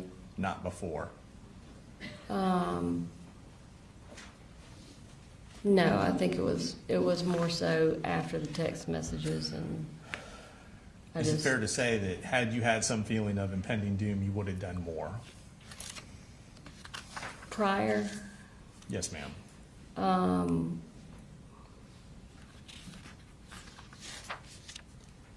Oh, I can't say what I would have done or would not have done. I mean, I felt like I was doing everything that I could, other than call the police. Or the school and tell them that you were afraid something like this was going to happen? Well, I called the school several times. But you never told them you were concerned that Colt was going to do something violent? Or did you? I had a whole list of things that I told Lisa. I think I said, I don't know what he's going to do. He may hurt himself. He may hurt somebody else. I don't know, but it's Okay. something bad's going to So happen. you did tell Lisa that? And that would be Lisa Butler? Yes. Okay. And did you tell Lisa Butler prior to the 4th in any of these conversations? Or well, let me ask you this. Did you have any conversations with Lisa Butler prior to September 4th? Well, I tried to call her the week before, if you remember, and she Right. was supposed to call me back, and that was the first time I reached out to her. So the first time you reached out to her was the week before and she didn't call you back?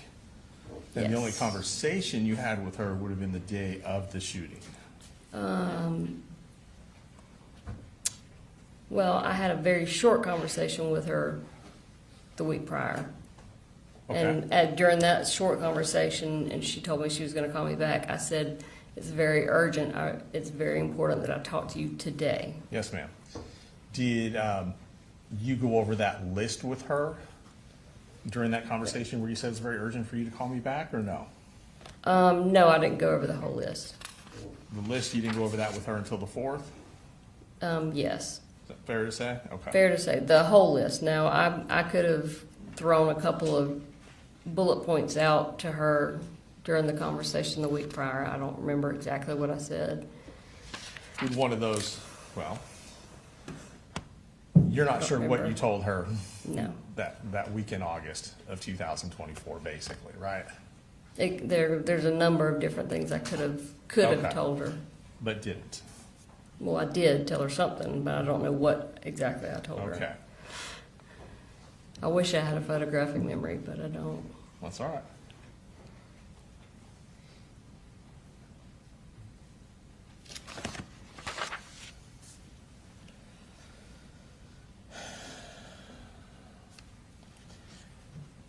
So you're not here today telling the jury or anyone that you saw this coming? I did not see a mass school shooting coming. No Right. way. Okay. Maybe I was just not wanting to face it because I was his mother. I don't know, but it was the last thing that I would have guessed. Right. I mean, this is your child. Sure. I mean, I would have seen, if you'd asked me if I saw him hurting someone, I would have said maybe himself. But you can't picture him doing something like this to someone else. No. nor could you have in 2024, There's no prior way. to September 4th. Yeah, that's correct.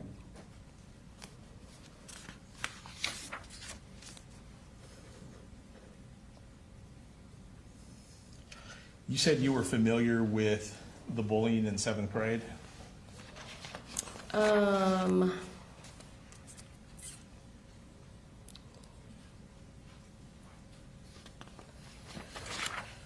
Can you elaborate Sure, the bullying? sure. There was testimony earlier about Colt being bullied in the 7th grade, right? Do you recall being aware of any of that? Or is that something you learned later? Would you have known at the time it was going on? I'm just trying to remember what school he was at.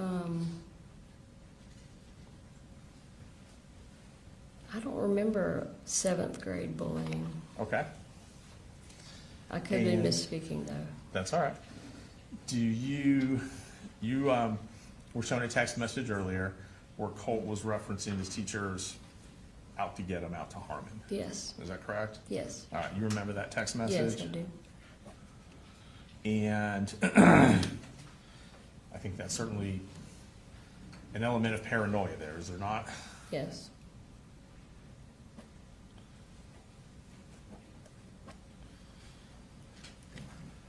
And that that text message didn't make you think, I need to get involved and call the police. It did not make me think I needed to call the police. It made me think we've really got to get him into the crisis center. Mental health treatment. Yes. Okay. I remember saying that's not normal. Do you remember telling one of the investigators that you and Colt had long conversations? Yes, we did. Is that fair to say? Oh, definitely. Right, and He he would shared talk to me things for with hours you. and hours sometimes. Right, and he would share things with you, is that accurate? Yes, Share things with you he wouldn't share with his dad? definitely. Is that fair to say? I believe you characterize some of those conversations as being more emotional that you would have with him as opposed to his father. Yes, definitely. Is that right? Is that fair to say? Okay. Yep.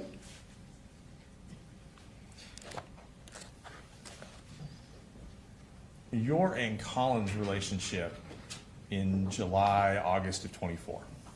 So you guys were still married. You're still married today, I want to say. You're not legally divorced. No. Okay. I have And- filed for divorce, but we have not served him yet. Okay. And so in July and August of 2024, you guys were still married. Yes. And when you moved into the house for that 30-day period, 5-week period, it was like you said, only temporary. Yes. You guys weren't looking to get back together or anything like that. He was looking to get back together. You think he was, Yes. in your opinion. Well, I mean, he said it. He said Many it. times, Okay. yeah. Okay. And you were, it sounds like, not of the same mind, correct? I knew that I had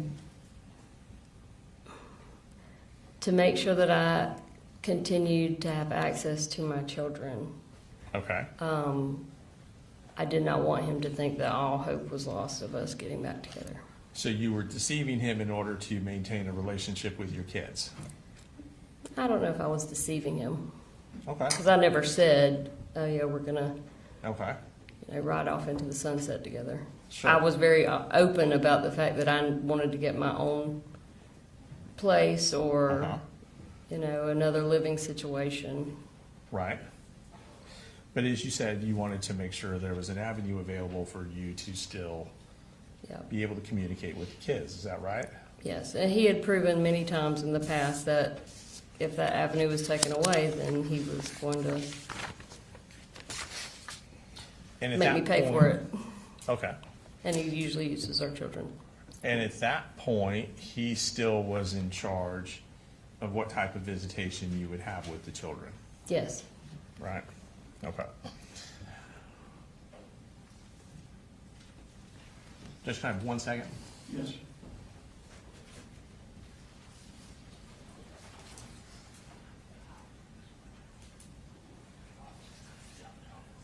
guys doing okay? Thumbs up.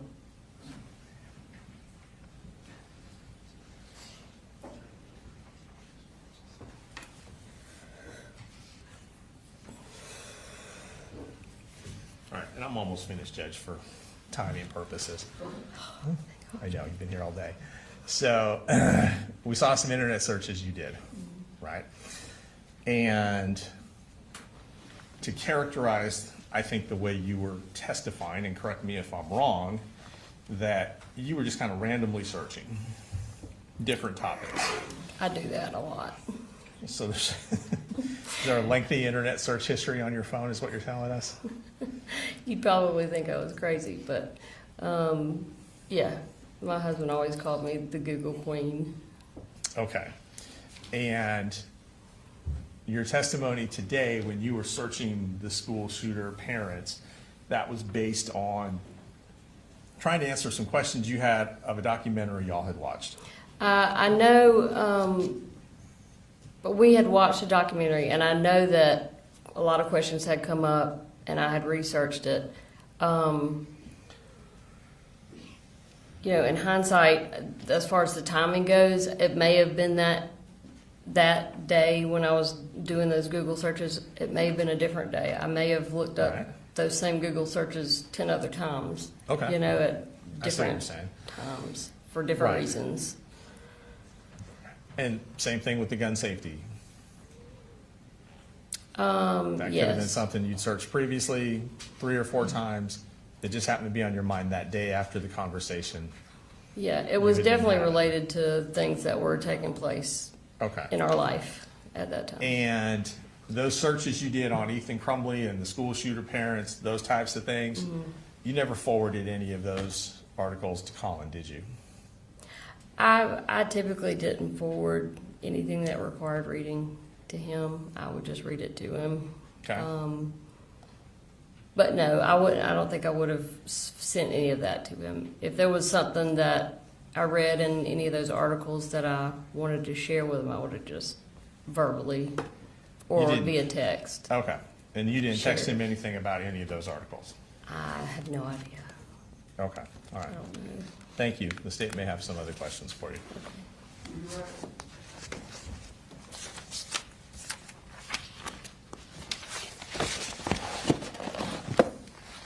Just briefly, Your Honor. Isn't it true that you were concerned that you and Colin could be arrested if Colt did something just like Ethan Crumbley's parents, and that you conveyed that to the defendant? I don't remember ever doing that, no. Nothing further. Is she free to go? Yes, Your Honor. All right, you're excused.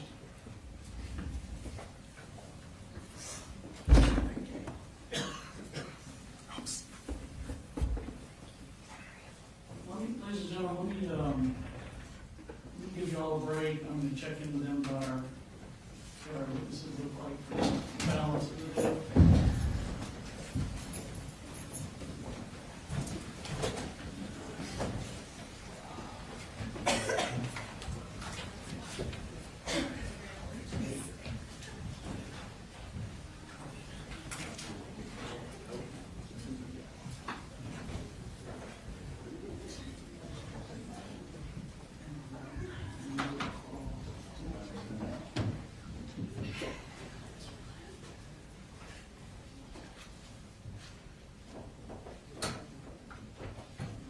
What does it look Your Honor, we have 2 witnesses that we would definitely like to get done today. Okay.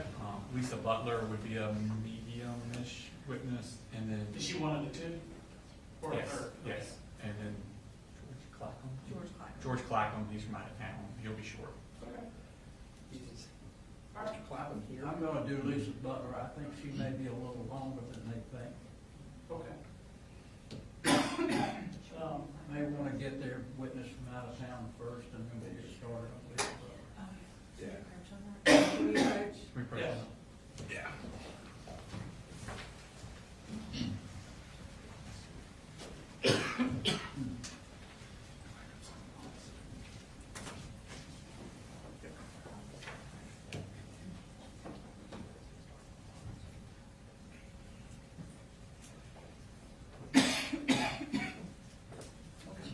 short break. We'll be in a short recess.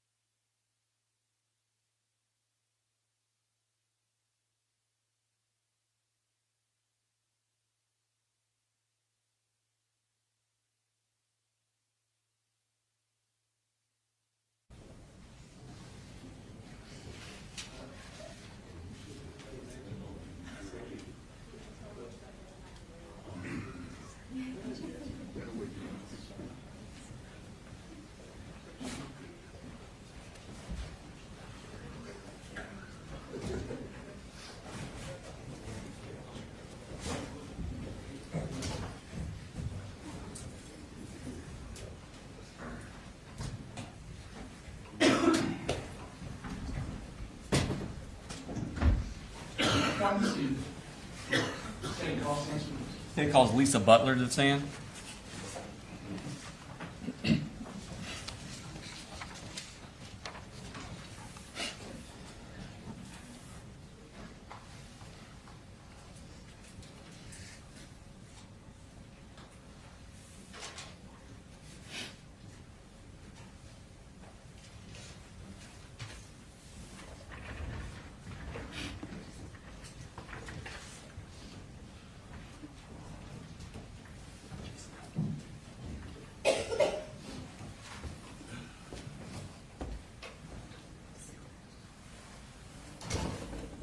Can you raise your right hand for me?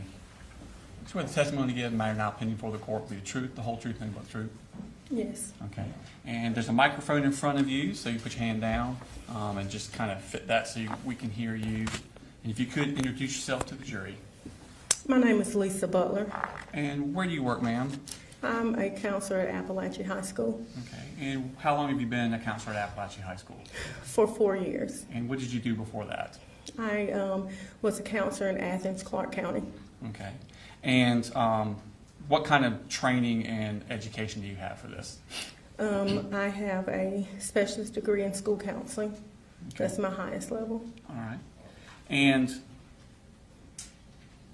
let me ask you, how was the Apalachee counseling office set up? We have a receptionist when you first walk in. It's almost like you can go all the way around it. And Let me do this. We have a map that we've been using. Do it quickly, but this is a partial of the school, and you can step down. Do you see? Do you see where it is on here? Okay, but that whole square is the counseling suite you're talking about? Yes. Okay, thank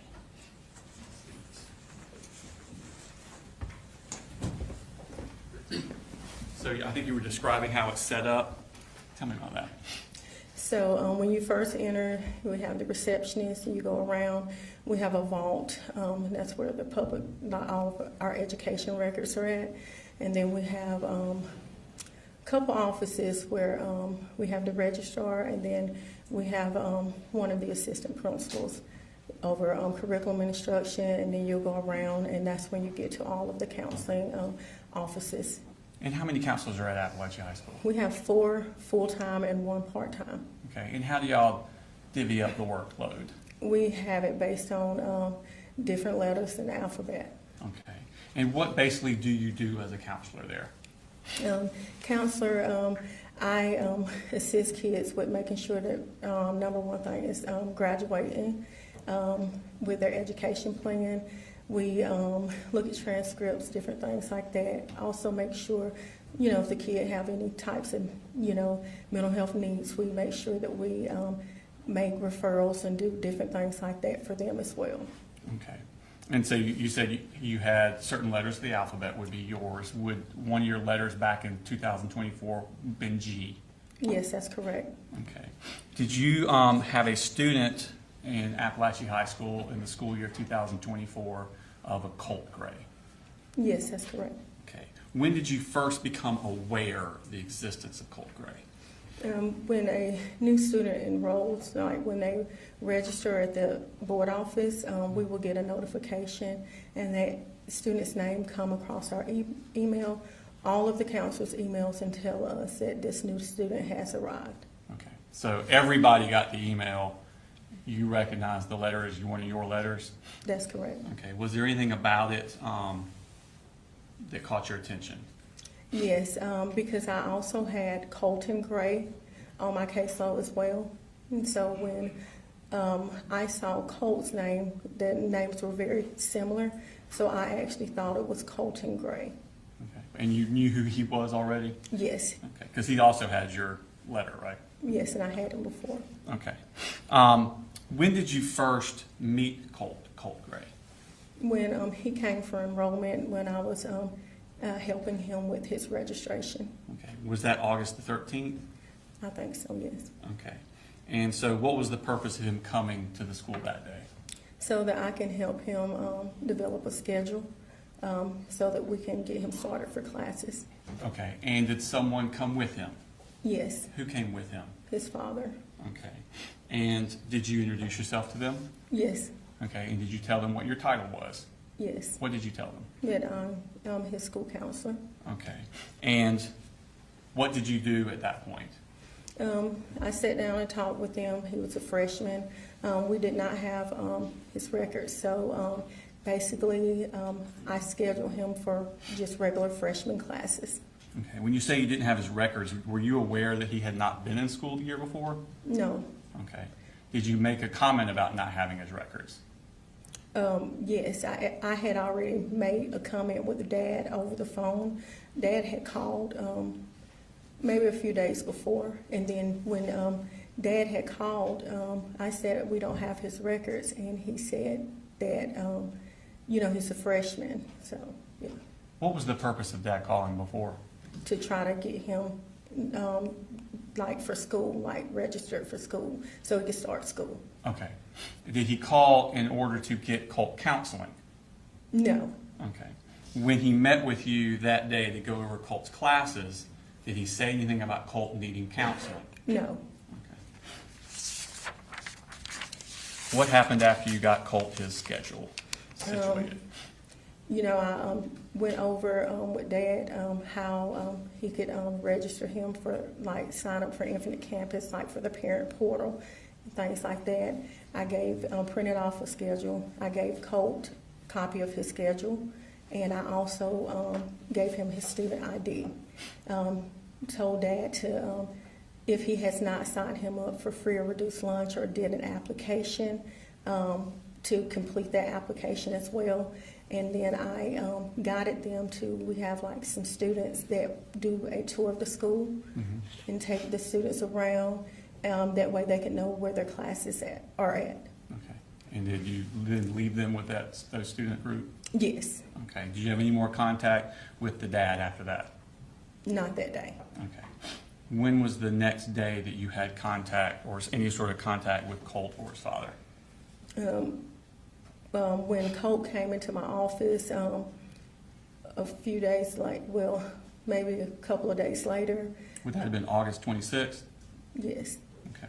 And when did he come into your office? What part of the day was it? It was early that morning. Okay. Someone had sent him in my office because he was having some anxiety. He was really struggling. And they wanted me to talk to him, and I talked to Colt. Okay. And describe Colt's demeanor when he came in there. He was very fragile. He just looked real sad. Looked like he was kind of scared to me. And so, he just started talking to me and just told me he really didn't, feel like being at school today. And, I asked him, is there anything I can do for you? I didn't know him, so it was really hard to, and so. Okay. And did you call anyone as a result of this? Yes, I attempted to call Dad from the school's phone.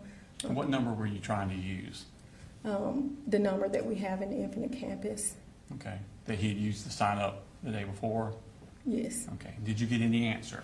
No. Okay. What did you do at that point? I told Colt, I said, try to see if you can get Dad on your cell phone.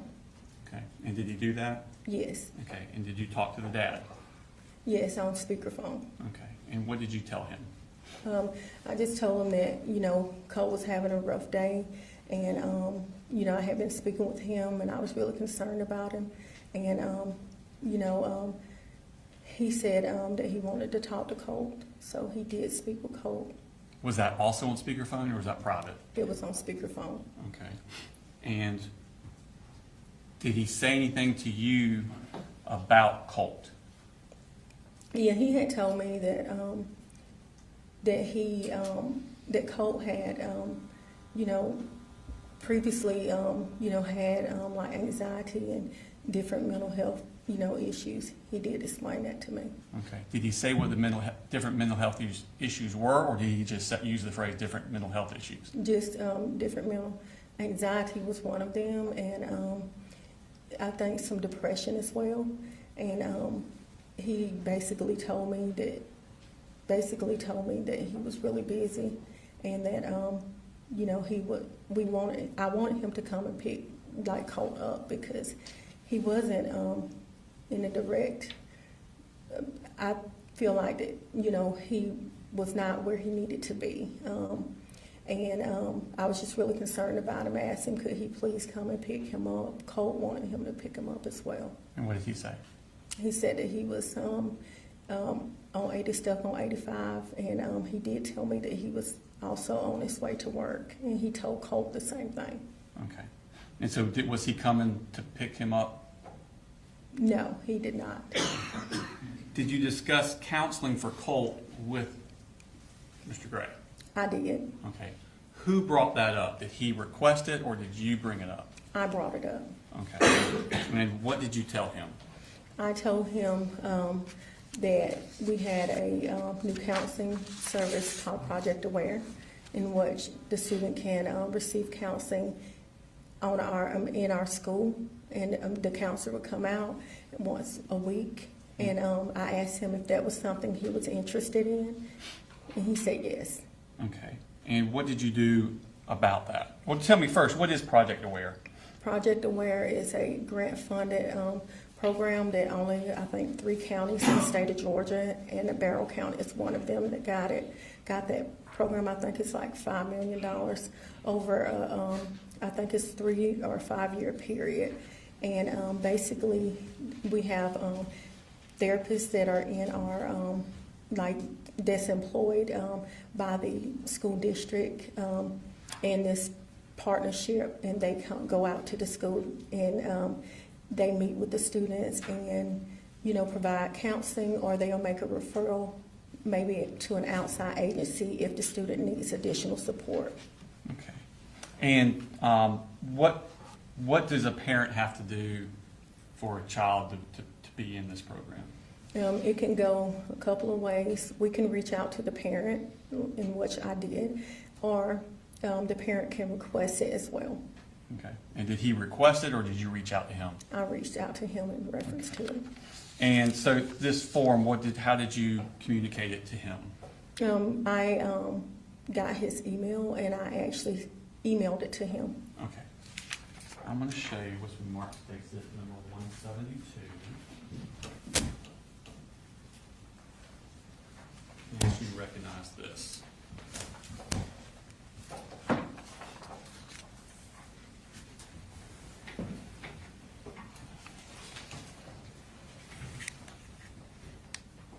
Do you recognize what that is? Yes. And what is that? This is the email in which I sent Mr. Gray the consent for service form. All right. Here, this time I tender stick statement number 172 in the evidence. Okay. All right. 172. We could post that for the jury, please. All right, so that is, we got it up on the computer screen there, and that is from you. Does it have a date and a time? Asking. Yes. And what's the date on that? August 26th, Okay, and what time was that sent? 10:58 a.m. Okay. Now, it has a courtesy copy of, and it's to cgray@cpgc.net. Is that correct? Yes. Okay, and is that the address you got from him when you were on the phone? Yes. Okay. Now, it has 2 courtesy copies there, a Jay Baker and a Karen Hope. Who are they? Jane Baker is one of the therapists, and Karen Hope is the person that is over the entire program for the district. Okay. And then it has an attachment there. What's the attachment? The attachment is the consent form for the referral for services.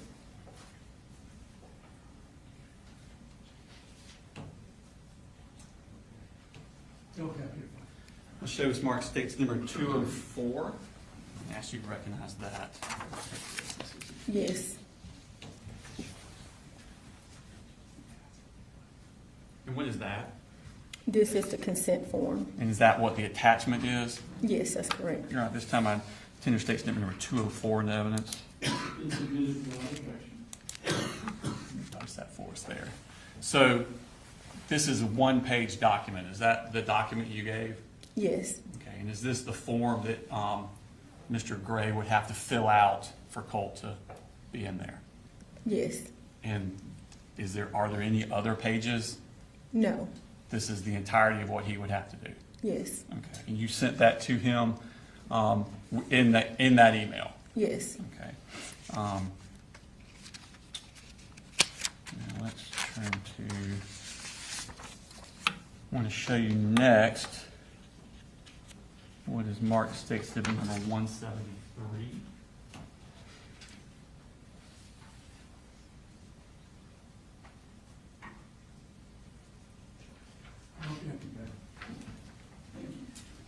Let's see if you recognize this.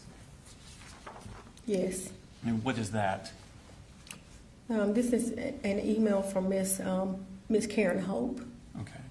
And so Ms. Hope was courtesy copied on the email you sent to Colin Gray. Is she responding to that email? Yes. Okay. And is that an accurate copy of the email that she sent to Colin Gray? Does it courtesy copy anyone? Yes. Who's a courtesy copy? To Miss Baker. Okay. And are you also on there? Yes. Okay. And so you saw that email? Yes. And is it accurate to what you saw? Yes. You're on Tender State Exhibit number 173 in this evidence. It's admitted without objection. So we'll pull this up. So, all right, so this is from Karen Hope, and the date on this is also August 26th? Yes. Okay, so this would have been about not quite 2 hours after the first email? Yes. Okay, and it's to Lisa Butler, Mr. Gray, and then courtesy copy Jade Baker. And who's Jade Baker again? She's a therapist. Okay. And she says, she points out that the counseling sessions are at the school. All right? Yes. Okay. Does she also attach her email? Yes. And does she attach a phone number? Yes. And are those there if he has any questions or concerns? Yes. Okay. Now, on this day that Colt's having this anxiety attack, so this is all happening on that day while this is going on, Colt's in your office. Yes. Okay. Does he ever go back to class?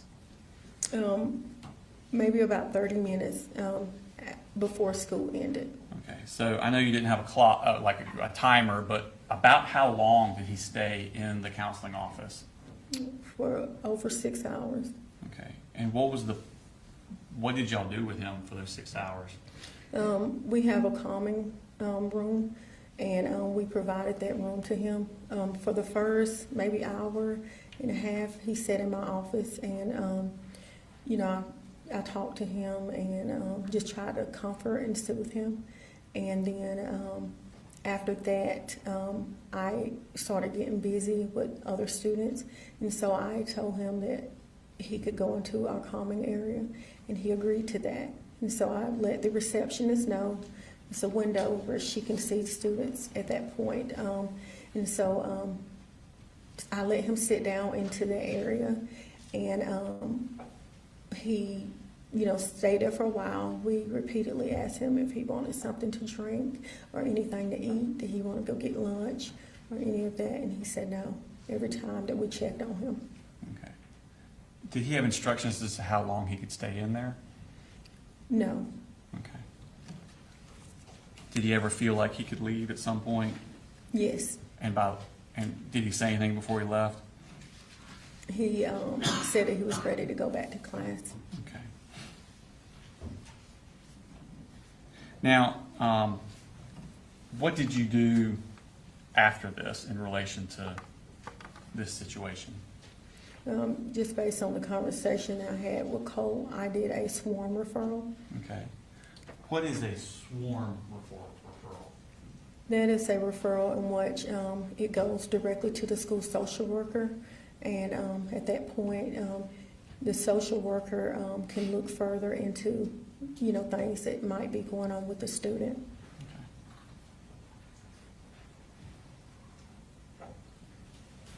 Okay. Let's show Smart State Exhibit number 174. I should you recognize that. Yes, And what is that? the swarm referral that I completed. Okay. Your Honor, we tender state statement number 174 into evidence. It's admitted without objection. So, that there at the top, that picture of Colt, is that what was in, where did that come from? It was in the infant campus from when he was enrolled in Barrow County Schools when he was younger. Okay. And then coming down, That's the referral. I was trying, sorry. Coming down to the bottom there. So the summary, where is this information? Did you fill out this form? Yes, I did. Okay, so the summary you filled out. Yes, Where are you getting the information that you put into the summary? based on what Colt and his dad told me. Okay. And so the student suffers from severe anxiety and depression. Father said he has several other diagnoses he would like to discuss at a later time. That's the only detail you got from them? That's correct. Did he ever call you, email you, or text you to follow up on those other diagnoses he would like to discuss? No. Okay. Now, I'll take your attention to, on that, so that's on August the 27th. Did you also get a response from Colin Gray? Yes.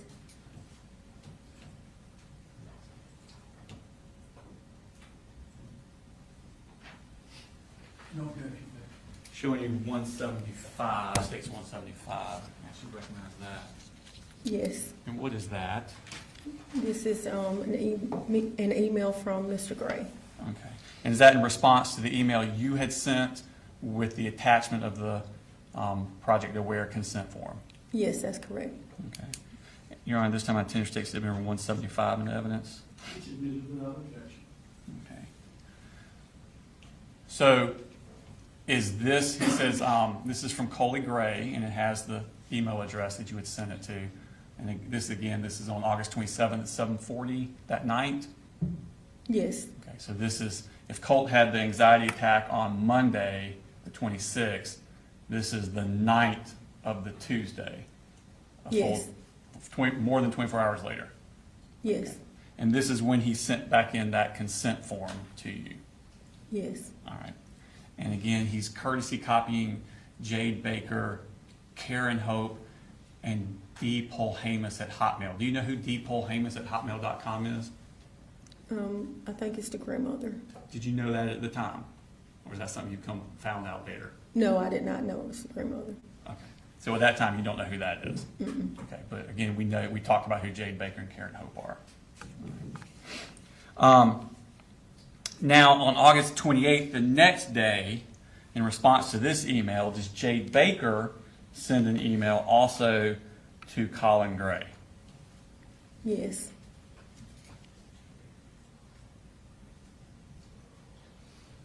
No objection. And were you courtesy copied on all of these emails?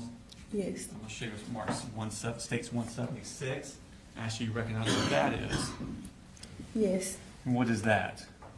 It's an email from Ms. Baker, just thanking Mr. Gray and telling him that she would be the clinician working with him. Okay, Your Honor, I tender state statement 176 in evidence. Admitted without objection. Asked to be published to the jury. So this is the next day, the very next morning. And it's from Jade Baker, and it's to Colin Gray, Lisa Butler, and then, of course, courtesy copied Karen Hope and Deborah Polhamus. And she's just basically saying that she's the clinician who's going to be working with Colt, and I plan to work with him early next week. So this is August the 28th on a Wednesday. So you're going to talk about, that's the Labor Day weekend, isn't it, coming up? Yes. Okay, so Monday the 2nd, is the school open? I think the Holiday. second. The 2nd is a holiday I think. on Monday, Labor Day is a Monday? Okay. So the first day she would have been September 3rd. It would have been the earliest of early next week. Yes. Okay. So it was not going to be before Saturday, 31st. No. Okay. And then I think she says, please let me know if you have any questions or concerns. that correct? Yes, Okay. Now, down there at the bottom, she gives her name and her cell phone number. Is that correct? yes, Okay. Now, the day or so after Colt's panic attack, did you get a call from Colt's grandmother? yes. Okay. And what was she calling about? Without going into the details, what was her purpose of calling? She wanted to talk to me about what was going on in his life. Okay. And how did you feel about meeting with her? I did not want to meet with her And why not? because she's not listed as a guardian or any point of contact in Infinite Campus. Okay. And are you supposed to talk to people about students if they're not listed in Infinite Canvas as a point of contact or their guardian? No, Okay. Did you agree to talk to her anyway? I agreed to listen. You agreed to listen to her, okay. Kind of a halfway point, right? So you don't have to disclose anything, but you can hear what she has to say. Is that the point of the meeting? Yes, Okay. And did you meet with her on August the 28th? yes. Do you remember what time of day this meeting? It's kind of morning, midday. Okay. And was it at the school? Yes. Okay. Without going into the details of exactly what she said, who did she most talk about during this meeting? Marcy Gray, Okay. And who is Marcy Gray as far as your understanding? Colt Gray's mother. Okay. And without going into details, does she have nice things to say or bad things to say about, or neutral things to say about Marcy Gray? Terrible things. Okay. Did she talk about what she wanted for Colt? No, Okay. Did she talk about Colt's problems or issues with Colt? no, Okay. Did you talk to her about about Project Aware? yes, Okay. And did you let her know that you had given that to Colin Gray? yes, Okay. Did you receive information about Colt from her that you had not heard before that surprised you? yes. And what was that? That Colt did not go to school the entire 8th grade year. Okay. And also that Colt was in special education and he also had an IEP. Okay. Was that, you had made Colt's schedule a week or so before, a few weeks before. Was that information you would have liked to have had or needed to have at that point? Yes, Okay. Had Dad ever mentioned that, or had Mr. Gray ever mentioned that to you, that Colt had not gone to 8th grade the year before? no, Okay. Did you try to call Dad and ask him about this?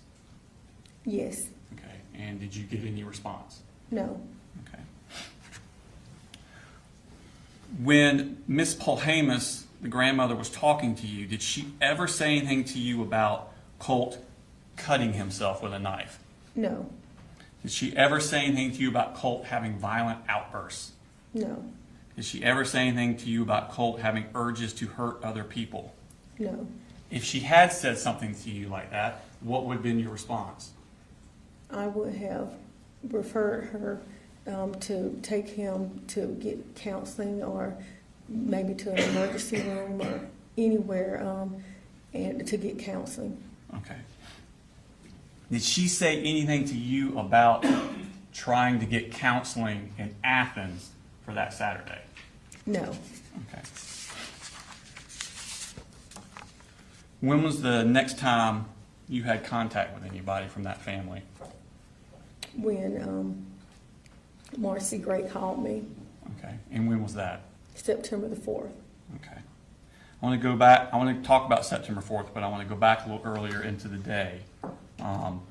Did you get an email from Miss Harris? Yes,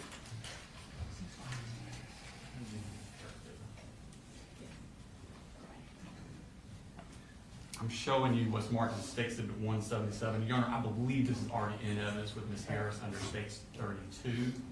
That's what I was thinking. But I don't have that one in front of me, so I'm going to enter this one because it's in front of me. I think we were duplicating a little bit.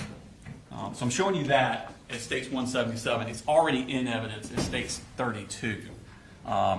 Ms. Harris has already testified a few days ago. Do you recognize that? Yes, And is that the email you got from Ms. Harris? yes, Okay, we can pull that up. All right, so when you got this email, did you remember Colt? yes. Okay, and what did you remember? What about this email? What did you think about when you thought of Colt?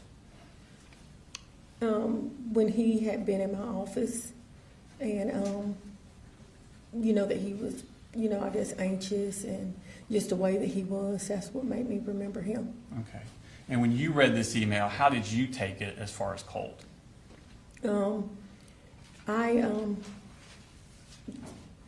I was just really worried. I thought that maybe he was scared because this is a new school. Okay, so you thought Colt was scared Yes, because that's the last kid you just saw a week before. yes, Okay. Did you talk to Miss Martin after this by phone? yes, I called her immediately. Okay. And did you discuss the interactions you had had with Colt the week before? Yes, Okay. Now, you said that you got a call from Marcy Gray. Do you have in your office, tell me about the school phone system, I guess is the best way to put it. Does it record, or is it, not record, that's a bad word, does it show when a call comes in on your phone? yes. Once the call is transferred to us, it will show the time frame of when the call is transferred to us from the front office. Okay. And you can go back and retrieve this information later? Yes, And does the phone store this information just as a matter of course? yes, Okay. Your Honor, I'm going to show you what Mark states that she was there. 178. Actually, you recognize what that is. yes. And what is that? It's my my phone log. Like it's a picture of the phone calls that was received on September the 4th. Okay. And did you take these pictures? Yes, And do they accurately reflect what your phone log looked like? yes, Okay, Your Honor, Tender State Statement 178 in evidence. Okay. All right, 178 submitted. Pull that up. So, at the very top, it says wireless caller. Is that the phone call you got from Marcy Gray? yes, Okay. And so it says that you received that at 9:50 a.m. Is that correct? yes. Okay.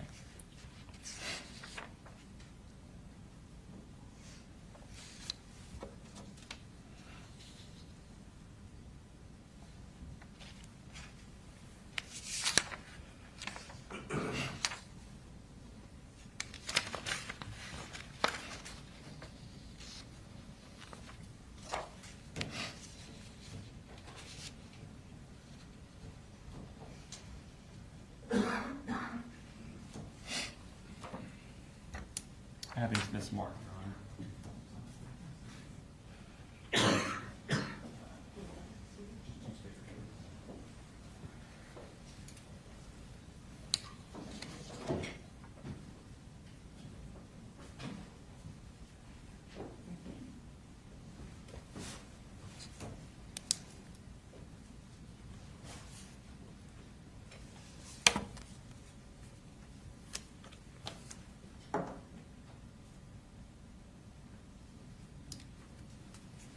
Sorry, I had two things and they're the opposite to which was which.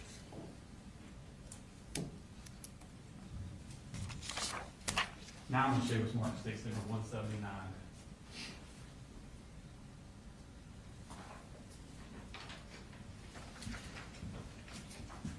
Do you recognize that? Yes, And what is that? the phone number from Miss Gray. Okay. So if you click on what it shows there, does that screen then pop up? Yes, Okay. And it tells you the duration of the call? yes, Okay. Your Honor, I intend to take statement number 179 in evidence. Barry, No objection. 179 submitted. So this is the wireless caller that came in at 9:50 a.m. And what was the duration of that call? 8 minutes and 29 seconds. So basically 8.5 minutes. Yes. Okay. Now, during Miss Marcy Gray's conversation with you, without going too much into the details, what did she talk about? Basically, that she was really concerned about her son. Okay. And did she tell you why she was concerned about her son? Yes. What did she say?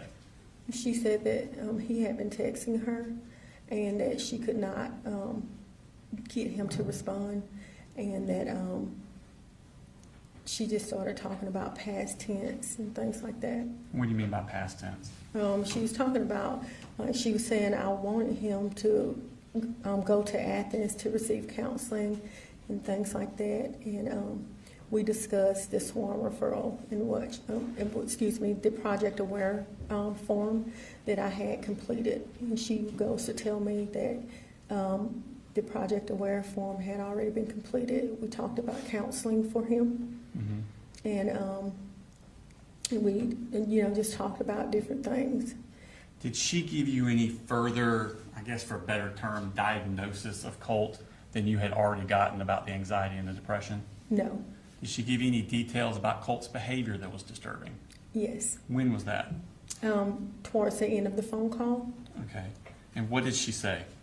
She said that she was concerned about him because he had access to multiple guns through his dad, okay, and that he had become obsessed with school shootings. Okay. And was this at the end of that 8.5 minute phone call? Yes. What did you do when you heard that? I took her number down. I told her I needed to get her number, and I wrote her number down, and I told her that I would give her a call back. Let me go back. I told her that I was really concerned. I told her about the conversation that Ms. Harris had sent in the email. Let me ask you this. When you're telling her about the information Ms. Harris had sent, was that before or after she had said what she said? Before. Okay, so this is before she says about access to guns and stuff, okay. Yes. So you told her about the email earlier with Ms. Harris. Did she immediately respond with the access to guns, or was it even further into the conversation after that? Further into the conversation. Okay. So her saying he has access to guns and school shooter, how'd she say it about the school shooter? That he had become obsessed with school shootings. Okay. How close to the 8.5 minute mark was that? Right. It was at the end of it. Okay. What do you do at that point? I got her number. Mm-hmm. I told her that I needed to get an administrator, and that I would give her a call back. I was really worried. Okay. And what did you hang up? I assume you hung up. Yes, I did. I hung up. Okay. And what did you do when you hung up? I immediately called the head counselor just to tell her about it, and then within that same minute, I called Miss Martin. Okay. And so the head counselor, do you know her name? Whitney Hardegree. Okay. I want to show you Smart Sticks number 180.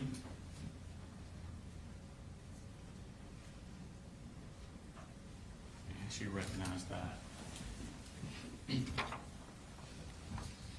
Yes. Okay. And what is that? My call history off my phone. I'm sorry, what? The call history off my phone. Okay, so these are your outgoing calls? Yes. And does the actor reflect the calls and the times that you made them? Yes. And did you take those pictures? Yes. Your Honor, Tender States number 180 in evidence? Okay. Published to the jury. All right, so this is your outgoing, and it says there Whitney Hardegree at 9:59. Is that correct? Yes. Okay, so if the other call came in at 9:50, duration 8.5 minutes, you're hitting at 9:59 or 9:58.5, I guess. And then so once you hung up from Whitney Hardegree, then you called D. Martin 1 minute later? Yes. Okay. Did you reach D. Martin? No. Okay. What happened at that point? I called Miss Matthews. And who's Miss Matthews? She's the receptionist that has a walkie that can call administration. And by walkie, do you mean a radio type thing? Yes. Okay. And did she send out a radio call to Miss Martin? Yes, Okay, and that would have been around, what, 10:01? yes. Okay. What did you do at that point? I went up to, I had her page out, and then I went to the head counselor's door to see if I could speak with her, and she had a student in her office. The head counselor? Yes. Okay. And so at that point, I went up to Miss Matthews' desk, and I discussed it, told her what was going on. I really needed to get an administrator. Okay. Were you aware that Ms. Martin was already actively looking for Colt with the school resource officers at that point? No. Okay. What happened at that point? So at that point, Miss Matthews, I think that someone replied back on the walkie and told Miss Matthews that it would be a minute because they were in the middle of a search, and so I was just waiting. I tried to get the head school counselor again, and then at some point I was able to tell the head school counselor what was going on, but eventually someone came, Miss Martin and the school resource officers actually came back into counseling and asked me, was Colt with me? And I told them no.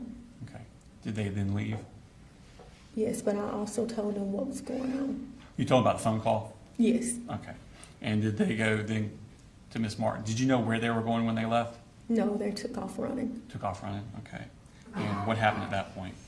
And so I was just like waiting. I talked to the head school counselor about what was going on. One of the officers came back and asked me to give them a description of Colt, and I did. Okay. And then what happened? So when I gave them a description of Colt, Miss Matthews someone called her on the phone. It was Miss Rayburn, and she wanted me to give her a call. So I went back into my office, and I proceeded to call from the head counselor's cell phone, Miss Rayburn. And as I was discussing with her about the phone call, that's when we heard shots fired. Okay.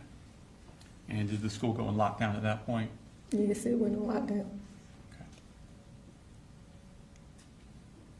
Just a second, please.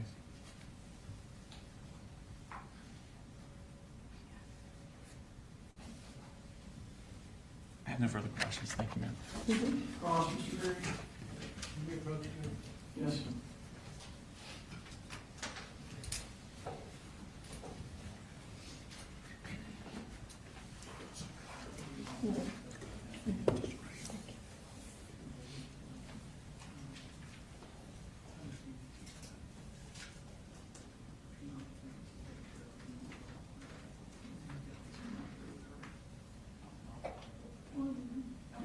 Do what you need to do. Thank you.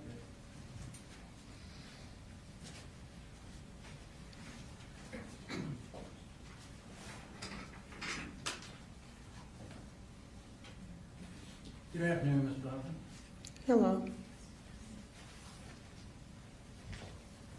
Sorry for your family loss. I'll Thank try you. to be as quick as I can. I know you've got things you need to do tomorrow. I just want to go through a few things with you so that I'm clear, okay?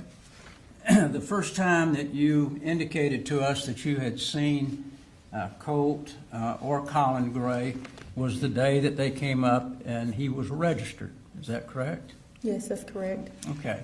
And when he registered, did he sit down with you and talk with you about any issues at all, or was he just trying to get information about the classes that Colt would be in? Just classes that Colt would be in. Okay.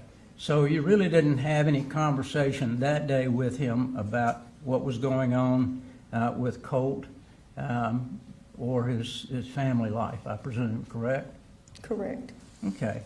But you do remember that they came up together. Yes. The mother did not attend. Correct. Is that right? Let me ask you just a little bit about your background. I know you told us that you graduated in counseling As a counselor, what things are you trained to look for when you're dealing with teenagers? Just basically if they have like, sometimes if they have like trauma, some things we can see.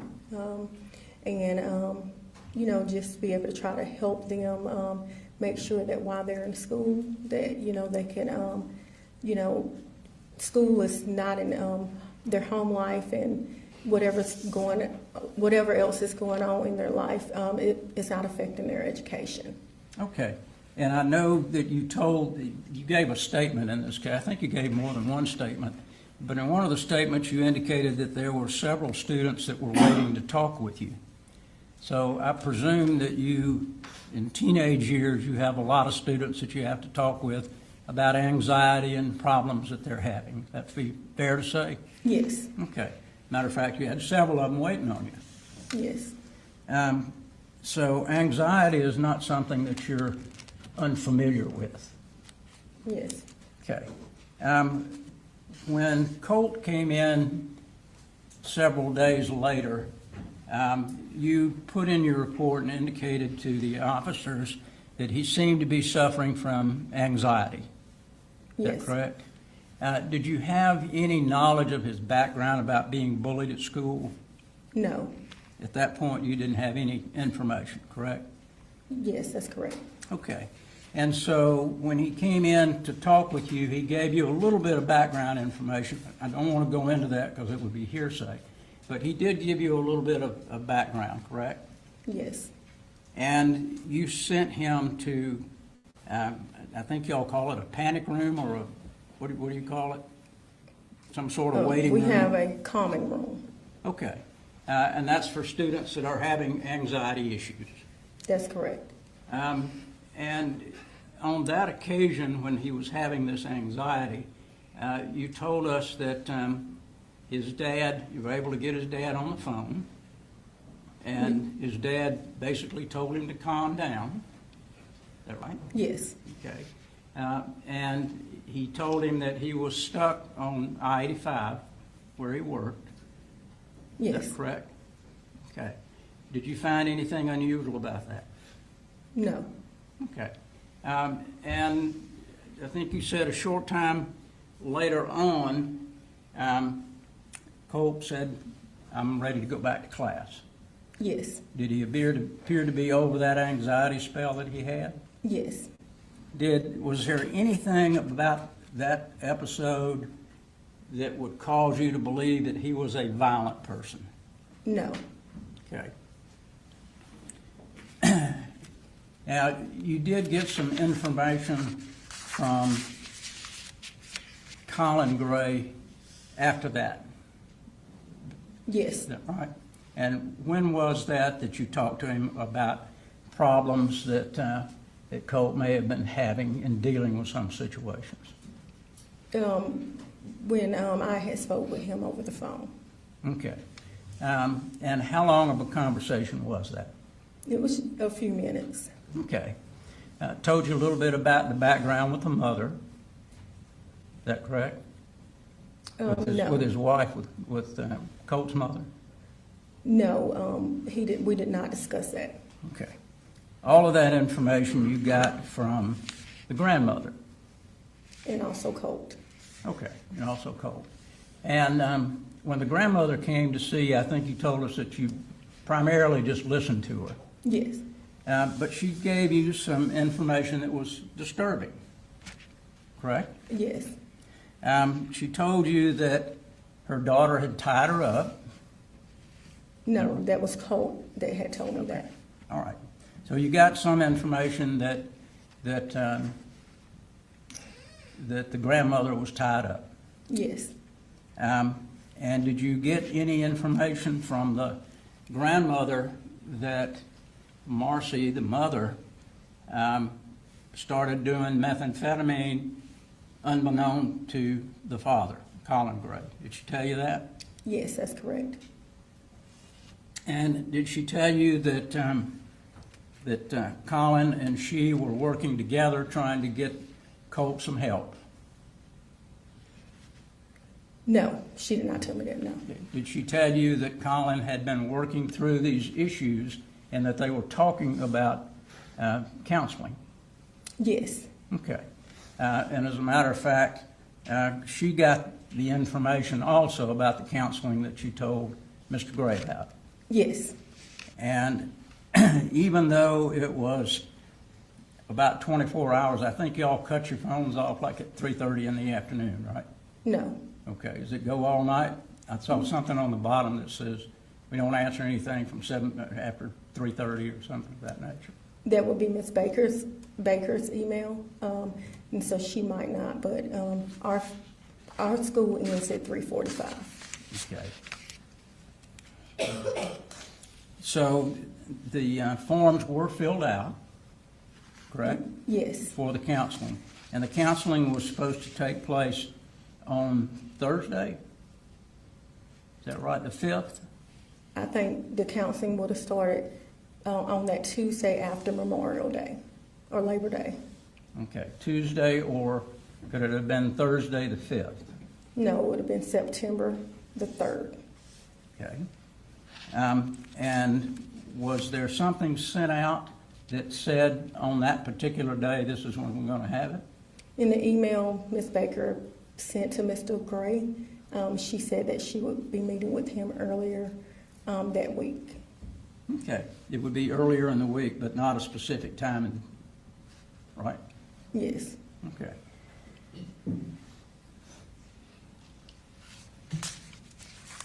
I want to talk a little bit about the telephone call that you had from Marcy Gray. And that was, I think you said, at 9:50. Yes. Is that right? You received this call from Ms. Harris, this email from Ms. Harris about 8:46 in the morning Yes. about her concerns. Did you know that Ms. Harris had gone to Ms. Martin's office and said she thought that she may have seen a gun in that bag? No. Nobody ever told you that? No. Okay. Did you ever tell Ms. Martin there's two Colin Gray or Colt Grays with two Grays with different names that are in the same class? No, I would not have known. You wouldn't have had known that. Okay. So you didn't have any idea that Ms. Harris had made a trip to Ms. Martin somewhere around 9 o'clock, a little after 9 o'clock? No. Would that have been important for you to know? Yes. So at 9:50, which was about over 70 minutes later, you get this telephone call from Marcy Gray. Yes.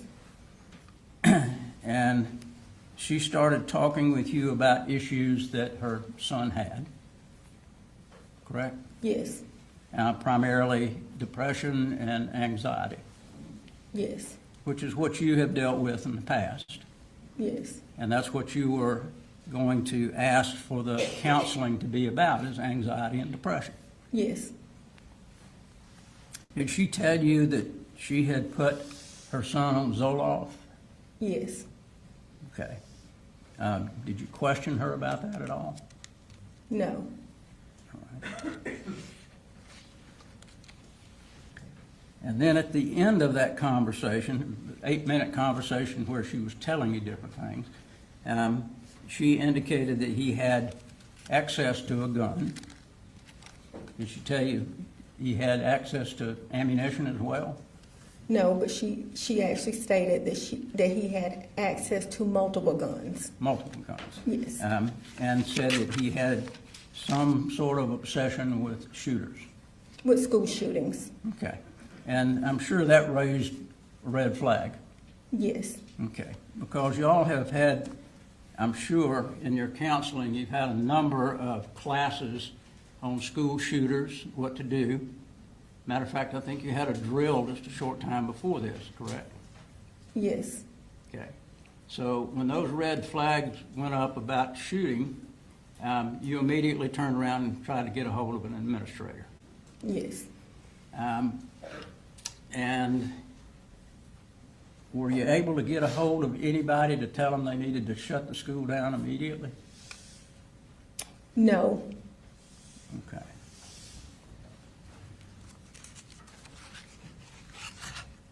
And I think the next thing that you need, did you start seeing some other students at that point after you made that call? no, sir. Okay. I think that you started maybe hearing gunfire shortly thereafter. Yes,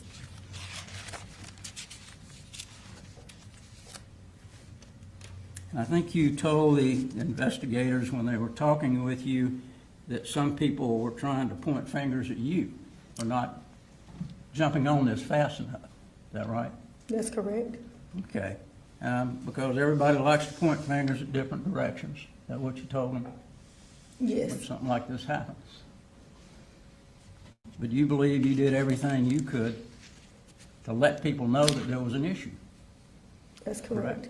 and Ms. Martin could have punched the button as soon as she heard something about a gun from Ms. Harris. She had the authority. Ms. Martin had the authority to lock down the school, did she not? Yes, Okay.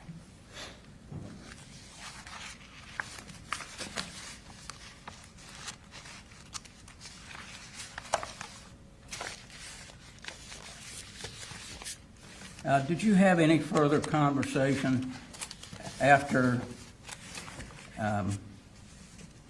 your conversation with Colin Gray on the telephone? Did you talk with him again before the shooting? no, You had his email address, is that Yes. right?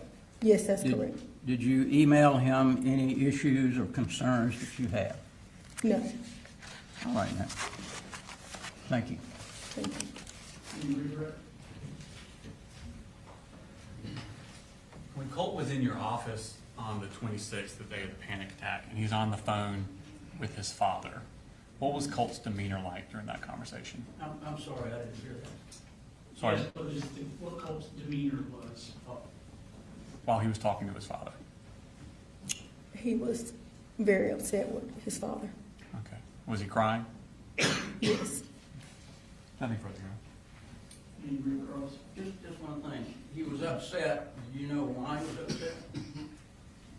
because he wanted his dad to come and pick him up. Okay. He was upset because his dad was working and he couldn't get there. Right? That's not what he said. He was just very upset because his dad did not come and pick him up. Okay. Nothing further, Judge. All right. Thank you, man. You're free to go.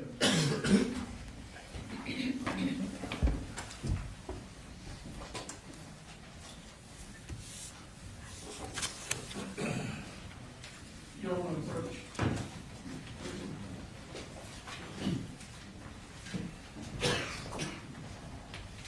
I don't know that needs everybody.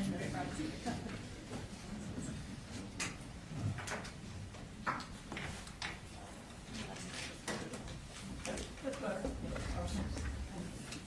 Soon you get a chance. All right, ladies and gentlemen, because we've run over, they went ahead and released the last question today. They'll come back tomorrow. So we're going to suspend the trial for the day, go home.